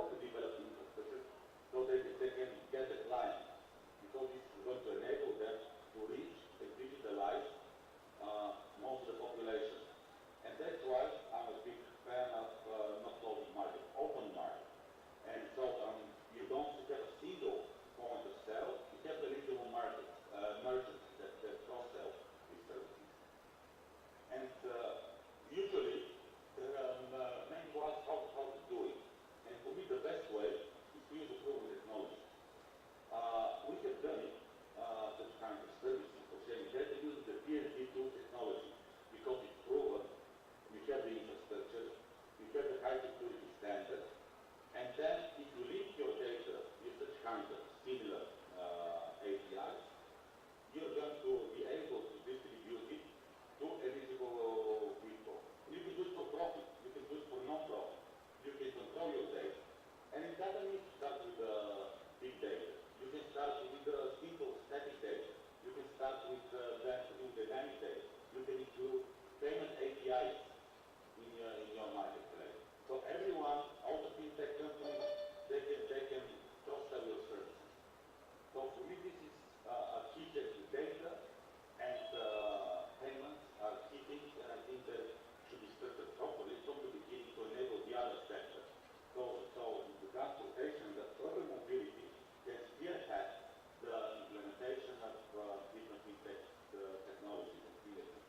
Because mobility is something that we do on a daily basis. Every single person is doing it. If you digitalize these services, transportation, parking, then you can basically digitalize the whole country. And I'm listening to the conference to show you that these things are not far away from things that we discussed. Talking about fintech synergy is there, it's clear. You're talking about AI and machine learning without data. These AI and machine learning are like washing machines. They have the same usefulness without the proper data to be there, reliable data. And this is future advantage because banks, Telecom, they're increasing their portfolio of products to sell to customers. And if they can, in fintech companies, if they can sell transport or parking services, I think they're welcoming. And collaborative innovation. It's very important that it's done together with the government. Government is the one who should partner with the private sector and do it together.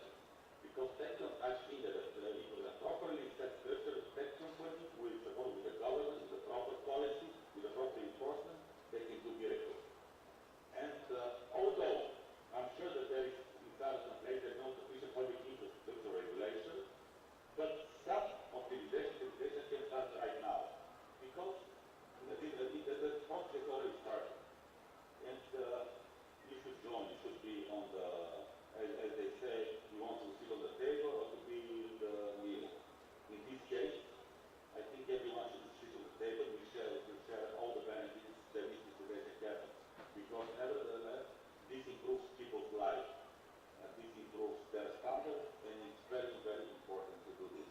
And of course, the when is the moment.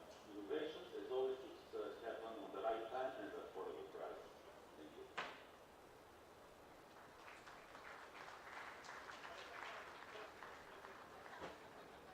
Thank you very much, Nicola, for that session.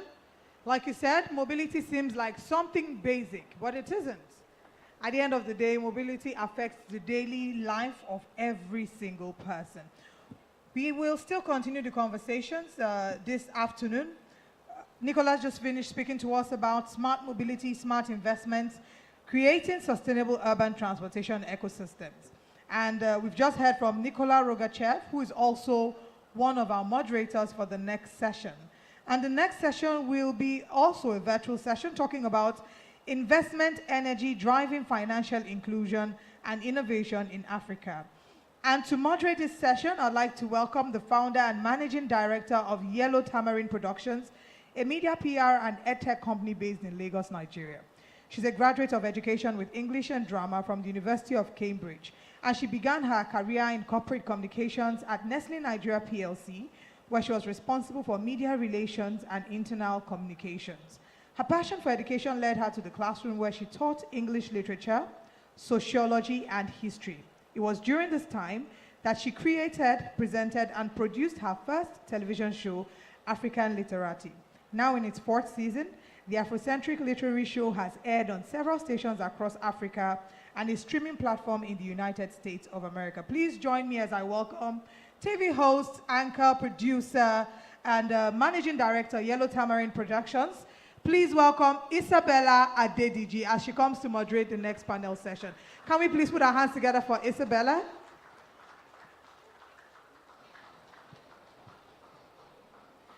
Thank you very much, Olive, for that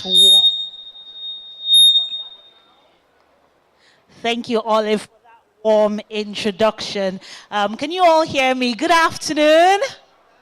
The energy is a bit low, and we've enjoyed item 7, and they've promised us they are bringing a double portion. So good afternoon. Yes, that's the energy I want. I know this panel is going to be virtual, but I believe that if we have so much energy, excitement, enthusiasm in the room, that they will be able to feel it through the screen. So I'm really excited about today's panel because it's something that affects every single one of us. It's all about investment synergy, driving financial inclusion and innovation in Africa. And you know what is interesting is that in Africa, we have an estimated 66% of Africans living on the continent, and they are unbanked, meaning they don't have a bank account. We don't have data on them. We cannot offer them credit facilities. We can't do transfers to them. 66%. And what is baffling is that on this same continent of Africa, we have the traditional financial institutions like your banks. You also have a lot of fintech companies that are doing great and amazing work here on the continent. And then, of course, they say Africa is the last frontier. So when it comes to investment, everybody wants to put their money in Africa. So how come we're not seeing that synergy that is needed to drive this financial inclusion and bring the statistics of 66% of adults living in the continent of Africa?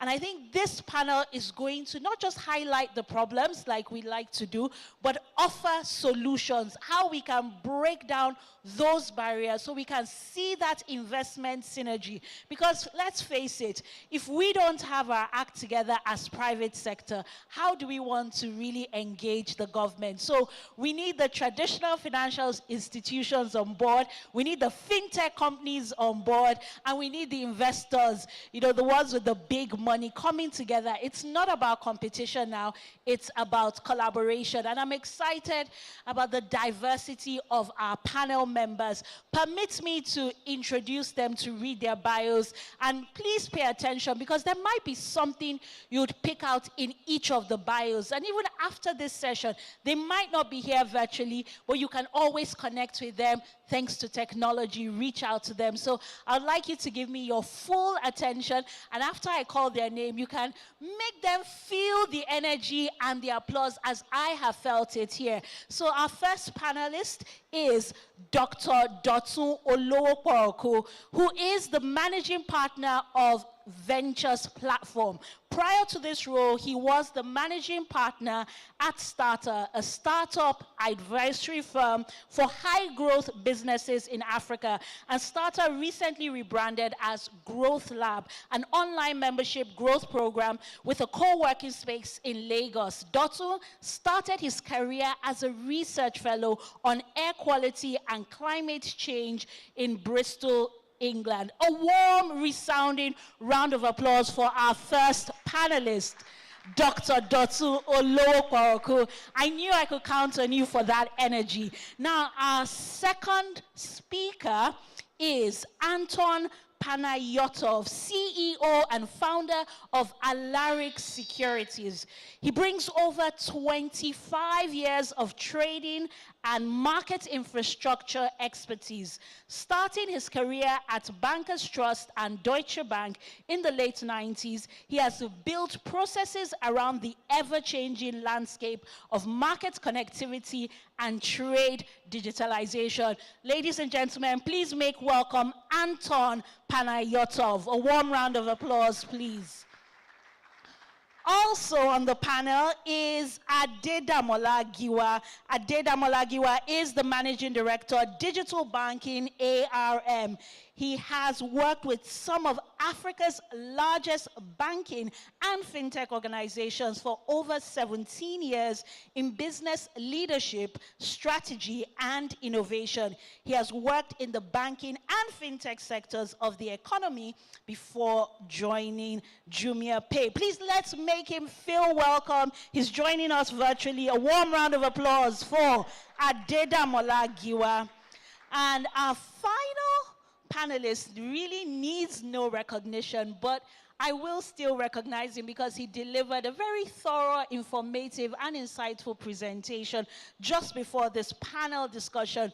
We have, of course, Mr. Nikola Rogachev, who is the chairman of the Bulgarian Association for Parking and Sustainable Urban Mobility and a member of the European Association of Urban Mobility, with extensive experience in the financial sector and smart city solutions. He has led corporate strategy initiatives as team lead at Change Group Americas. A warm, resounding round of applause for our final panelist, Mr. Nikola Rogachev. And those of you joining virtually, please, I want to see all the clapping emojis, the emoticons. So together, one more time, let's give our panelists a warm round of applause because we know they come with the knowledge and the experience. So I'm going to move straight to the panel as I can see the timer counting down.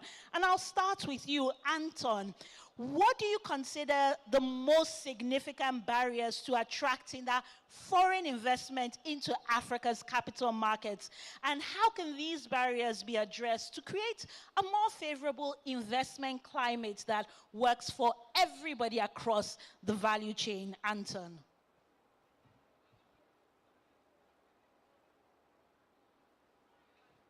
Anton, did you hear me? You might need to unmute your microphone. Okay, I'm sure our sound team will work on ensuring that we can hear you because, okay, great. Yes, we can.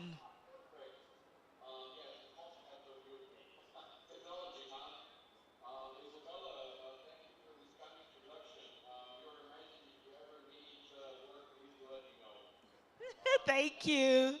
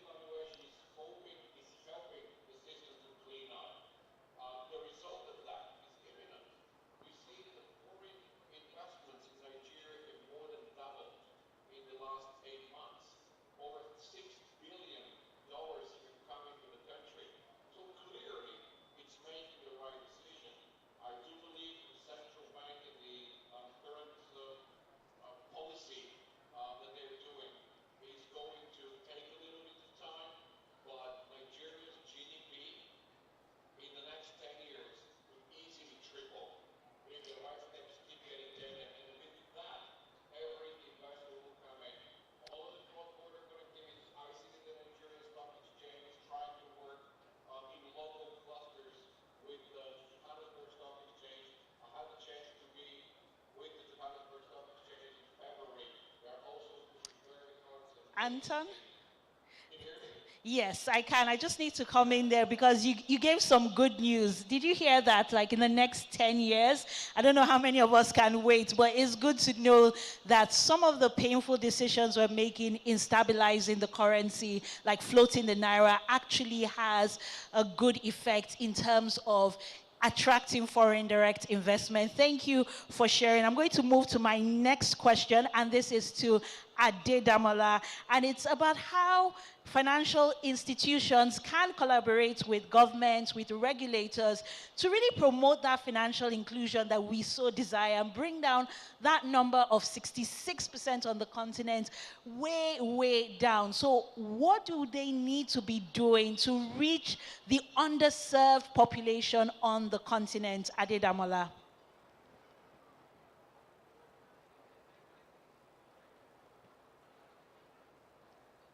Adedamola, can you hear me? Have you unmuted your mic? Okay, I can see the fingers. All right, good afternoon, everyone. So it's so much a privilege to be joining you guys from here today. I've been following the conversation so far. I think a lot has been around collaboration. So this question is very relevant to the conversation we've been having so far. So I won't want to speak too much on the concept of collaboration because I think a lot of people have spoken about it. But I just want to state that we do not have a choice but to work together because we have a common clear vision. And sometimes we look at financial inclusion as a social initiative where only government needs to be driving that. But it's in the interest of all players. So the number that Sibella was just speaking to, it speaks to the market size of people that they can address and they can sell with financial products.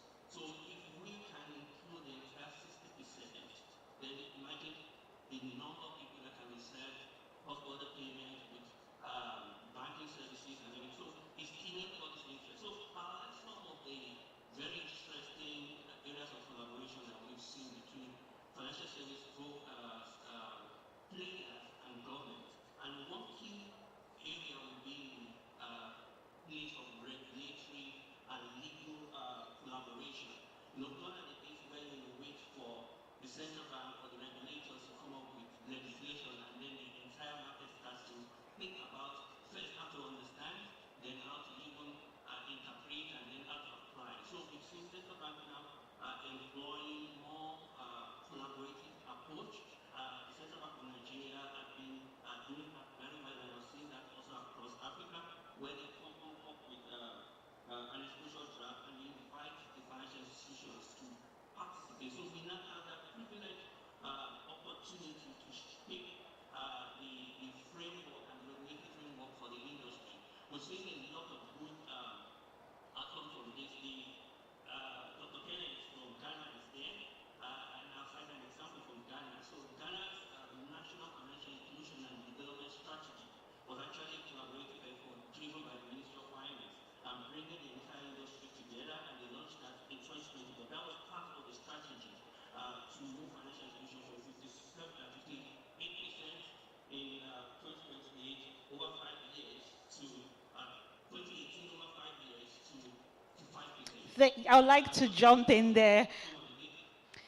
Thank you for sharing those statistics. I think it really helps when we can see neighboring countries who are implementing some of these strategies and there are results, because it then makes it a worthwhile case for our government to adopt, our institutions to adopt. I would like to move to our next question, and that will go to Dr. Olowo Kworeku, and it has to do with the investors. I'm sure if I ask people to put up their hands with their big money, the hands will go up, because we know investors are looking for where to put the money in. So how can they identify and capitalize on these emerging opportunities? And just like Adedamola said, there's a market size here in Africa. You're talking about percentage of what? 34% of people that are banked. So that remaining 66% is money, it's dollars, it's naira, it's cedis. So tell us, where are the opportunities, Dr. Oluokporoko? Yes, we can.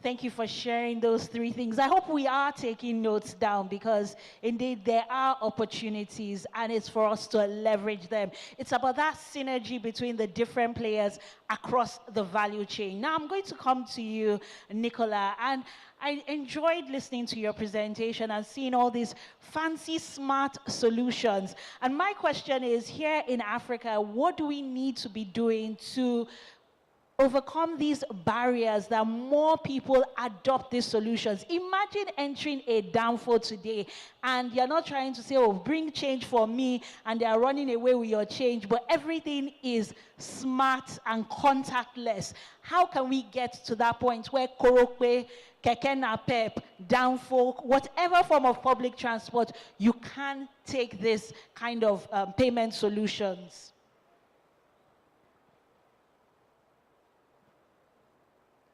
Nicola, can you hear me?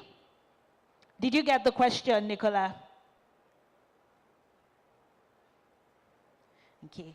I'll just wait for that response. Yes. Yes. The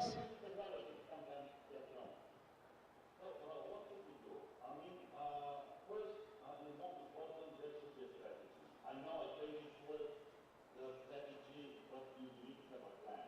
You need to have a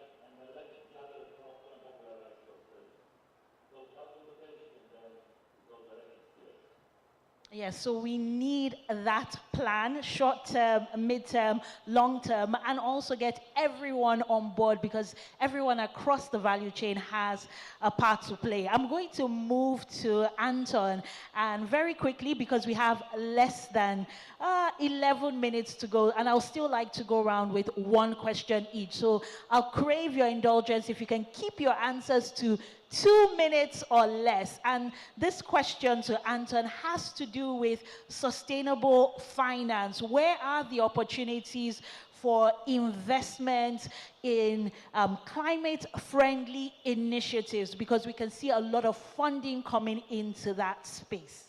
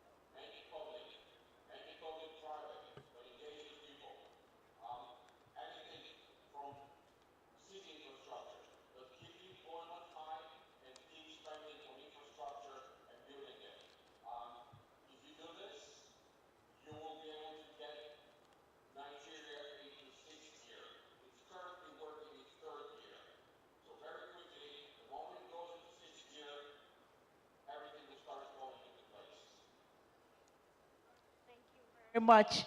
I'm glad that you're able to keep that short and succinct. I'm going to move to Adedamola, and this question allows you to build up on the answer you gave earlier on, which is looking at the challenges, the opportunities in really developing that robust financial ecosystem in Africa. Please, your answer in 2 minutes or less.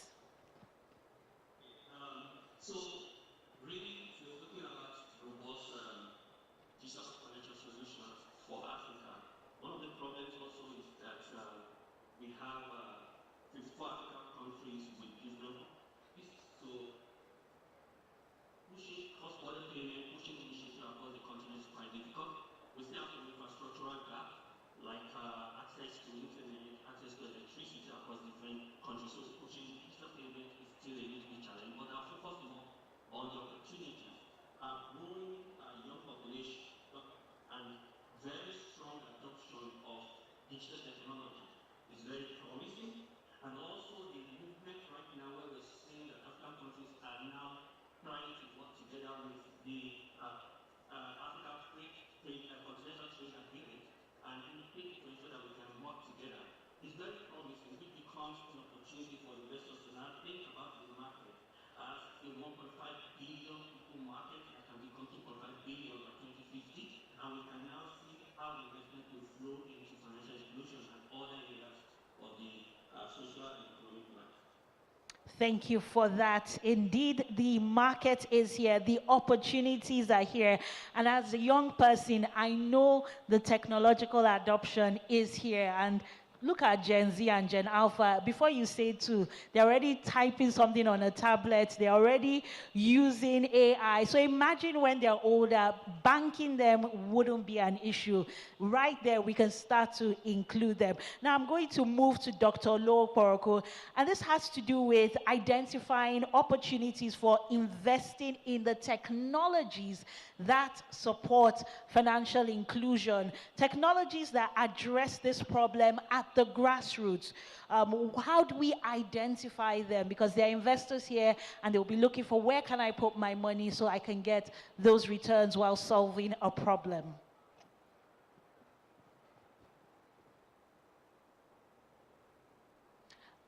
Please unmute Dr. Oluokoroku.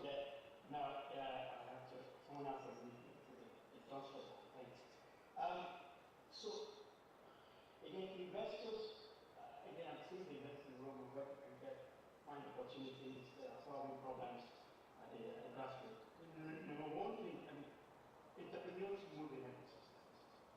And again, I'm speaking from my own perspective. As usually, public investors might have to see them somewhere else. But you guys have to look at things separately. Because I invest in businesses before they become big. I invest in startups that we see today, but when they were just very small. And the way to check them are three major things. One is to build the ecosystem around startups. Get the young, smart, girl or guy who are building technology, who are thinking with technology, and build a ecosystem around them, supporting them through accelerators or incubator programs. Yaba it's a great place where a lot of entrepreneurs are converging.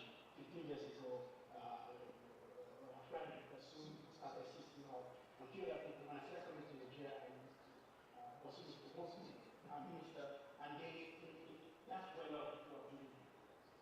And then I was Peter at that point, found out Flutterwave, the Aborigine was from that place. To do that, the second thing is actually to invest, put money in small business, not a risk. Every ecosystem people to go in and put money in those guys at the very end, at the angel.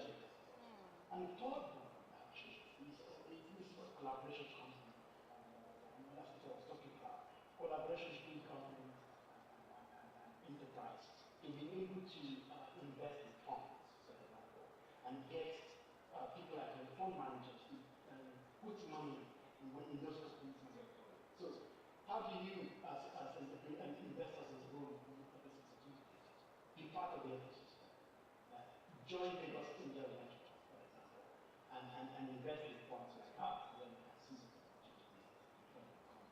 There you heard it from a fellow investor. Get involved, join the networks. They are here. The people you need to invest in, the startups, they're here.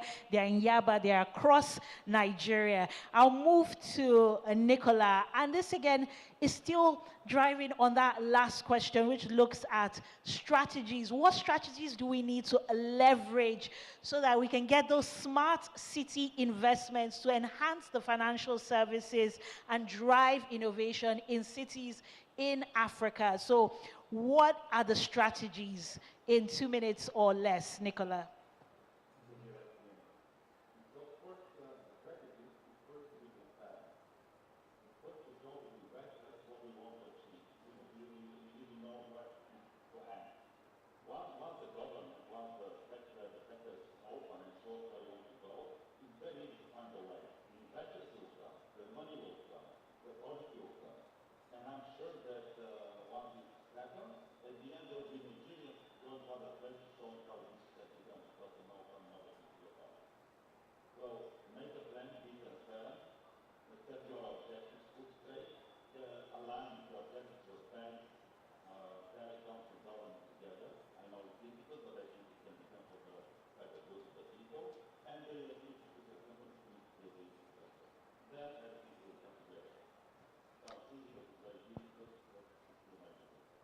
Thank you. I like how that answer just reinforces this panel's discussion on synergy. As much as we want synergy within the private sector, we still need that synergy with the public sector, all coming together. So I have time for final statements.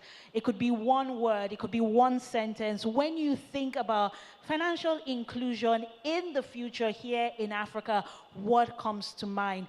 In a sentence or two, we have about 2 minutes. So I'll start again with Anton. Anton? Yes, financial inclusion. Just people connected, just get them connected first. 66% of people not banking, it will be a bit difficult. So when you start getting them back, try to get them included as early as possible in investments. Do not wait. It's a young population. You need to get involved as soon as possible with the goal to start them getting banking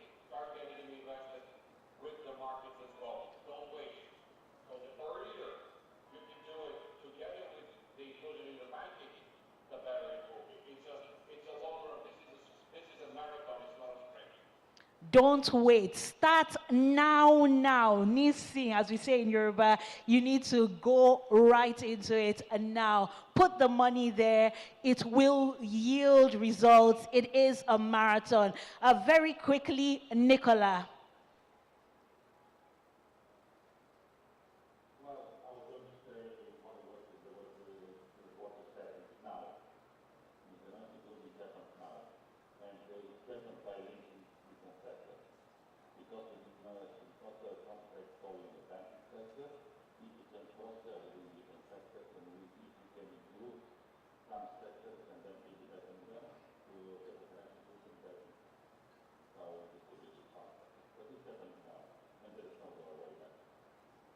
Now is the time. I like how that built on our earlier answer. And I'm going to move to you, Adedamola. In one sentence, one word, Adedamola. Okay, so I think it's just to say the opportunity is huge because when we focus on the problem, we flip it also. It's also a key market opportunity, and we just need to continue to invest, and we need to continue to collaborate to ensure that we can continue to advance financial inclusion from one country to the other and across the entire African continent. Thank you very much. And very quickly, Dr. Olowo Boroku.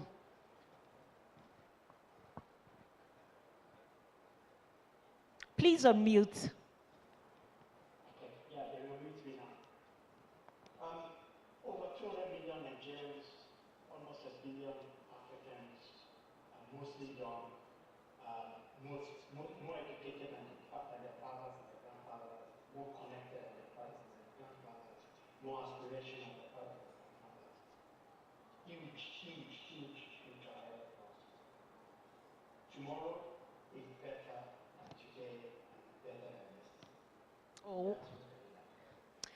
Thank you for that positive conclusion. Indeed, tomorrow is better than today, but we must start today to make those investments because the market is huge. The potential is huge. We have the population. We have cases where this has worked. Financial inclusion is possible, but won't happen without that synergy, without that collaboration across the value chain. My name is Isabella Adediji, and it's been my absolute pleasure being the moderator of this very insightful, informative, and engaging panel discussion. A big thank you to all our panelists, a warm round of applause for them, and a big thank you to the audience for being so engaging.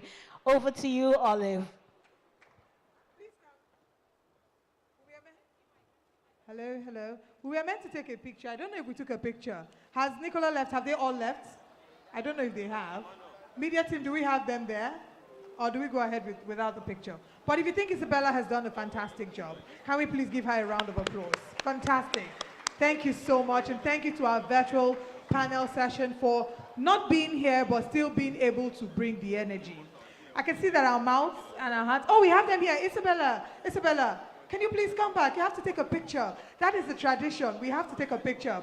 So I'm going to ask all four of you to please look at the camera. Isabella is going to stand beside you and give us your brightest smile.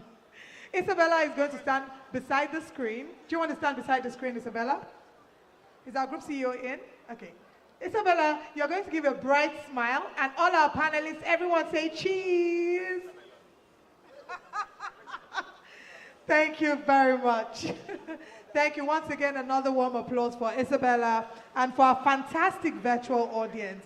Very insightful suggestions have been made, and like we've been saying, we're hoping that we can look at these ideas and not just let it stop at talking, but find ways to ensure that we implement these ideas. We have one more panel session before we go officially into launch. But before then, very quickly, we need to talk about empowering the workforce of tomorrow.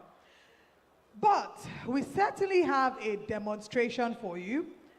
The demonstration is going to be happening behind the hall, but you don't need to stand up. We're projecting the demonstration for you on screen. So I present to you this short demo by WaveTech. Can we please give a round of applause for WaveTech as they do this demonstration? We'd like you to place your attention on the screen. Yes. Wave Tech, over to you. Hello, thank you so much. Thank you so much. Thank you for inviting for this Texcellence 3.0. I hope everyone enjoyed so far. My name is Sadiq Hassan. I am the General Manager for WaveTech Group. I'm based out of Nairobi, Kenya. The head office is based in Dubai, Dubai Silicon Oasis, and we have around 10 offices, and we're working around 70 countries through our partners worldwide. In Nigeria, we're working with CWG, that we have deployed multiple large-scale solutions. So since morning, we're talking about multiple topics, including the collaboration, digital transformation, innovations, and lastly, the customer experience. So WaveTech is all about the four blend, you can say that. We are the market leader in the customer experience solutions, how to empower the customers to make the journey easy, especially at the banking halls or the telecoms or government offices and all that. So I'll just give you a small brief about the solution that I would like to demonstrate. If you have any questions, you can always come back to us. We are here, and then we can also answer your questions if you have anything regarding that. So thank you for setting up this. So the first point, for example, in a bank or in a large-scale organizations, whenever you go to a banking halls, you're supposed to fill out an e-slips or like physical slips, you can say that. So what we come up with a solution in such a way that people can basically fill up the e-slips on the WhatsApp. So you basically scans the QR code from the comfort of your, even if you're at the branch or at your place, you can scan the QR code. It basically asks you what are the informations that you would like to have. And then the best part is that you can fill a complete e-form. Now e-form, that will save a lot of time. There's no paperwork that you have to do, especially in the banking halls. And the complete journey will be very digitized in terms of that. That is, it will definitely help in terms of making the journey and the user perspective more user-friendly. And also at the same time, you are going to reduce the waiting time and improve the efficiency. And that is the key element in terms of any organization, how to reduce the waiting time of our customers to make the journey more user-friendly and make it more easy in terms of that.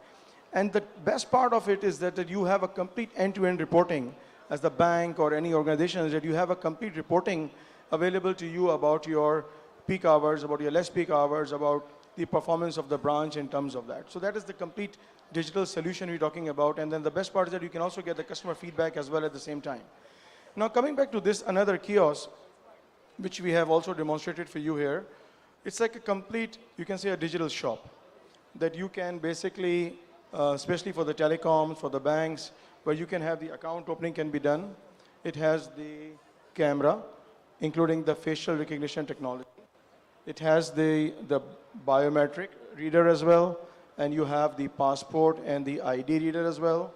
And then you have the barcode, you have a cash in, cash out, and then you also have a receipt printer or a card dispenser or a SIM dispenser. So let me just demonstrate for you a flow for a SIM replacement, for example. So once you come here, you can select it. You select the menu, for example, pay bill, and this can be customized based on the requirement that what you have. Let's say replace the SIM card, okay? It asks you to please enter your passport or the ID. Let me see your ID, for example, just to show that. All right, so when you place that, it basically reads out the information to you. Then it asks you for your biometric verification as well. So let's say if the organization already have a biometric verification. So the best part is that you can even do this KYC very quickly and make the onboarding journey very thing. I was reading out the article in the morning regarding Nigeria. Has more than 150 million SIM cards already in the market. So you can imagine how important is the journey, especially for the telecoms, and even for other organizations as well, that how to minimize the waiting time and how to make the journey very user-friendly. This can be worked 24/7. This can basically work out the complete end-to-end journey. So let's say I select the service, and you have the select your number. Okay, it popped me up. It asked me to verify. I want the eSIM card, for example, and I want to replace the SIM card. Okay, and it's asked me, my email is already picked up, and I can pay by cash or I can pay by card. And I can, for example, I have a swipe card, or I can just swipe it. This processing, and I get my eSIM card immediately to my account within a second. So this is a complete journey in the end of the day that people can make it very user-friendly in terms of that. And then you can also give the customer feedback after the job is done. So the complete process will minimize less than 2 minutes, but at the same time, if you come back and go in the shop in terms of that and you go and verify your things and all that, you have to wait for a long time. So the idea is that how you can make the user journey more friendly, how you can make the customers more interactive, and how to make it get the best benefit out of that in terms of that. So starting from the e-forms, starting from the WhatsApp ticketing, where people can go and everybody has a WhatsApp, right? And people are very user-friendly in terms of that. So people can utilize the WhatsApp ticketing. The mobile application is also available in the end of the day. And then you have a complete end-to-end journey that you can create and map. You can even track your own position as well. And then the business and the owners or the banks or telecoms, they have the complete data about the reporting and analytic tool as well. And at the same time, you have the complete. For example, this one, you want to continue, press no, for example. I can go back here. Just to show you that, again, I want to scan my ID. Okay. And I can scan my biometric fingerprint as well. It picks my data just to verify that I am the Mr. XYZ. You can pay as you go. Okay. Select the number that I have. I can have an eSIM, replace the SIM card. It picks my details, pay, I pay by card, and that's it. And you have your eSIM is actually print out, and you can give the customer feedback as well about the experience. So in the end of the day, we all need the feedback. The feedback is very, very important for any organizations to ensure that how they are performing. Are they performing good, bad, poor? If there is any suggestion you have, you can all get it very quickly from the fingertips in terms of that. So starting from the banking solutions to the telecom, you can have the complete end-to-end journey can be mapped very easily in terms of that. If you have any questions, we are here to answer all your questions. Hope you enjoy the rest of the day, and we thank you one more time for giving the opportunity. Thank you very much.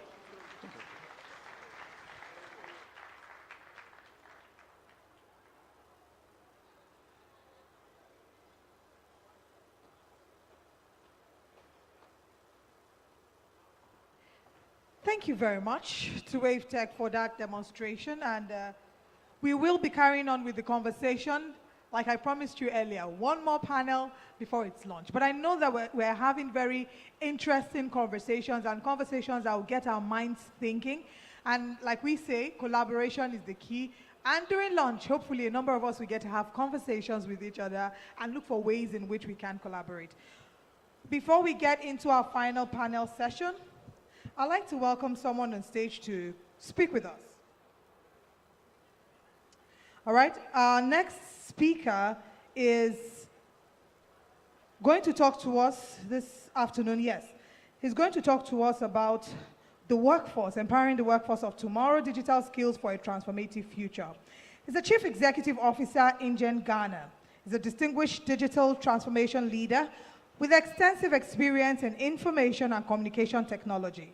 As President of Technology Information Confederation Africa, Telecom Africa, he empowers the African tech community through conferences, research and development, education and networking events, significantly contributing to the region's sustainable development goals. He's been instrumental in shaping Ghana's digital landscape, and as the CEO of InGen, he supports businesses with IT resource, planning, and talent management across major IT domains. His expertise includes IT outsourcing, strategic human resource planning, and digital skills. He holds key positions in esteemed organizations. And as the Executive Director of the Institute of ICT Professionals Ghana, his leadership and strategic vision have advanced IPGH's goal, promoting excellence and professionalism in the ICT industry. Under his guidance, the Institute has witnessed remarkable growth and recognition for its contributions to Ghana's digital economy. So can I please ask that with a warm applause, I welcome our next speaker. Please put your hands together for the Chief Executive Officer in Ghana, David Gowu. Can we please make the applause a little louder? Thank you very much. Thank you. Wow. That's a long one. Good afternoon. My job is very difficult because I'm standing between you and lunch. So I'm going to make it a bit snappy. I'm happy to be here. I derive a lot of energy in Nigeria because 19 years ago, I first came to this country as a young engineer. I came in and the company I was working for actually packaged me as a consultant. So I came in as a consultant where the people that work on V-Mobile, now it's what? It's Airtel, and MTN and other networks.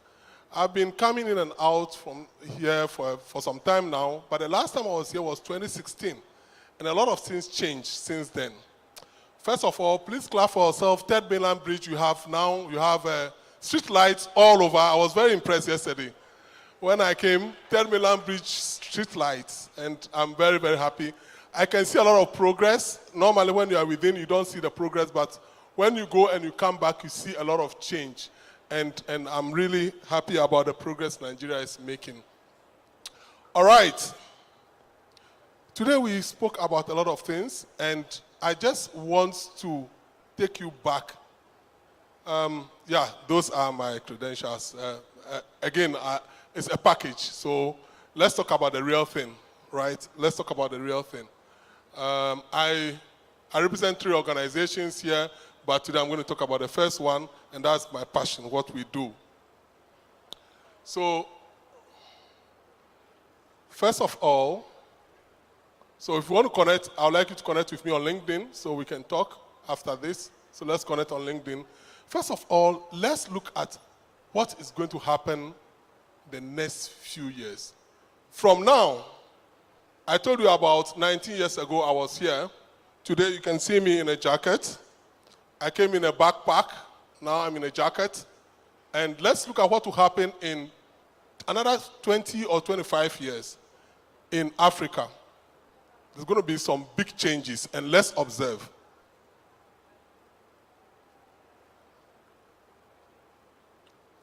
What will happen? What is the most valuable thing that will happen in 2050? What will that thing be? Will it be gold? Will it be oil? Will it be cocoa? My country produces a lot of cocoa. Or will it be yam? I didn't see amala on the list. Or will it be yam? What would that thing be? What would that big thing be? It will be the youthful population of this continent. That is going to be our biggest asset. This is going to be the biggest thing because we are now 1.5 billion people, and out of every 5 Africans you see, 1 is a Nigerian. So 1/5 of Africans live here in this country. So this is going to be the epicenter of whatever will happen in the next 20, 25 years. By 2050, we're going to see the population of Africa grow by another 1 billion. The world will be 10 billion. We are currently 8 billion. And another thing I want you to see is that we will be the home of 25% of the world workforce. So the conversation now is not just about Nigeria anymore. The conversation is global. What is going to happen across the world? And we talked about a lot of things. We talked about, jobs. We talked about AI. People are scared about their jobs. But let's look at what is going to happen. Now, look at this. This is the current state. This is the current state. The world around us. Africa is young. Europe is getting old. And they will still live long, and they will need people to work.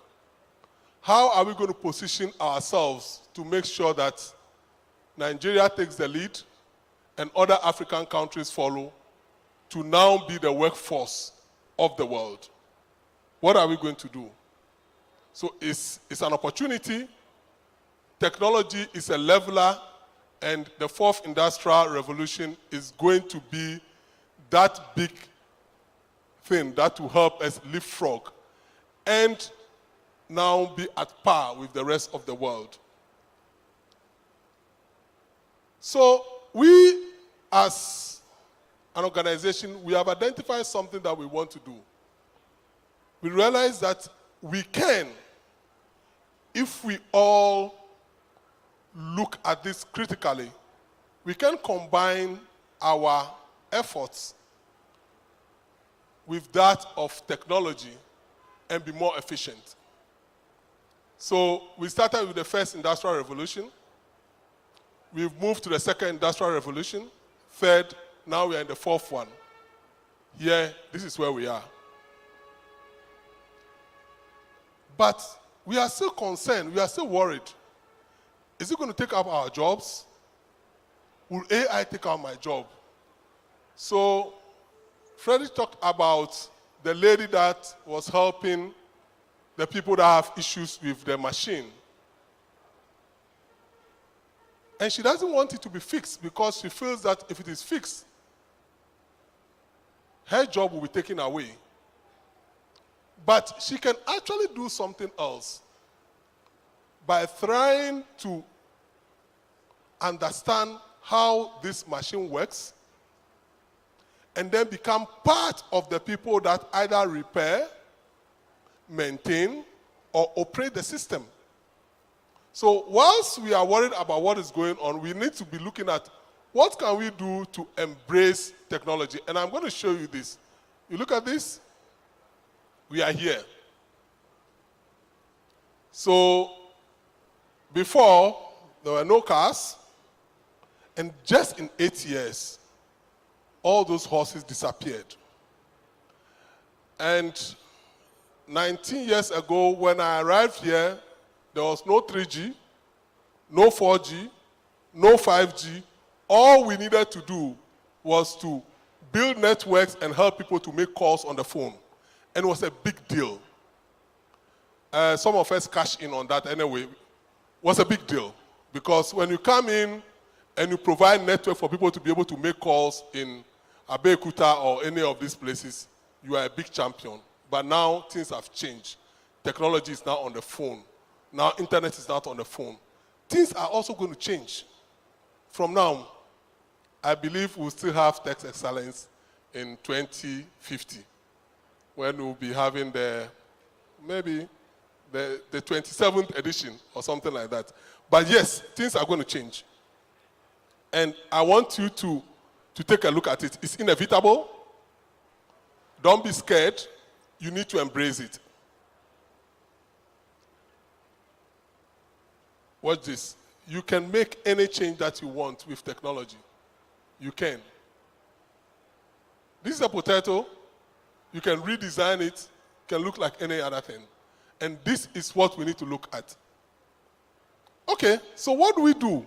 We have observed that, yes, AI is here, fourth industrial revolution. Should we be scared? No. We can actually combine technology and human beings, and we can become friends, and we can be able to help businesses. And we can also stay here and support businesses all over the world. And that is our mission. People don't necessarily have to relocate or move from their places to be able to work comfortably from their homes. And that is the next thing that's going to happen. Workforce will now be anywhere, operating from anywhere, under very strict regulation, but still be able to deliver services.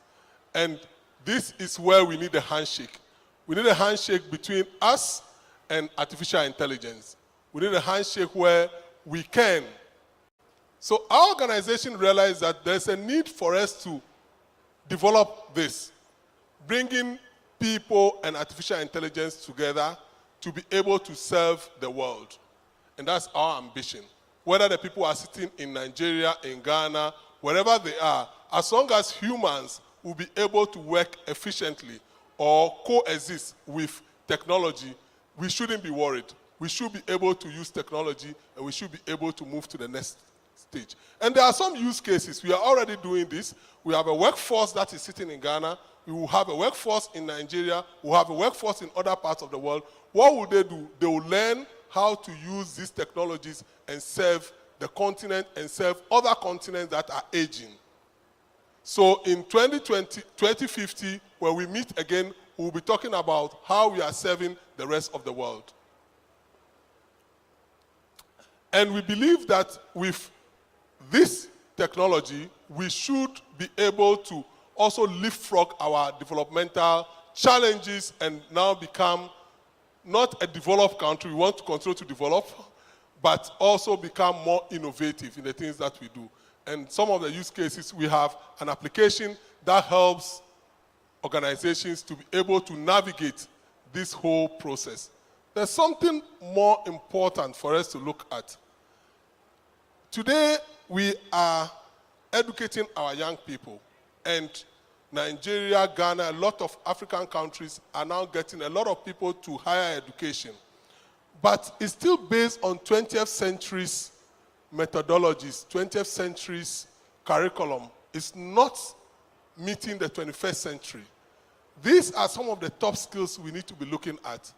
We need to be looking at skills that helps people to think critically, look at problems and find solutions, and communication.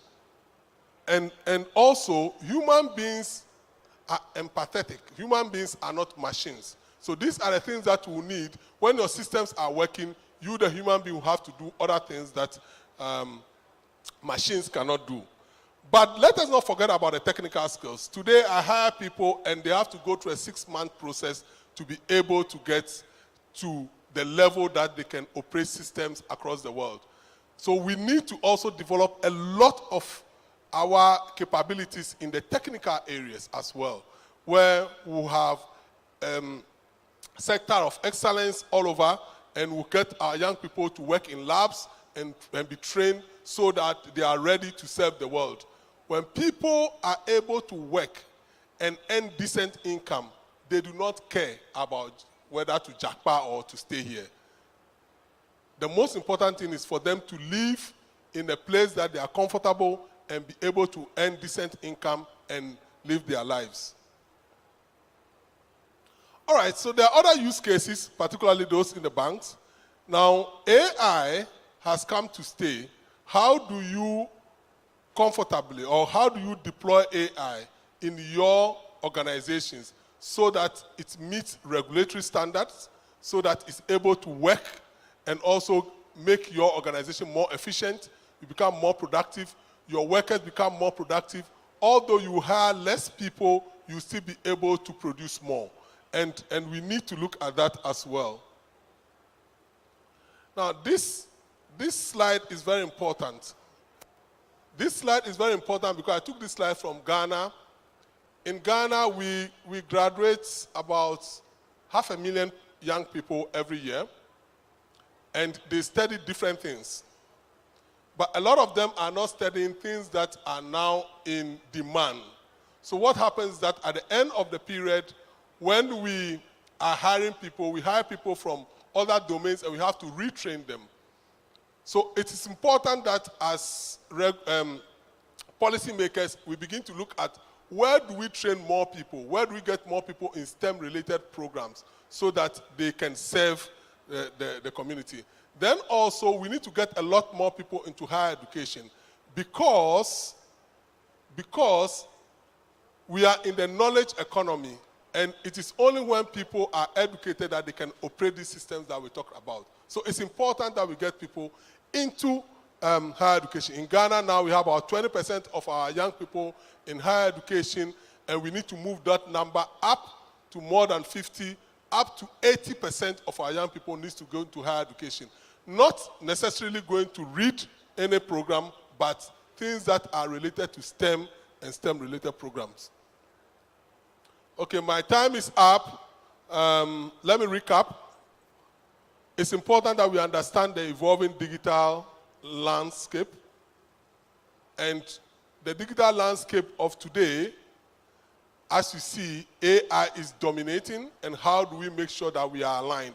Not be scared, embrace it, and learn new things. We need to explore collaborative approaches, work with government. I like the presentation from the government agency. Work with government agency, prepare the workforce for tomorrow. And to prepare the workforce for tomorrow, we need to work with government agencies. Then, of course, we need to promote inclusivity, starting with women, people with disability. Technology is a leveler. Technology can help people who are, that we consider not having the capability to work, but can still work because there's assistive technologies that can help them to do that. All right, so our organization is transforming to become a fourth industrial revolution organization, and we are focusing on AI and humans, how to bring AIs and humans to work and be able to support businesses across the world. Thank you very much. Connect with me on LinkedIn, and let's talk. Thank you.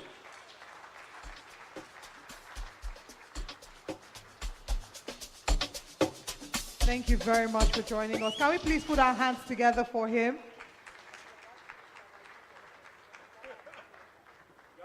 Rice. Can I ask you? I was just asking him that I should have asked him which jollof rice is better so we know what to do. Ghana or Nigeria? Ghana. Can you people hear this abomination?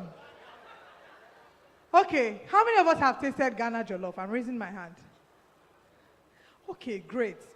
All of us are, okay, let me not assume. How many of us have tasted Nigerian jollof? So how many of us believe that Nigerian jollof is better? How many of us think that Ghana jollof is better? Ha. All in favor of Ghana jollof, say aye. Ah, your eye is not eye, sorry. That Nigeria has with Ghana. They're like our cousins, our junior cousins. And somehow, we are always bantering each other, especially on social media. Ghana will say A, Nigeria will say B. We will always attack each other, tackle each other. But the most beautiful thing is, another party should not come and put mouth inside this quarrel. Because it's just like your family members, you fight with your sibling. But the moment one neighbor wants to come and involve themselves, like who asked you? Who invited you into family quarrel? So Ghana would always be our siblings. Please, a round of applause for our Ghana brothers who have come to join us. I would have loved to come, but lately the price fair is not really looking like it. It's not really looking like it. So we, of course, want to have our next panel session. We're going to be merging two panel sessions together, right? And this is our final panel session, two conversations that we're going to have. The first one, we're going to be looking at leading financial institutions into the future, looking at embracing innovation, you know, and we're also going to look at how we can foster collaboration. And this time around, I know there's been a lot of talk, so maybe I'll take the talk away from the stage and come into the audience. And who knows, we might have gifts for our audience. Just basically, before I come to your table, look for a representative on your table. And the conversation we're having will be your key takeaway from today. What are the key things that have stood out for you? I'll come to the table that has the most beautiful faces.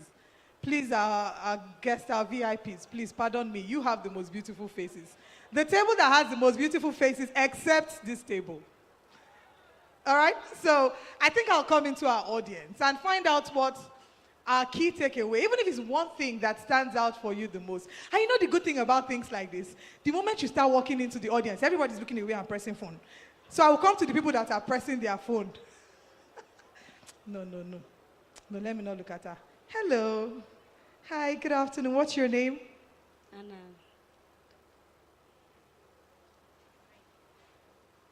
Hello, what's your name? Anna. Anna. So talk to us about what the key thing that you've taken away from today is. Okay.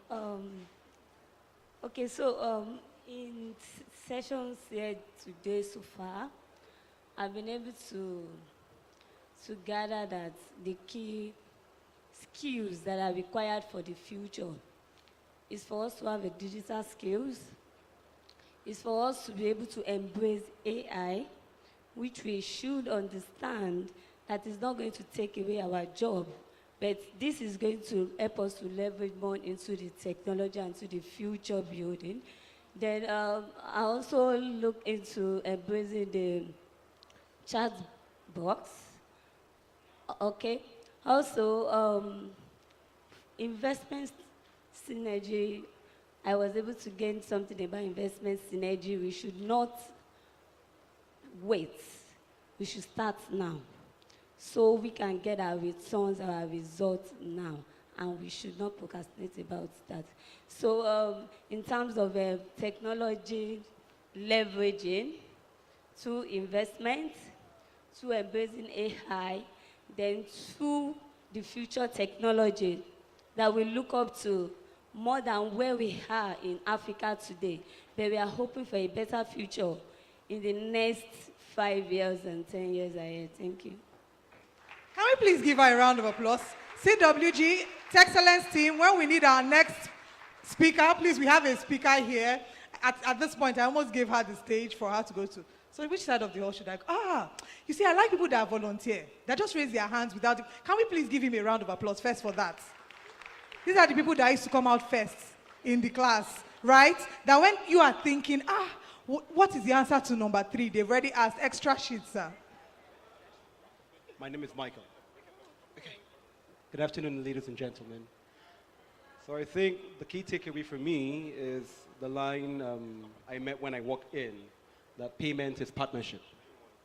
So everything that has been discussed here today, if it does not end with an exchange of handshake, I pay you and I receive a service, then I think we still need to go back to the board to rework whatever we're doing. Thank you.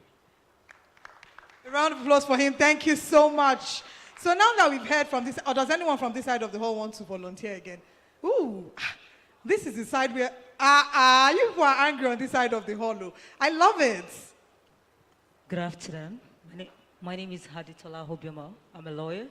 I think, yes, I think my takeaway is actually about the mindset in terms of, it's not something we hear often. When the second speaker, Mr. Frederick, says something about Nigeria should have the mindset of a developing country because it makes us more curious. And when we're curious, we're able to create. And the MTN CEO, Managing Director, says something about humility actually inspiring curiosity. So I really like that because that mindset keeps us going instead of feeling like we're done. So we have the opportunity to actually solve problems. So we shouldn't see our problems as an issue, but actually an avenue to actually grow and evolve and bring about solutions. So we are actually lucky as Nigerians. Thank you. Please, where can I drop the offering? I don't mean to brag, but lawyers are a different, I know we're in the tech space, but lawyers are a different breed. All the lawyers in the house, please put your hands together for yourselves. You've just made us proud. Thank you. Okay, there's one more person at the back before we move to the other end of the hall.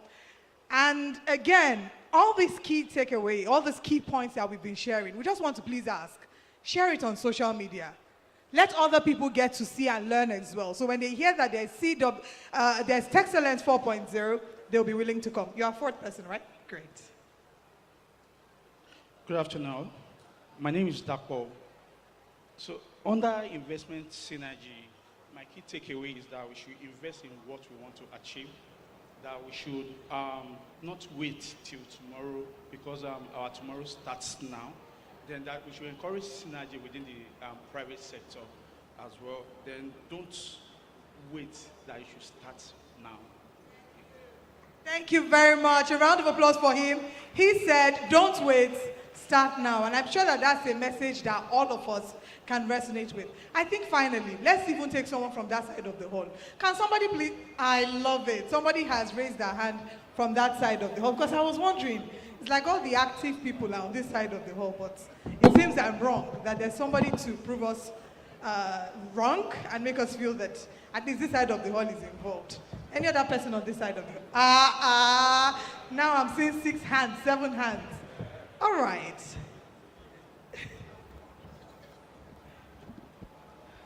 Okay, good afternoon all. Okay. Good afternoon all. My name is Yahya Umar Fadawa. I am from Ahmadu Bello University, Zaria. Actually, one of the takeaway in this conference is from what CEO of MTN have said about the economy for the contribution of the digital economy to the $1 trillion of Nigeria, and that one of the CEO of Strata said they have already revealed so many things that we have jotted down regarding the start of the Fintech and what the last man have said about artificial intelligence. He said that we should not scare about it, we have to embrace it. That is really, really remarkable, and as a youth, I want to thumb off on what they have done all, and I say thank you to all of them. A round of applause for him. Did I hear you correctly when you said you're from Ahmadu Bello University? How many of us saw the ranking recently for the top 20 universities in Nigeria? You did? Ahmadu Bello University came out second on that list. So once again, a round of applause for him and for the university.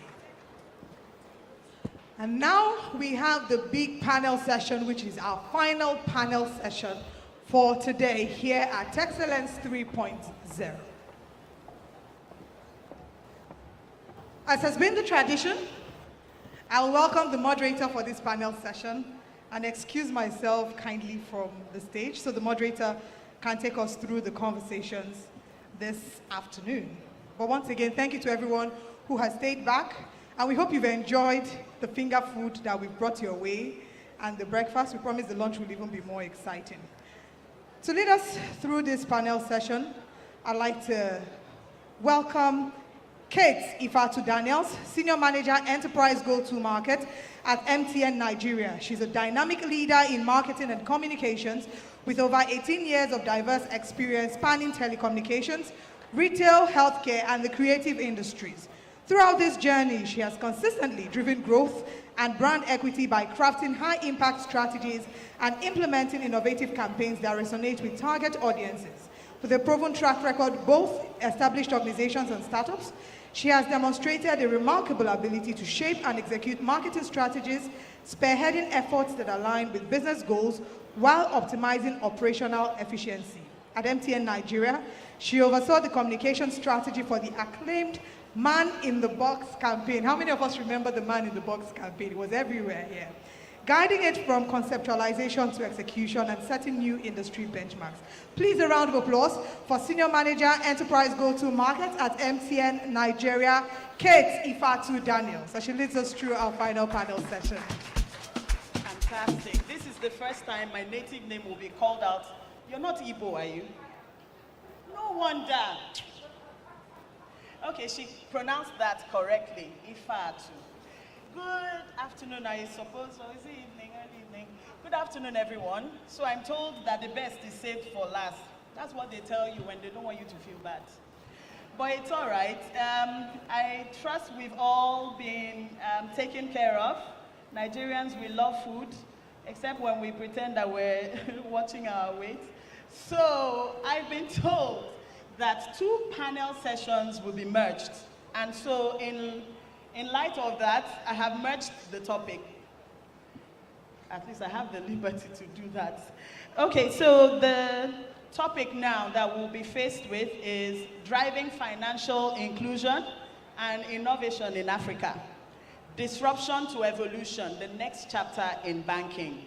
When I was giving this topic, I was pretty excited because working with MTN, there's a fine line between telco and finance. And so my curiosity was awakened. So to join me on this panel, I have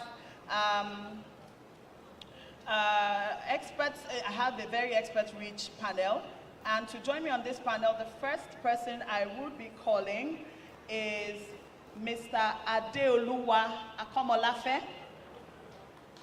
A round of applause, please. Mr. Adeoluwa Akomolafe is the Chief Information Officer at Wema Bank PLC, with over 20 years of expertise in IT, security, and information security. Adeoluwa is a visionary leader, passionate about delivering innovative and effective technology solutions that drive business growth while ensuring data protection. With a strong background in IT management, cybersecurity, and risk consulting, in his role at Wema Bank, Adeoluwa has led the bank's digital transformation, overseeing the modernization of its IT infrastructure, systems, and services. His strategic initiatives have significantly enhanced customer experience, operational efficiency, and security. Beyond his work at Wema Bank, Adeoluwa contributes to the Forbes Technology Council, offering his expertise to a global community of senior-level technology executives. Another round of applause, please, Mr. Adeoluwa. Thank you. Next up on this panel, I will be calling on Dr. Alvan Ikoku. Dr. Alvan Ikoku. Okay. So Dr. Alvan Ikoku is NIMC's Head of Strategy and Programs Office, a public servant par excellence. He also serves as the focal person and coordinator of the Commission's strategic collaborations on harmonization and integration with ministries, departments, and agencies. Dr. Alvan received a BSO in Banking and Finance from the University of Nigeria. He also holds an MBA in Management from the same institution and an MNC in Political Economy and Development Studies from the University of Abuja. A problem solver and strategic thinker with a knack for results, he has a wealth of experience from the private and public sector where he has traversed for over 2.5 decades. Dr. Alvan will serve as a panelist in place of the DG CEO NIMC on the Executive Director Conversation panel. A round of applause for Dr. Alvan, please. Okay, next off, I call on the past speaker, Mr. David Gowu. Mr. David, is he still with us? The man that believes Ghanaian jollof is better than Nigerian jollof. Mr. David Gowu is a distinguished digital transformation leader with extensive experience in information and communication technology. As president of Technology Information Confederation Africa, TICON Africa, David empowers the African tech community through conferences, research and development, education, and networking events, significantly contributing to the region's sustainable development goals. He has been instrumental in shaping Ghana's digital landscape, and as the CEO of InGen, he supports businesses with IT resource planning and talent management across major IT domains. Under his guidance, the Institute has witnessed remarkable growth and recognition for its contributions to Ghana's digital transformation. Mr. Gowu, everybody. All right, next up, I call on Mr. Adewale Salami. Mr. Adewale Salami, please.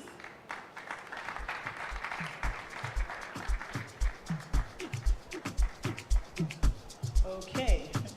So Mr. Adewale Salami serves as the Chief Information Officer at First Bank, bringing over 23 years of expertise in IT infrastructure and program management. His role encompasses overseeing IT operations and infrastructure management, ensuring technology aligns with business objectives. Previously, he led retail banking operations across southern and eastern Nigeria, focusing on enhancing customer service through process automation and analytics. A recognized leader, Adewale has received several awards, including the CIO of the Year in 2021, highlighting his commitment to innovation in the BFSI sector. Mr. Adewale, please, everybody. So, pardon me, did I leave this caveat before I started? It's a long panel, so please bear with me. So I've got Dr. Peter Adewale Obadare up next. Mr. Peter Adewale Obadare. Can I have apologies, Dr. Peter Adewale Obadare. Can I have Dr. Peter Adewale Obadare, please? Yes, please. So Dr. Adewale is arguably the most credentialed Pan-African digital trust leader, cybersecurity strategist, GRC thought leader, and global technopreneur. He's a seasoned multi-award cybersecurity and GRC expert with over 58 international professional certifications to his credit. He's a cybersecurity advisory board member for Lagos State Government, a platinum team member of Open Source Security Testing Methodology Manual, as well as a lifetime member of the Open Worldwide Application Security Project. He's an alumnus of Faith Foundation, and U.S. Department of State Exchange Program.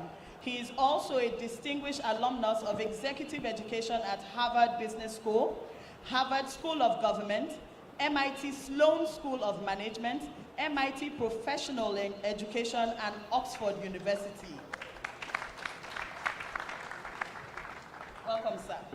All right, so up next we've got Mr. Oluwafiropo. Apologies, I hope I got that name right. Thank you. Toby Ogundare. All right, so Toby serves as the regional sales lead for Red Hat in West Africa and Mauritius, operating from Johannesburg, South Africa. With nearly 2 decades of experience, he has passionately advocated the transformative power of technology in shaping the future of global and enterprise organizations and the economic landscape. His commitment to promote a sustainable technology ecosystem has birthed transformational technology initiatives in several organizations across sub-Saharan Africa. Since joining Red Hat 4 years ago, he has played a pivotal role in reshaping market perception and accepting the adoption of Red Hat's enterprise open source software in West Africa and Mauritius. Mr. Toby, everyone. All right, so up next we have Mr. Olusegun Adeniyi. Mr. Olusegun, please.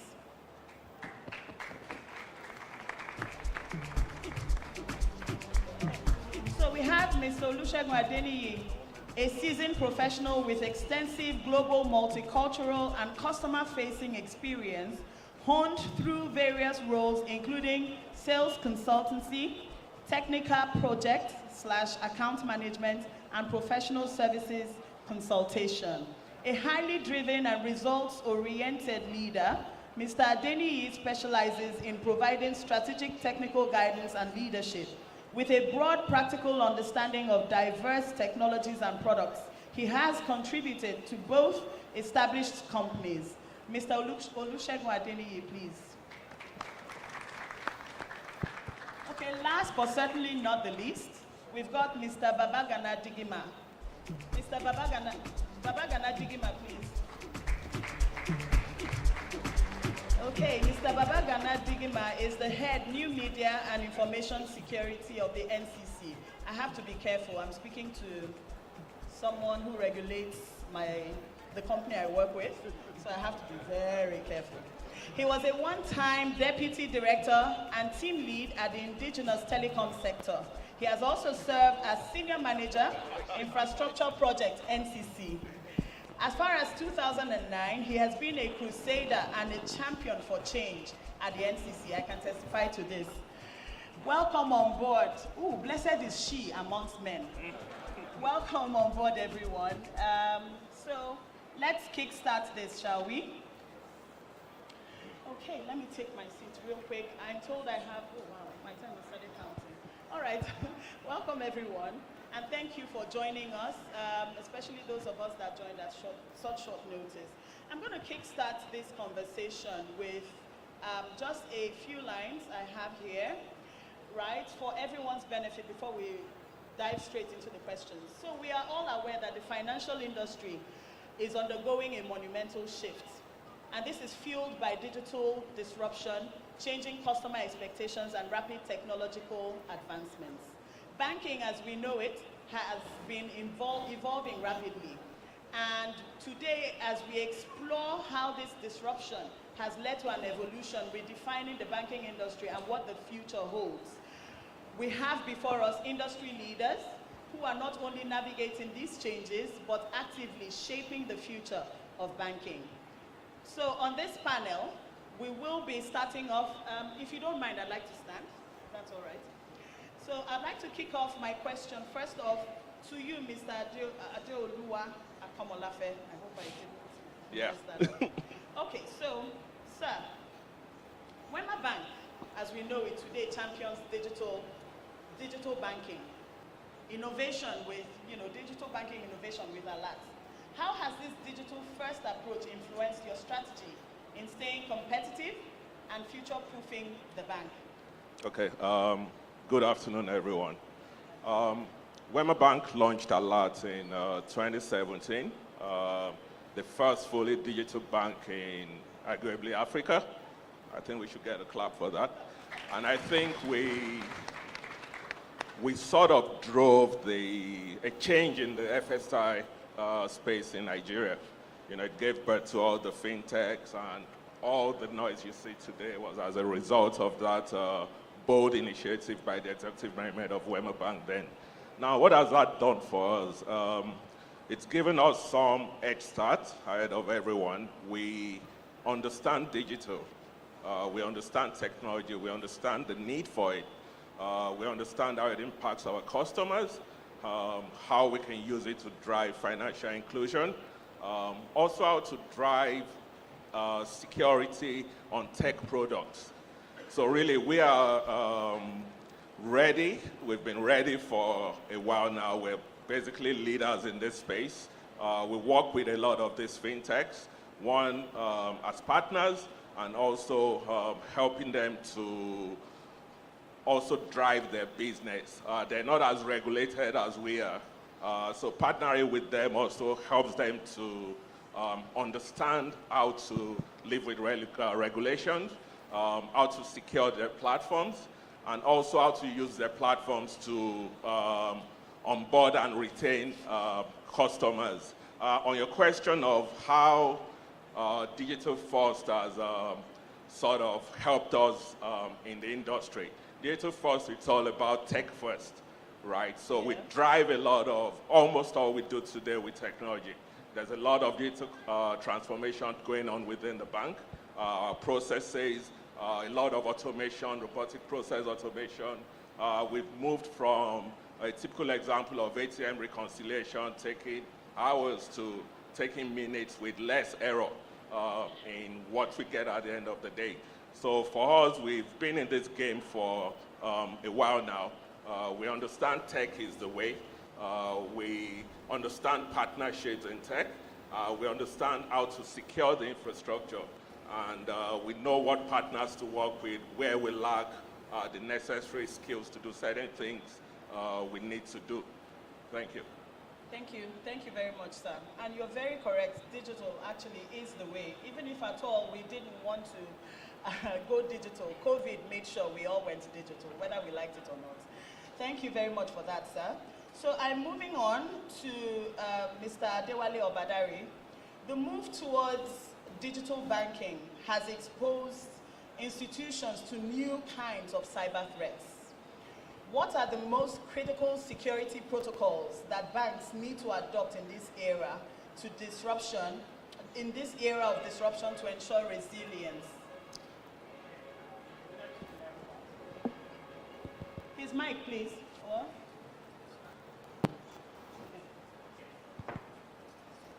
Hello.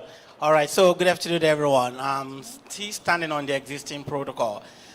Because there's no time, to be honest, it's actually because when we talk about digital disruption, talking about cybersecurity, the protocols and the necessary controls cannot be overemphasized, because if I ask the audience today that if you can tell me the third biggest economy in the world, I'm sure probably you may be thinking, after taking away the US or probably China, maybe what comes to your mind might probably be Russia or Germany.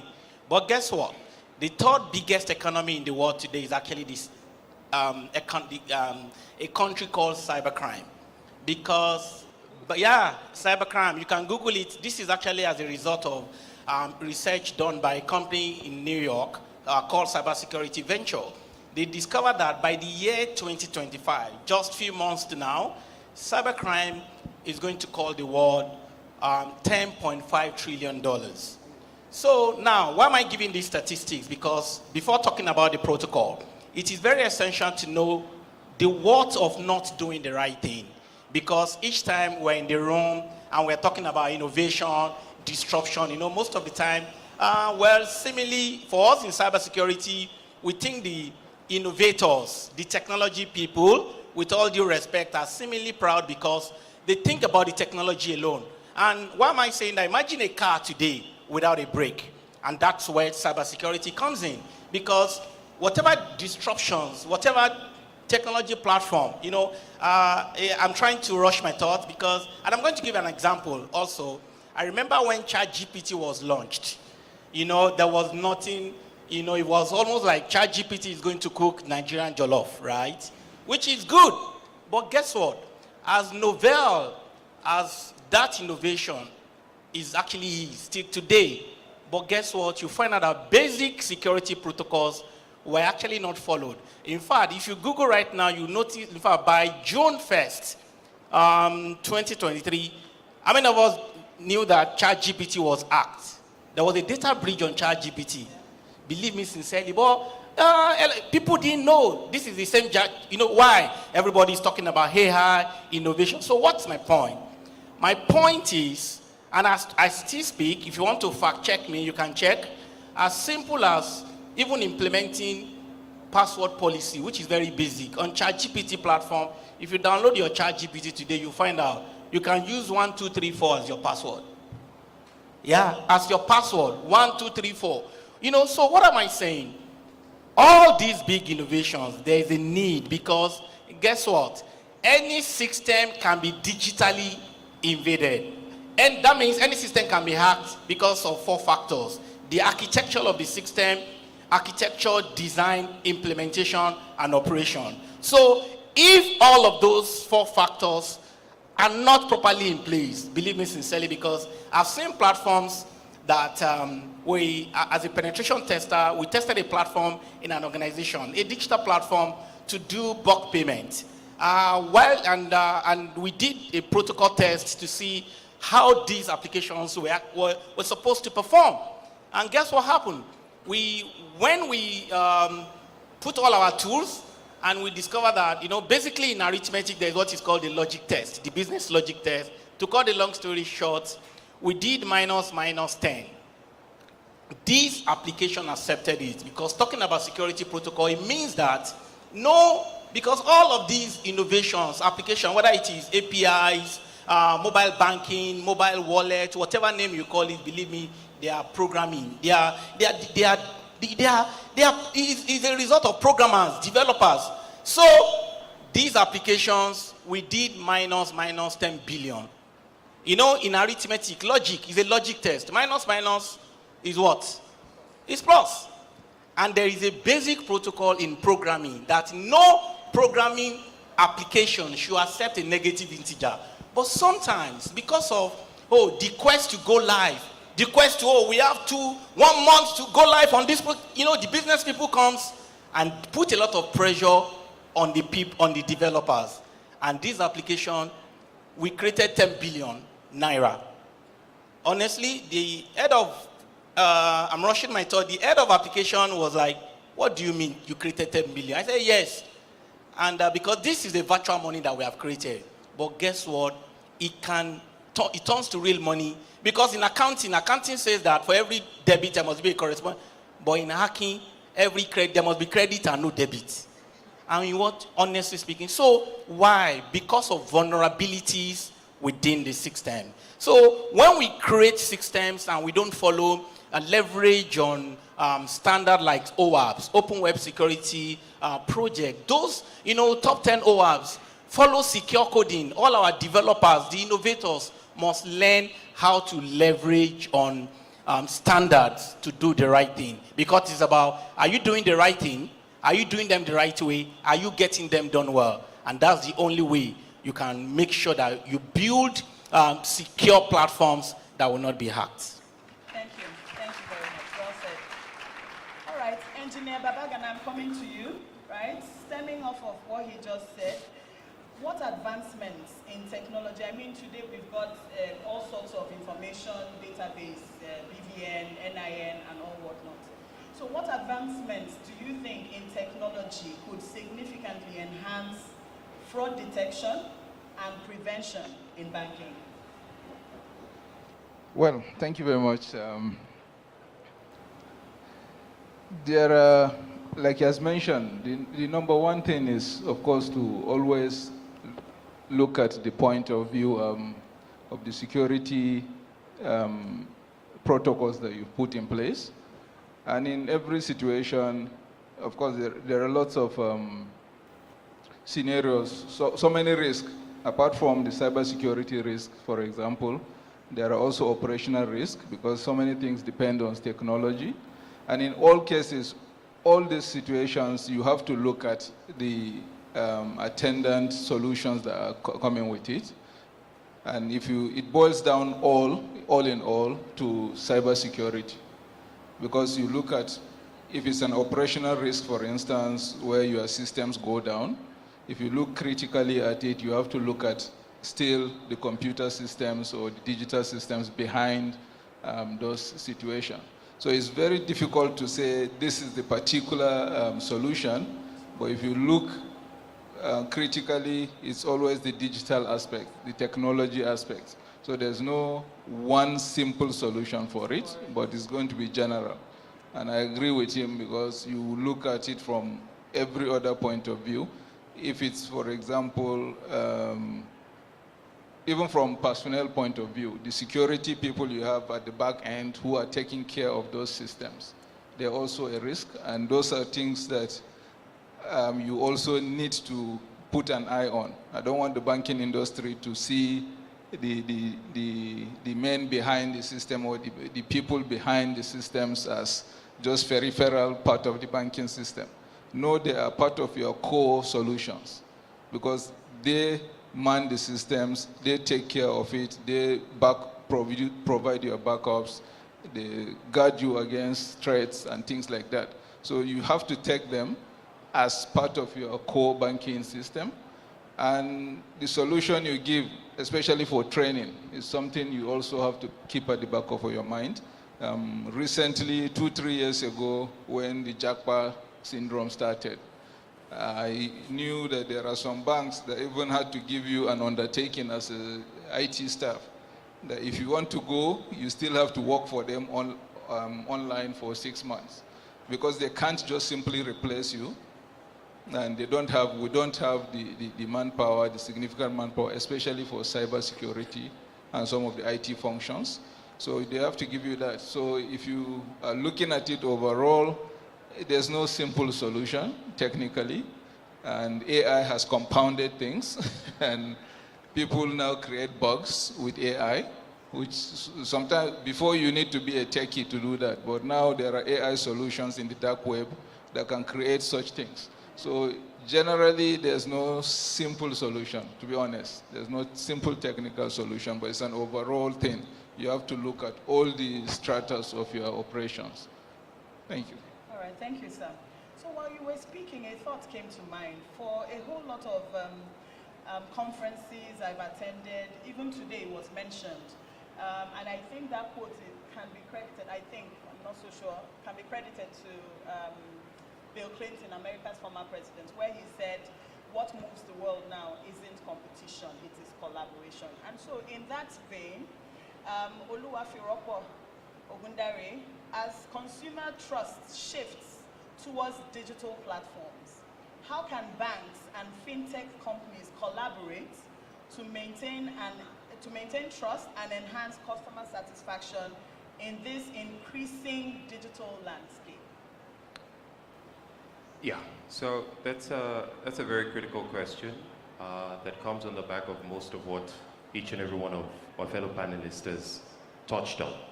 And I think we could start from talking about the role of the banks, the position of the banks. The banks are large, the fintechs are disruptors, they've come in agile, they leverage modern technology amongst others to scale and operate as swiftly as possible. However, they still need to collaborate with the banks to leverage off of the structure of the bank, the global structure, the stability, and the term in which they run in the market. While the commercial banks and all other brick and mortar banks can leverage the agility of the fintechs to improve on their customer delivery, efficiency, and rollout of service amongst others. Now, talking about collaboration, I'd like to touch on one of the topics he laid emphasis to, and security is it. Now, when we look at security, it's the backbone of everything that we do. sharing security standards is very important. And when both banks and the fintechs collaborate, that is something that can strengthen not just only the banking operation, but even the fintech's operation. In that collaboration as well, you can also see both the banks and the fintechs leveraging integration, leveraging APIs, leveraging modern technologies to serve the customers better. Over and beyond that, it also informs both parties, be it the banks or the fintechs, insight into challenges that limit them scaling to deliver efficiently. By leveraging off of those collaborations, they're able to understand and identify areas of improvement to serve their customers better. When we pivot away from that, it also, collaboration amongst them also provides an avenue or a platform where which both the banks and the fintechs can improve upon experimenting. And it is this experimenting that births new service, backed by modern technologies that enables them to deliver service in a more improved and efficient manner to their customers. I love that, absolutely love that. I'm struggling, at this point to see if there's a Nigerian example, of that collaboration between fintechs and the traditional banks. Look, I'd say that collaboration is why we're sitting here. And thanks to CWG for creating that avenue. A round of applause for CWG. In this room, we've got banks across the panel and across the floor. We've got solution builders. We've got fintechs on the floor. We've got accelerators. A forum like this, if I look back at Fintech 2.0, collaboration amongst service providers, among tech startups, among OEMs was one of the biggest topics. And I can see today, I may not be at liberty to mention names, but from this forum, we have seen that collaboration kickstart. Across this panel, we have that collaboration already going. So once again, thank you CWG for creating this forum. Fantastic. It would be good if, just like you said, so this is like an orchestrator platform where we're bringing that ecosystem together. Absolutely. It would also be good, speaking from the regulatory arm, that is, it would also be good if we see that collaboration even across the regulatory bodies for this ecosystem. All right, so Mr. Gowu, on to you. From your perspective, how have fintech innovations disrupted traditional banking practices? What role do fintechs play in shaping the future of banking?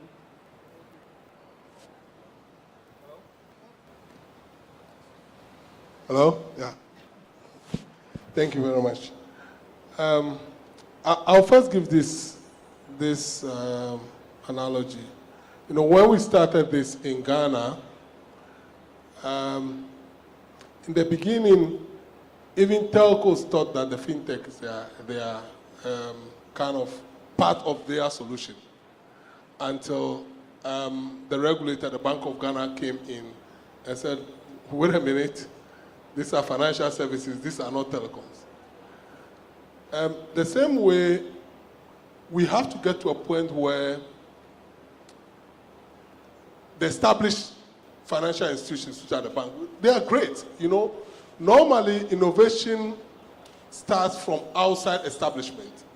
And after that, the establishment and the innovators will have to find a middle ground where innovation now gets in and also helps the establishment to transform.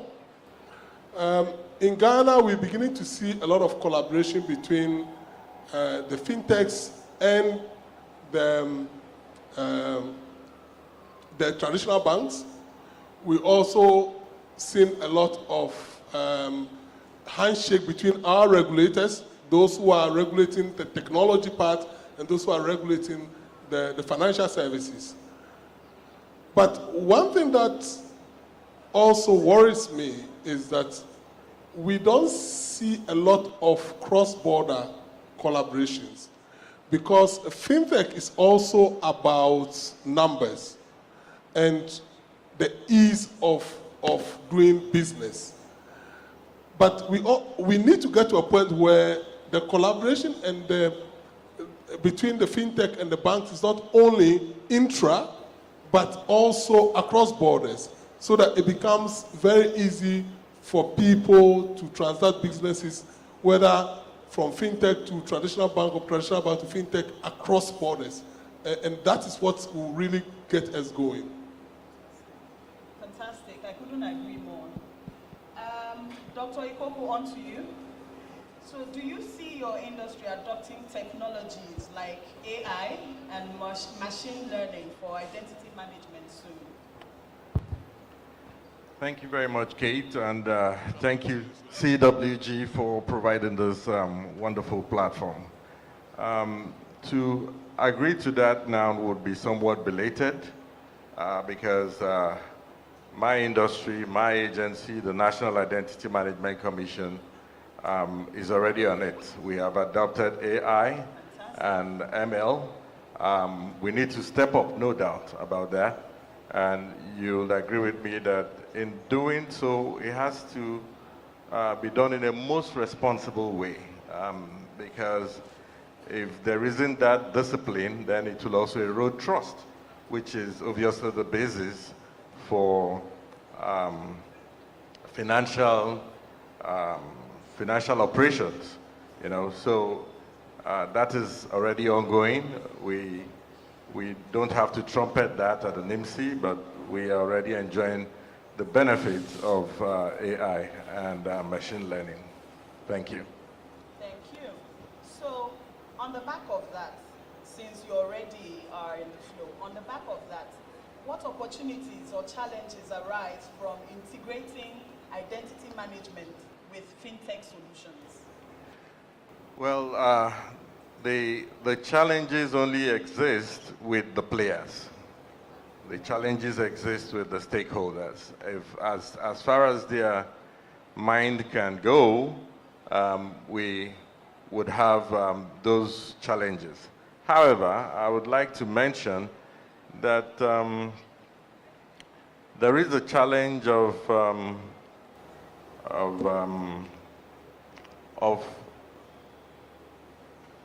trust.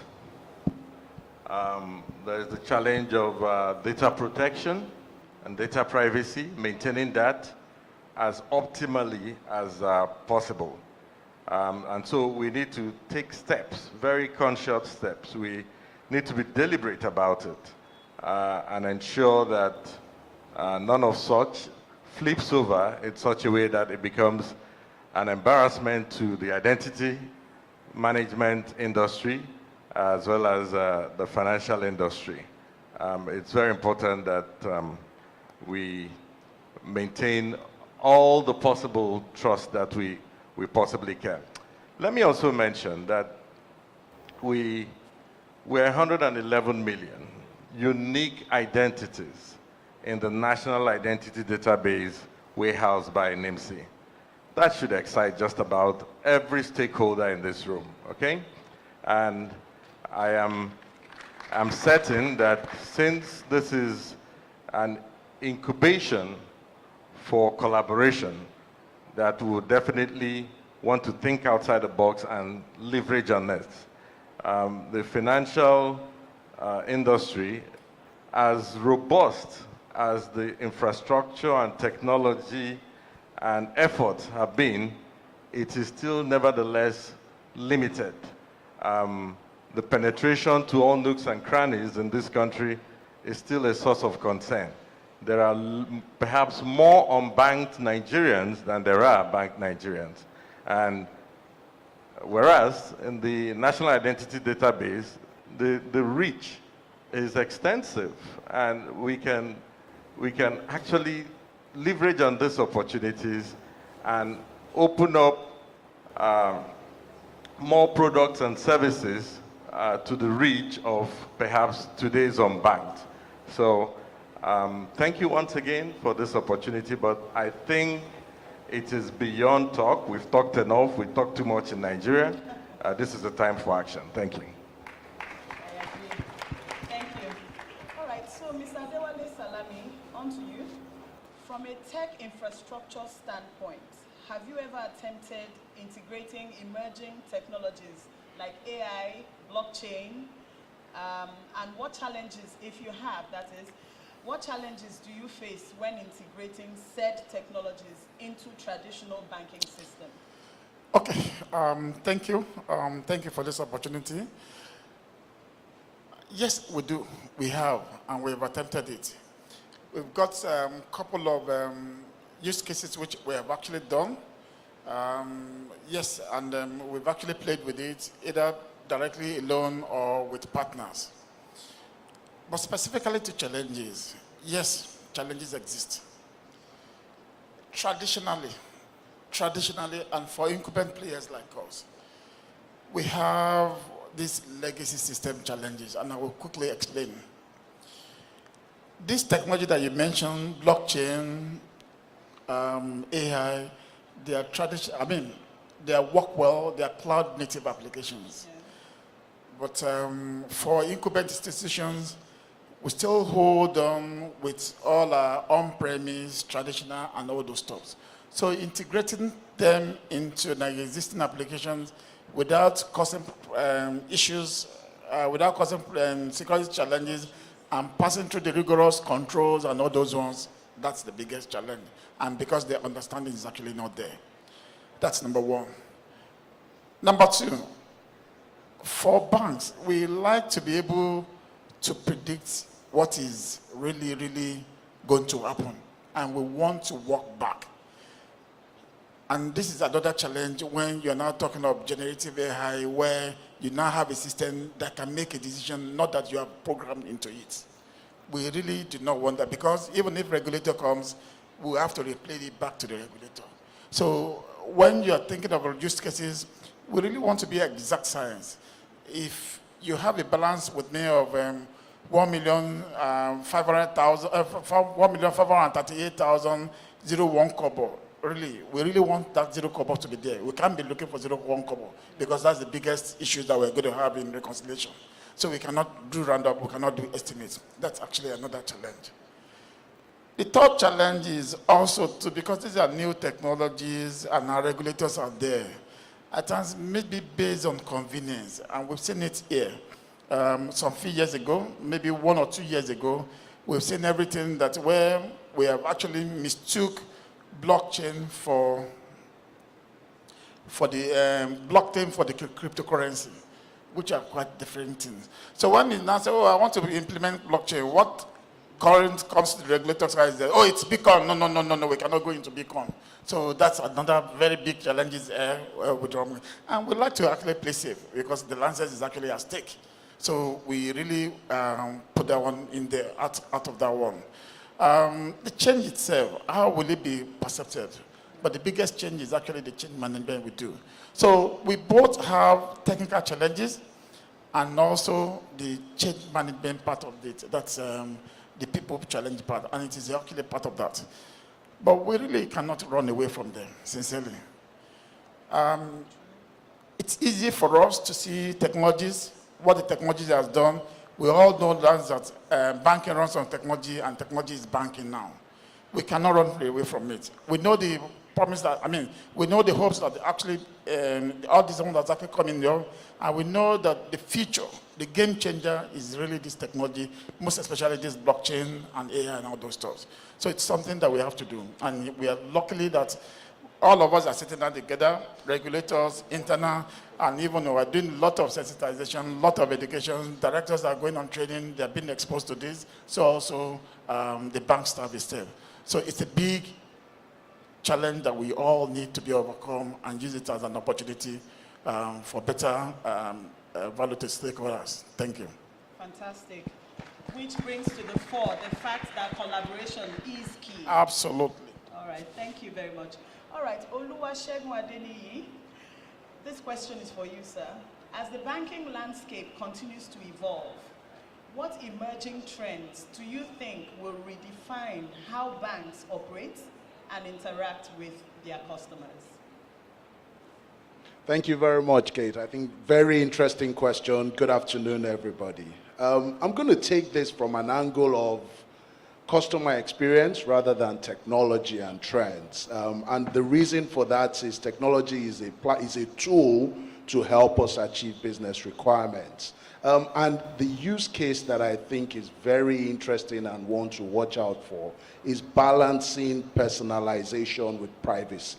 So we talk about AI today, we talk about machine learning, we talk about blockchain as new technologies of the period, but they're to solve problems. The one critical problem area that I see is around personalization, and that's because we're finding that customer requirements are somewhat basic, but also very rich and diverse. So customers are typically now looking for ease of use, convenience, and something that understands them, i.e. the relevance of personalization.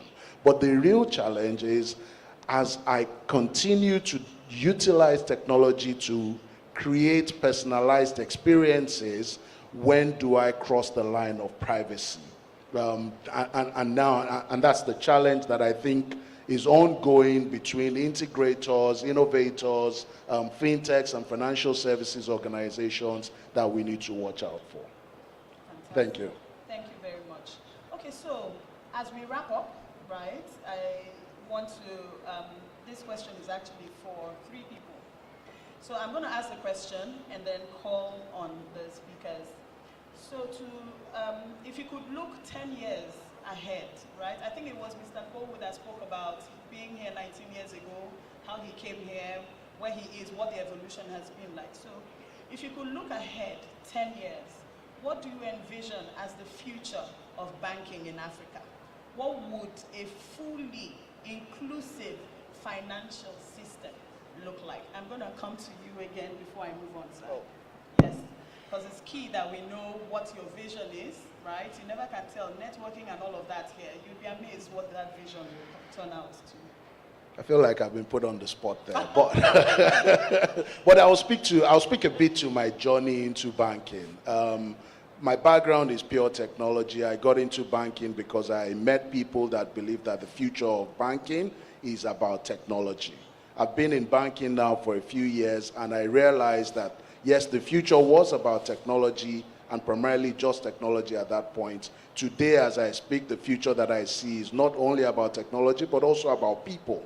I'm speaking to being deliberate to build a culture of innovation and collaboration in the various organizations we work with, fostering a culture that encourages a lot of creativity in people, experimentation as a culture, and allows us all to be diverse in the way that we express ourselves in workplace, and also understanding how customer thinks. So my view is the future expands from technology and focuses, and now is more inclusive towards people and the culture within organizations that we build. And people, for me, in that perspective, speak to your employees and the culture you build within the organization, but also the focus on customers, so customer centricity at that point. I'll pause on that. Thank you. Beautiful. So as a security expert, Mr. Komolafe, could you share your view on that, please?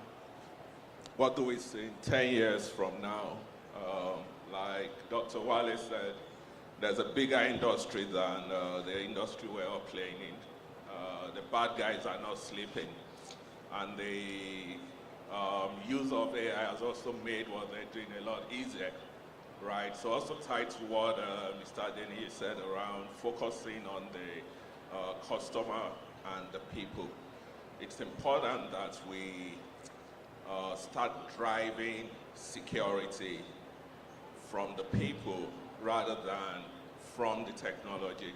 These days we build products, we secure products, but the biggest threat is the guy using the product, right? So for me, there has to be a shift from just building things for people that you probably have not even engaged. We want to make things more nimble, seamless, and all the exciting words you want to use. And we're gradually sucking out the life of ensuring we have products that a customer can use in a secure manner. and still give him that seamless operation. I think we need to, we're going to see a drive more from customers asking more questions and organizations actually listening more and trying to understand exactly what the customer needs, either for AI or ML or whatever. You need your customer to be the one in front. You asked the question the other time about what technology or what AI would do. If you're building an AI solution for fraud monitoring, the data the tool we use is from the customer. So it's important we start sort of shifting and listening to the customers a lot more. And I think we're going to see a lot more of that from the customers, right? This young generation that are growing up now, always asking questions. So in 10 years' time, you see a lot of pushback, a lot of questions from customers telling you exactly what they need rather than what you just drop on your applications for them. Thank you. Thank you. Mr. Go, it will be interesting to hear you, especially seeing that you chronicled yours, but you didn't have enough time, I noticed in your presentation. I'm curious to hear what you see in Africa in 10 years. Thank you. Maybe in 10 years we'll not have mics.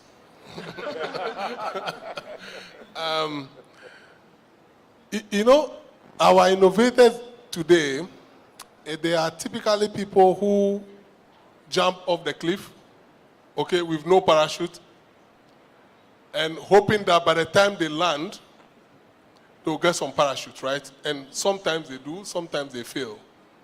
So what we are doing as an organization, for example, is to help innovators with a process.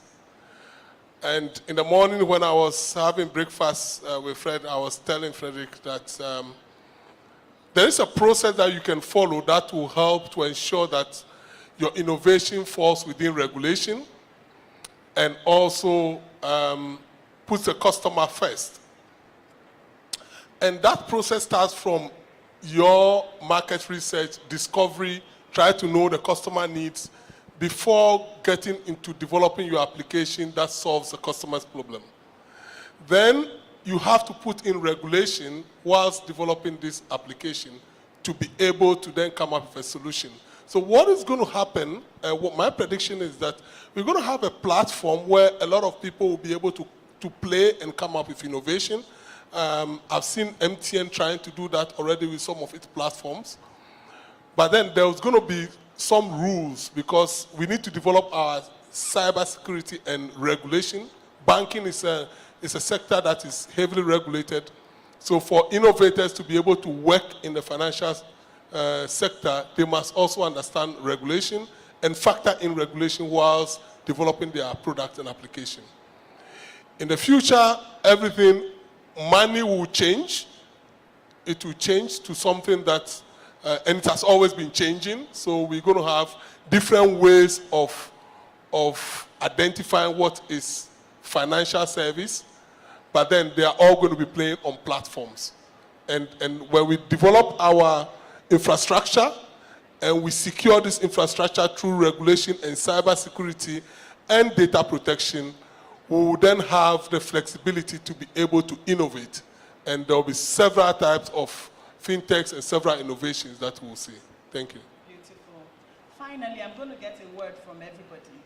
So for the many innovators and entrepreneurs watching today, what advice would you give them on driving meaningful impact in financial inclusion and innovation? So I'm going to take everyone, starting from you, engineer, all the way down. Just one sentence before we call this a wrap. Well, for the innovators, I think my advice is don't give up. That's the basic thing. Because innovation is always coming with challenges. So, and don't just give up. So that's the basic thing I'll call. Thank you. Thank you. For exponential scale, be deliberate about solving problems in a unique manner. Solving problems in a unique manner.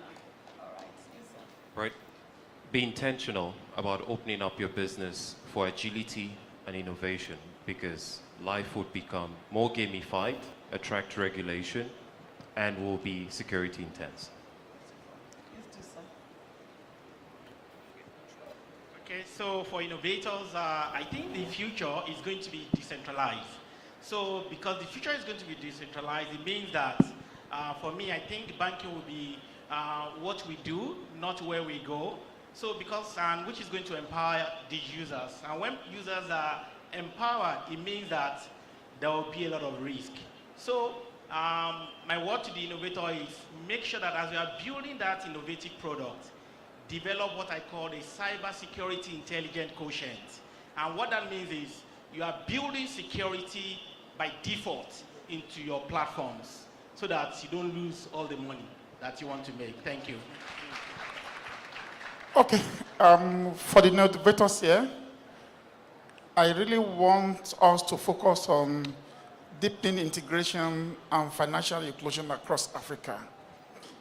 That is a sure way to lift us out of poverty. We've all been talking about cross-border transfers. Let's move away from there to cross-border payments. There's nothing that prevents doctor from not paying for his taxi right with his own Ghanaian cedi, rather than converting it there. We've seen attempts at WAMO, that's West African currency. We've seen attempts at SADC, but we know that there are lots of political barriers, and that political barrier will not solve it. Even the European Union that actually has that European euro currency that cross, we've seen some that are actually dropping. So if government cannot do it, let innovator does it. If I go to Ghana, if I go to Kenya now, I should be able to pay directly from my Naira currency, from a wallet, without necessarily going through the euro or the dollar. That will actually enhance commerce in Africa and make us to be actually be more nimble. Thank you. For innovators, I would say start local, think global at the time of inception. So you start local, but you think global at the time of inception. So you can create already your foundation to go global beyond your borders. Thank you. Well, for me, for the innovators, it's all about the customer. So think about the customer. What do they need? Build what works for them. For the innovator, I would say increase and improve in being consultative. Don't innovate for the fun of it. Don't just try your hands and innovating and getting new products and services. Think about the individual or the client or our country, Nigeria, or Africa as a continent. How do you add immense value? And that can only come if you're consultative enough to understand the entire spectrum, the entire landscape, be it the regulator's point of view, the end user point of view, whatever. So my watchword there will be improving in being consultative. Thank you. Fantastic, fantastic. Thank you, everyone. Thank you, gentlemen. That brings us to the end of this session. It was quite insightful for me because I was also scribbling down some of the things I was hearing the experts say. And as an innovator myself, I was picking some things as well. So this session wasn't just for the audience, it was for me as well. Thank you very, very much. So I suppose that... Thank you very much to our panel, our final panel. Can we please put our hands together for them? As they please rise for a group photograph. I would like to welcome the Group CEO of CWG to join our panelists for a group picture.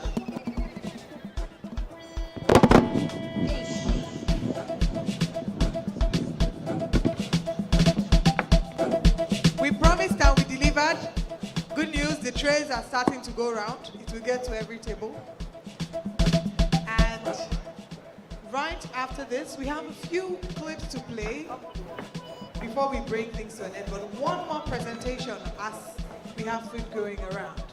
But thank you so much to our panelists, and we hope that this was a very insightful session. We believe it was a very insightful session, and that you can take the notes from here and implement.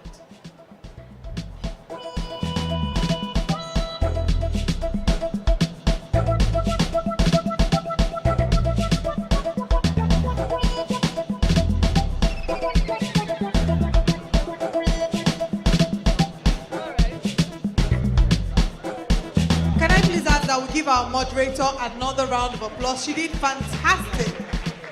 Moderating a two panel sessions of the movers and shakers. She deserves a round of applause. Thank you so much for doing a great job.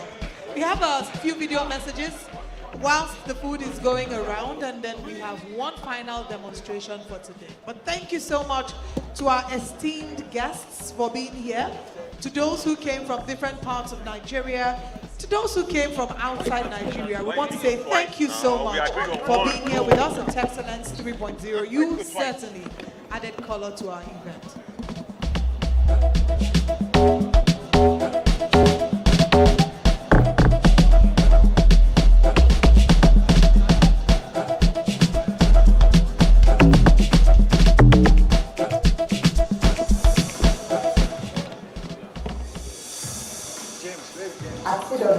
We are ready for a discussion because we know that we're going to go away. I was in an interview some days back and someone asked a similar question and I said we're born ready. We've taken deliberate steps to ensure that we continue to remain relevant within our space. Talent management is one way. We have invested so much within our HR processes and talent management. And investing in a number of fields such as digital literacy, data analytics and interpretation, innovation and creativity, cyber awareness. Every year we train around 1,090 professionals, and that helps us to prepare for the future. We are bringing on board many talented individuals who have entrepreneurship mindset, who are dedicated, who are very flexible, who don't look within the box, outside the box. CWP are ready and prepared to face whatever challenge is revolutionary. We have built effective international demonstrated relationships with help us to prepare for whatever changes that will come. These are top ideas that have been on for 10 years, the pace on which we are now getting into the market for this, and also embracing collaboration and some cooperation initiatives, working with established partners within the ecosystem for a faster market penetration and expansion, especially within the African region. CWP will come 30 years, and I have no doubt in my mind that CWP will continue to take existence for the next 3 decades. We are prepared and we are working. We're building for tomorrow. And our tomorrow is now.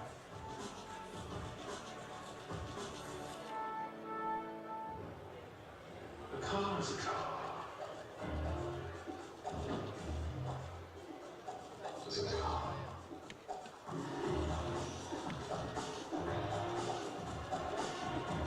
Fine.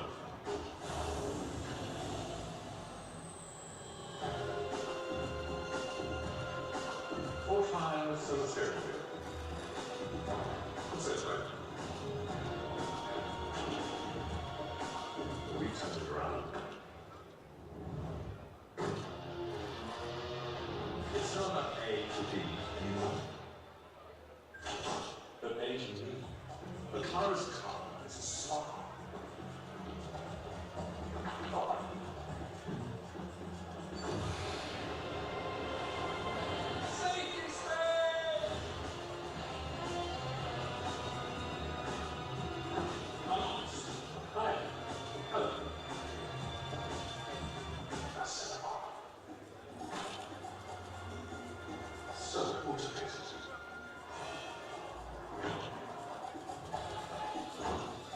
Yes, the definition of a car changes. But one thing stays the same.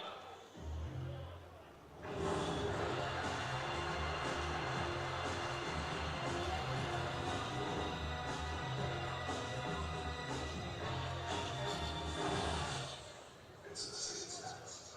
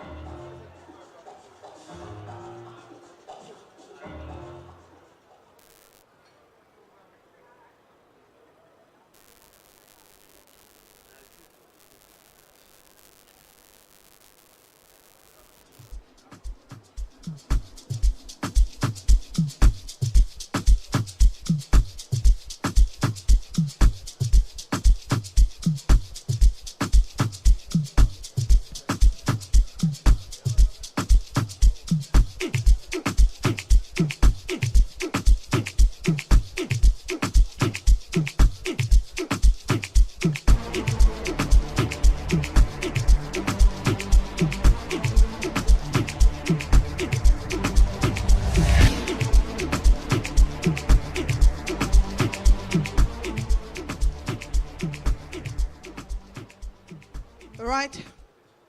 Thank you so much for staying tuned. I know we're not on TV. But I know that we are all starting to get to the second most interesting part. I wanted to say, if you are eating and you know it, clap your hands. But I know that the hands are busy, so I won't. Oh, thank you. We have a demo session. And this demo session will be about the future of digital business in West Africa with Red Hat.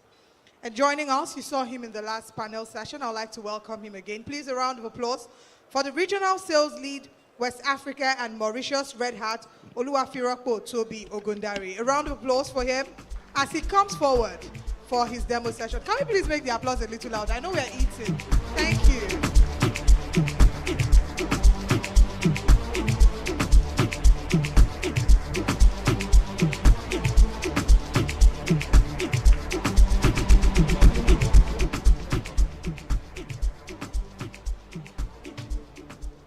Good afternoon, everyone.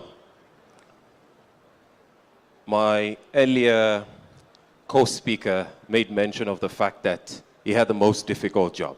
I don't think anyone has a difficult job than addressing audience that are eating. Extremely difficult. But I'll beg for your time because we're going through quite an important topic now, innovating to elevate. The future of digital business in West Africa. I represent Red Hat, an open source technology company. We've been in this business for over 30 years. And one of the biggest concerns that people raise are questions around, why do I have to pay for something that's free? I see some people nodding their head in the audience. Now, I'll rush to the other side. This is the reason why you have to pay for free software. As an enterprise open source technology solution provider, we contribute to a community that works and builds projects that become what enterprise organizations rely on to innovate and accelerate their business. Now, when we work on digital projects, these projects are open source. They're free. Everyone contributes to it. It's got all sorts of code, all sorts of ideas chipped into it. But before you can give such a solution to an enterprise organization like a bank or a Fintech or a Telco to use, some things needs to be taken care of. And those are hardening the solution, improving upon those codes, ensuring they're secure, ensuring they're robust, ensuring that there's enough data to back up the use of that solution, and ultimately ensuring you've got enterprise support for it. Now, without enterprise support, how would you securely run a software in your environment where you're housing critical data? It is very important that you have enterprise organizations such as Red Hat working on improving solutions that you adopt. As we move on, we'll take a look at Africa's technology landscape. When we look at the African technology landscape, not just West Africa, but wholly across Africa, east, west, north, and south, some things are good to note. And they come from Fintech dominance. We've been talking about Fintech for quite some time now. If we look at the Fintech dominance, there's been a surge in the growth of Fintech companies. We look at the growing startup ecosystem. We have such a huge pool in that space as well. When we look at infrastructure, infrastructure needs to be modernized.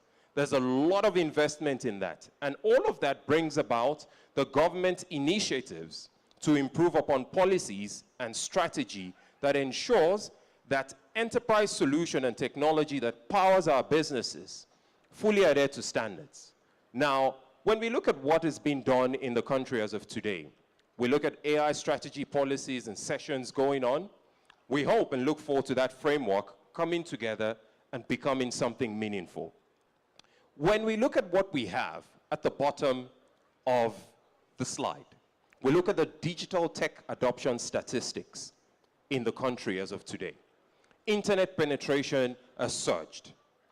In the areas where we do not expect, today we find internet.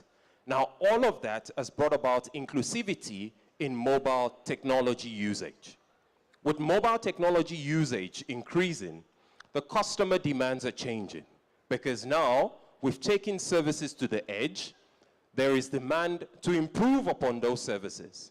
And with that, we have more than 31% increase in the social media usage as a result of inclusivity in that stage. E-commerce has increased, and most importantly, all of this has driven remote work. On the back of that, we'll take a quick look at some of the major challenges that technology leaders now have to manage as a result of the growing demands and the dynamic nature of the demands coming from users. Technology leaders want to use prediction to shape their IT strategy. Technology leaders want to accelerate growth in their environment. Technology leaders are forced to want to optimize cost of operation, and most importantly, mitigate risk. With all of that highlighted, we cannot look away from some of the major challenges that technology leaders face, including managing multiple inconsistent platforms, increase in monolithic, increase in legacy system that needs to be modernized. And over and beyond that, they need to accelerate the development and deployment of application to meet growing consumer needs. Now, all of that means we need to decentralize IT. Over and beyond decentralizing IT, we need to modernize application to be able to deliver faster and operate agile and more rapidly. And lastly, generative AI. It's one of the biggest topics we've had throughout today. How do we leverage Gen AI? How do we become more predictive about how technology can add value and deliver efficiency in our environment? When we look at the left, these are a vast array and more of technology that we all talking about. Buzzwords: Gen AI, automation, data, cloud, security, DevSecOps, amongst others. Now, when you put all of this together, I would like to take you into a world where we look at what Red Hat has got to offer. Over and beyond the fact that we have a CIO tag up there, when we look at the bottom right of the screen, we've got 3 different key pillars of solutions. And those 3 pillars cut across infrastructure, automation and management, and hybrid cloud. When we look at the Red Hat Enterprise Linux, hardly would we find anyone here who's an innovator who doesn't know about the Red Hat Enterprise Linux operating system. When we look at the CIOs and the tech leaders of today, they're tasked with the responsibility of driving increased revenue, reducing cost and reducing risk. You cannot achieve that without modernizing your infrastructure, cut across your compute, your network, and your storage. When we look at the array of solution that Red Hat has in there, woven and built on the back of security, we're poised to leverage these 3 key pillars of solution to enable tech leaders and the business innovate across the infrastructure, across the application stack, and across the security. And when we talk about automation, it also cuts across each and every one of those pillars. When you can automate your infrastructure, we now partner with well over 5,200 hardware service providers, more than 4,900 software service providers and ISVs, and over 200 cloud partners. All of that has helped our customers drive much more than 540% growth in their return on investment. Across a hybrid cloud stack, where we talk about OpenShift, we've consistently been the leaders in the market, playing in that space, ensuring that as our customers are looking at modernizing their application delivery, modernizing their software supply chain, you have what it takes to enable you deliver on the investment that you've made in there. When we also look at automation, it's also another area where we are leaders in that space, ensuring that as you move away from focusing on mundane and repetitive tasks, you're able to save man hours. thousands and thousands of man hours, enabling your team focus on more creative part of your business, rolling out services, and ensuring that you're saving the business and moving things rapidly forward. I'll take you to the next step. When we look at the top layer, security goes in green. It tells you one thing. From the foundation of the Red Hat Enterprise Linux solution, which every other solution is built off of, security is the foundation of what we offer. Without security woven into our projects, they can never become enterprise-grade applications that you run either in the banks, either in the telco space, or wherever. On top of that, we focused on manageability because it's one thing to roll out a super hyper sleek workload or platform or infrastructure. If you cannot manage that, it's as good as useless. For us, that is very important. Ensuring that anyone who touches on a Red Hat product can interact with it. And all of that is being birthed by generative AI. AI tomorrow, AI today will make that regular desktop guy become a data analyst. I'll take you one step forward. When we look at the Red Hat Enterprise Linux AI platform, which is now a part of Red Hat Enterprise Linux, this has now become a solution that will enable you have your operating system as a platform, leveraging artificial intelligence. We have collaborated with IBM, our mothership, to build the Instruct Lab. The Instruct Lab enables you to leverage LLM data, to leverage OpenShift, to leverage Ansible off the back of Red Hat Enterprise Linux, which is no more just an operating system, but now a container platform. That tells you one thing. From the moment you roll out your operating system, you now have microservice capabilities from your infrastructure to start building an architecture that enables you roll out a full hybrid cloud solution that is cloud native. I encourage you to check out the instructlab.ai. This is a platform that enables our customers, that enables each and every developer, that enables an infrastructure team member to collaboratively contribute to the future of Red Hat Enterprise Linux, just as we do any other solution. As we move forward, we take a look at OpenShift AI. OpenShift has been a buzzword for quite some time.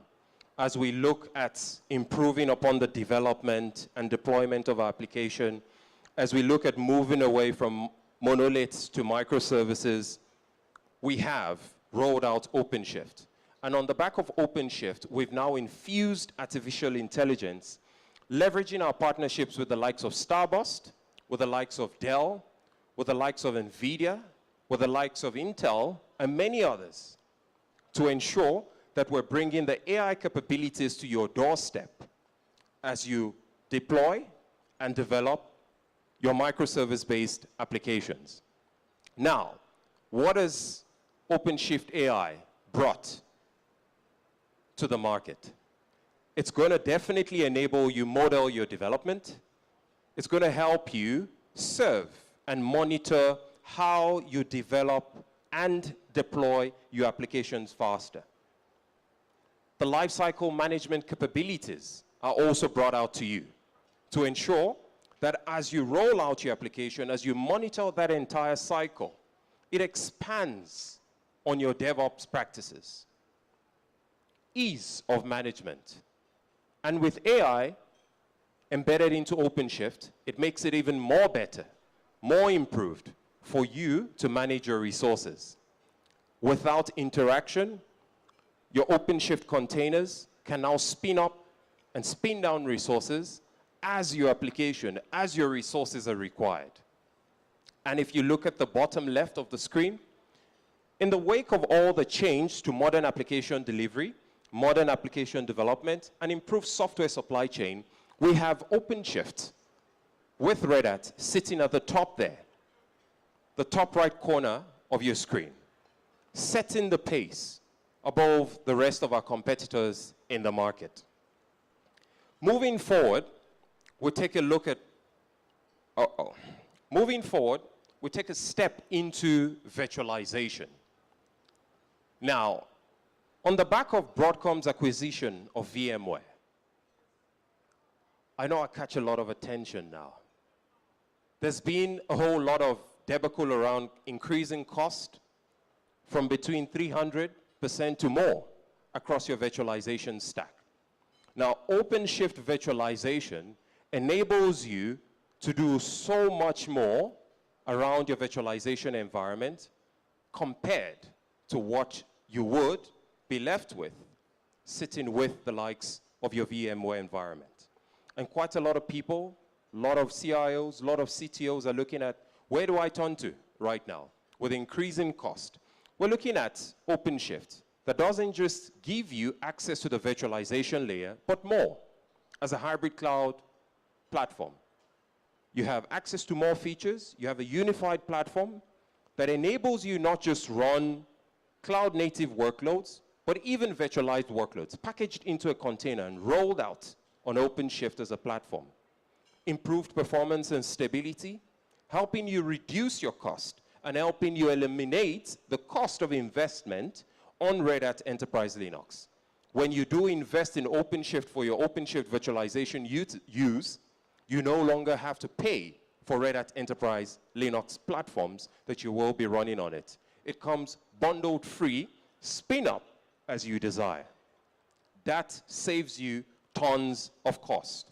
And OpenShift virtualization has been built on KubeVirt, ease consistent management. And trust me, it supports both your Linux and your Windows workload. I'm sure that will be very interesting for quite a number of people. And when we talk about OpenShift virtualization, what are some of the benefits it brings to you? Quickly, I'll take a look at 3. Cost optimization. With you no longer investing in buying the operating system, you've saved yourself tons, and tons. It also gives you the ability to modernize with new features.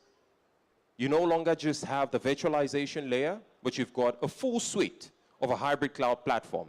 And most importantly, you change the model of cost operation in your environment.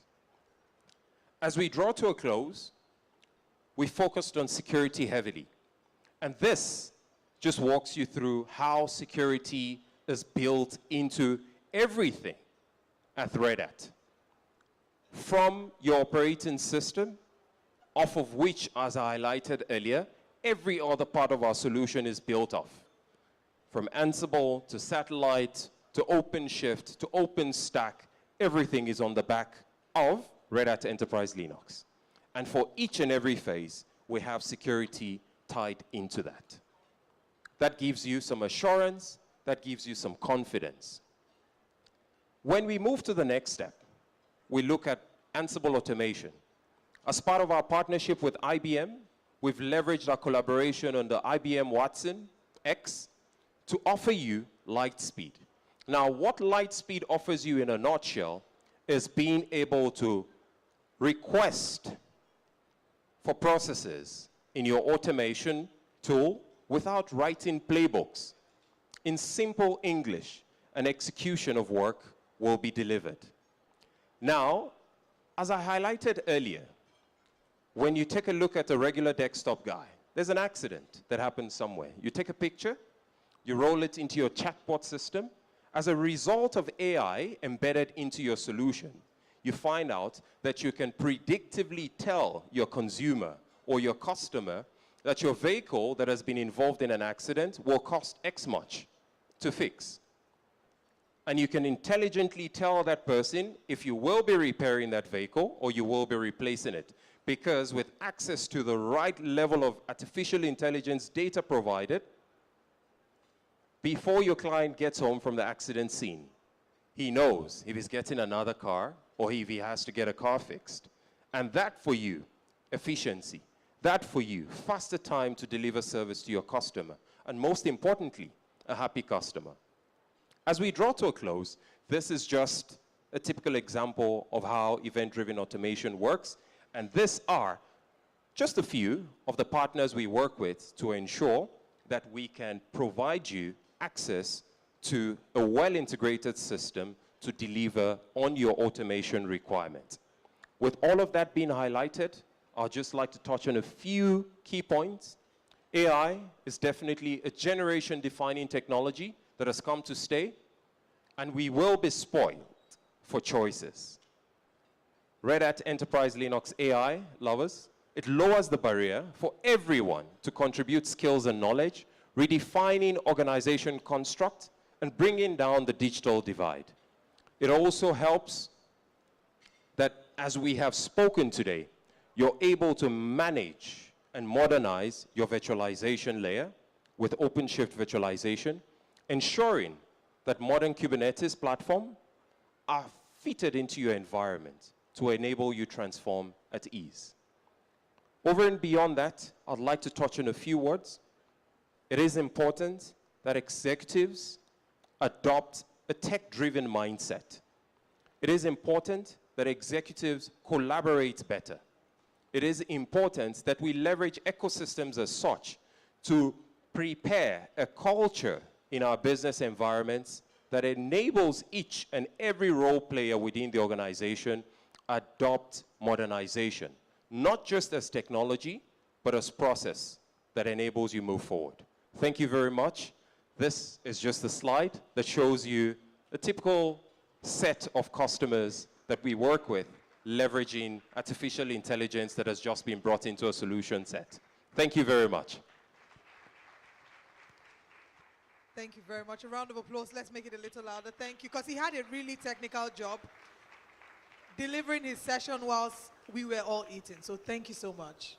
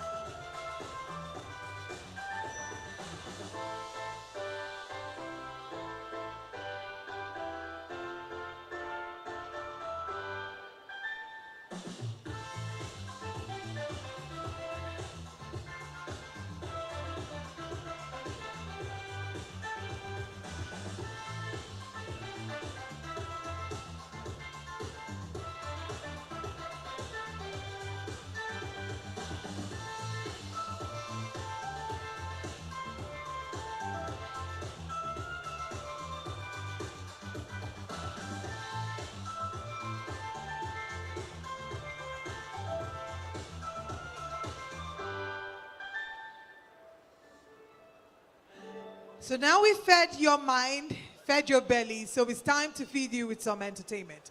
I present to you a man with magical fingers on the strings, the one and the only, Godwin Strings.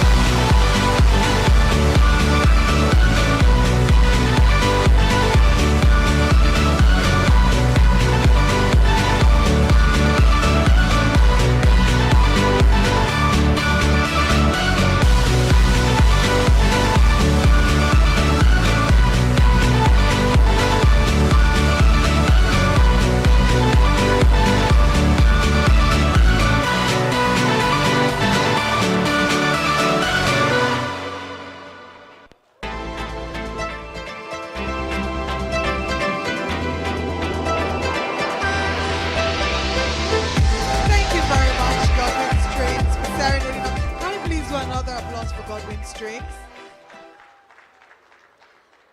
The last song he performed, I think one of the most popular lines there says, "Wake me up when it's all over." Well, I don't know if it gives me joy or not to say that it's almost all over. But the person who would give us the closing remarks is the Group Chief Operating Officer of CWG. So please, a round of applause for Afolabi Shobande as he comes forward to give the closing remarks. Thank you.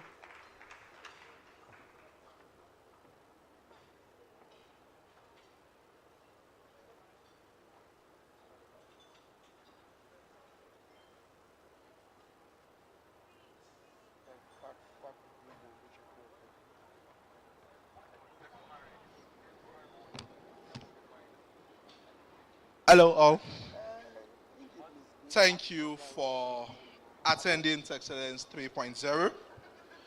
Distinguished ladies and gentlemen, tech enthusiasts, as we close Texcellence 3.0 conference, we extend our heartfelt appreciation to you all for the active participation and insights to the various panel discussion and keynote speak.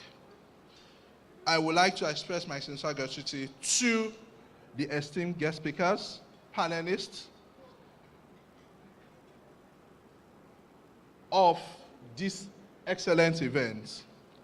As we celebrate in the spirit of Texcellence, I say thank you all for your active participation, your time today, and we wish to see you at Texcellence 4.0. Thank you so much.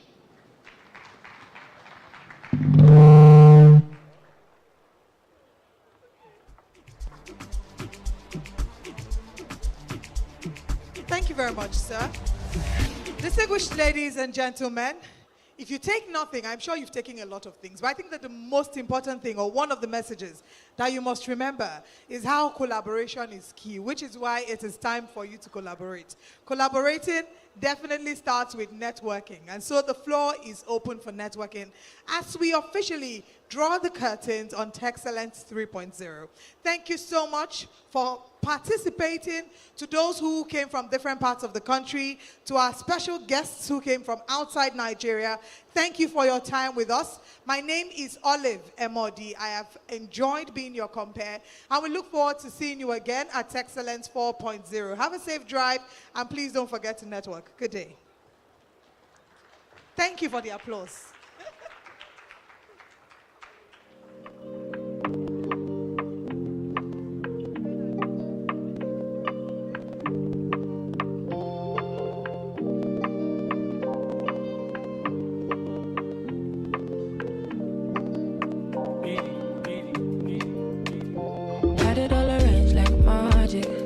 Had it arranged like magic. I was on my base down counting.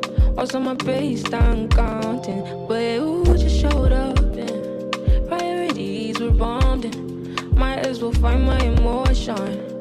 My ex will find my emotion. No, no. Oh, you come, you got my vision to blur. No, no. Be like I forget what I can't do. Got me feeling lost, got me feeling lost. Oh, you come, you got my vision and I burn. No, no. Be like I forget what I can't do. Oh, 'cause I be on my mind. Vision get a little, but I wanna think. All I think about is you, her, and I get weak. I do my best to keep them down, my insecurities. I got distracted, how you get the better part of me now. Why you all upon in my mind, oh. Think about you over the time, oh no. I can't let you so damn fine, oh. Got my temperature up on the night, oh. Oh, you come, you got my vision, like no more. Be like I forget what I can't do. Got me feeling lost, got me feeling lost.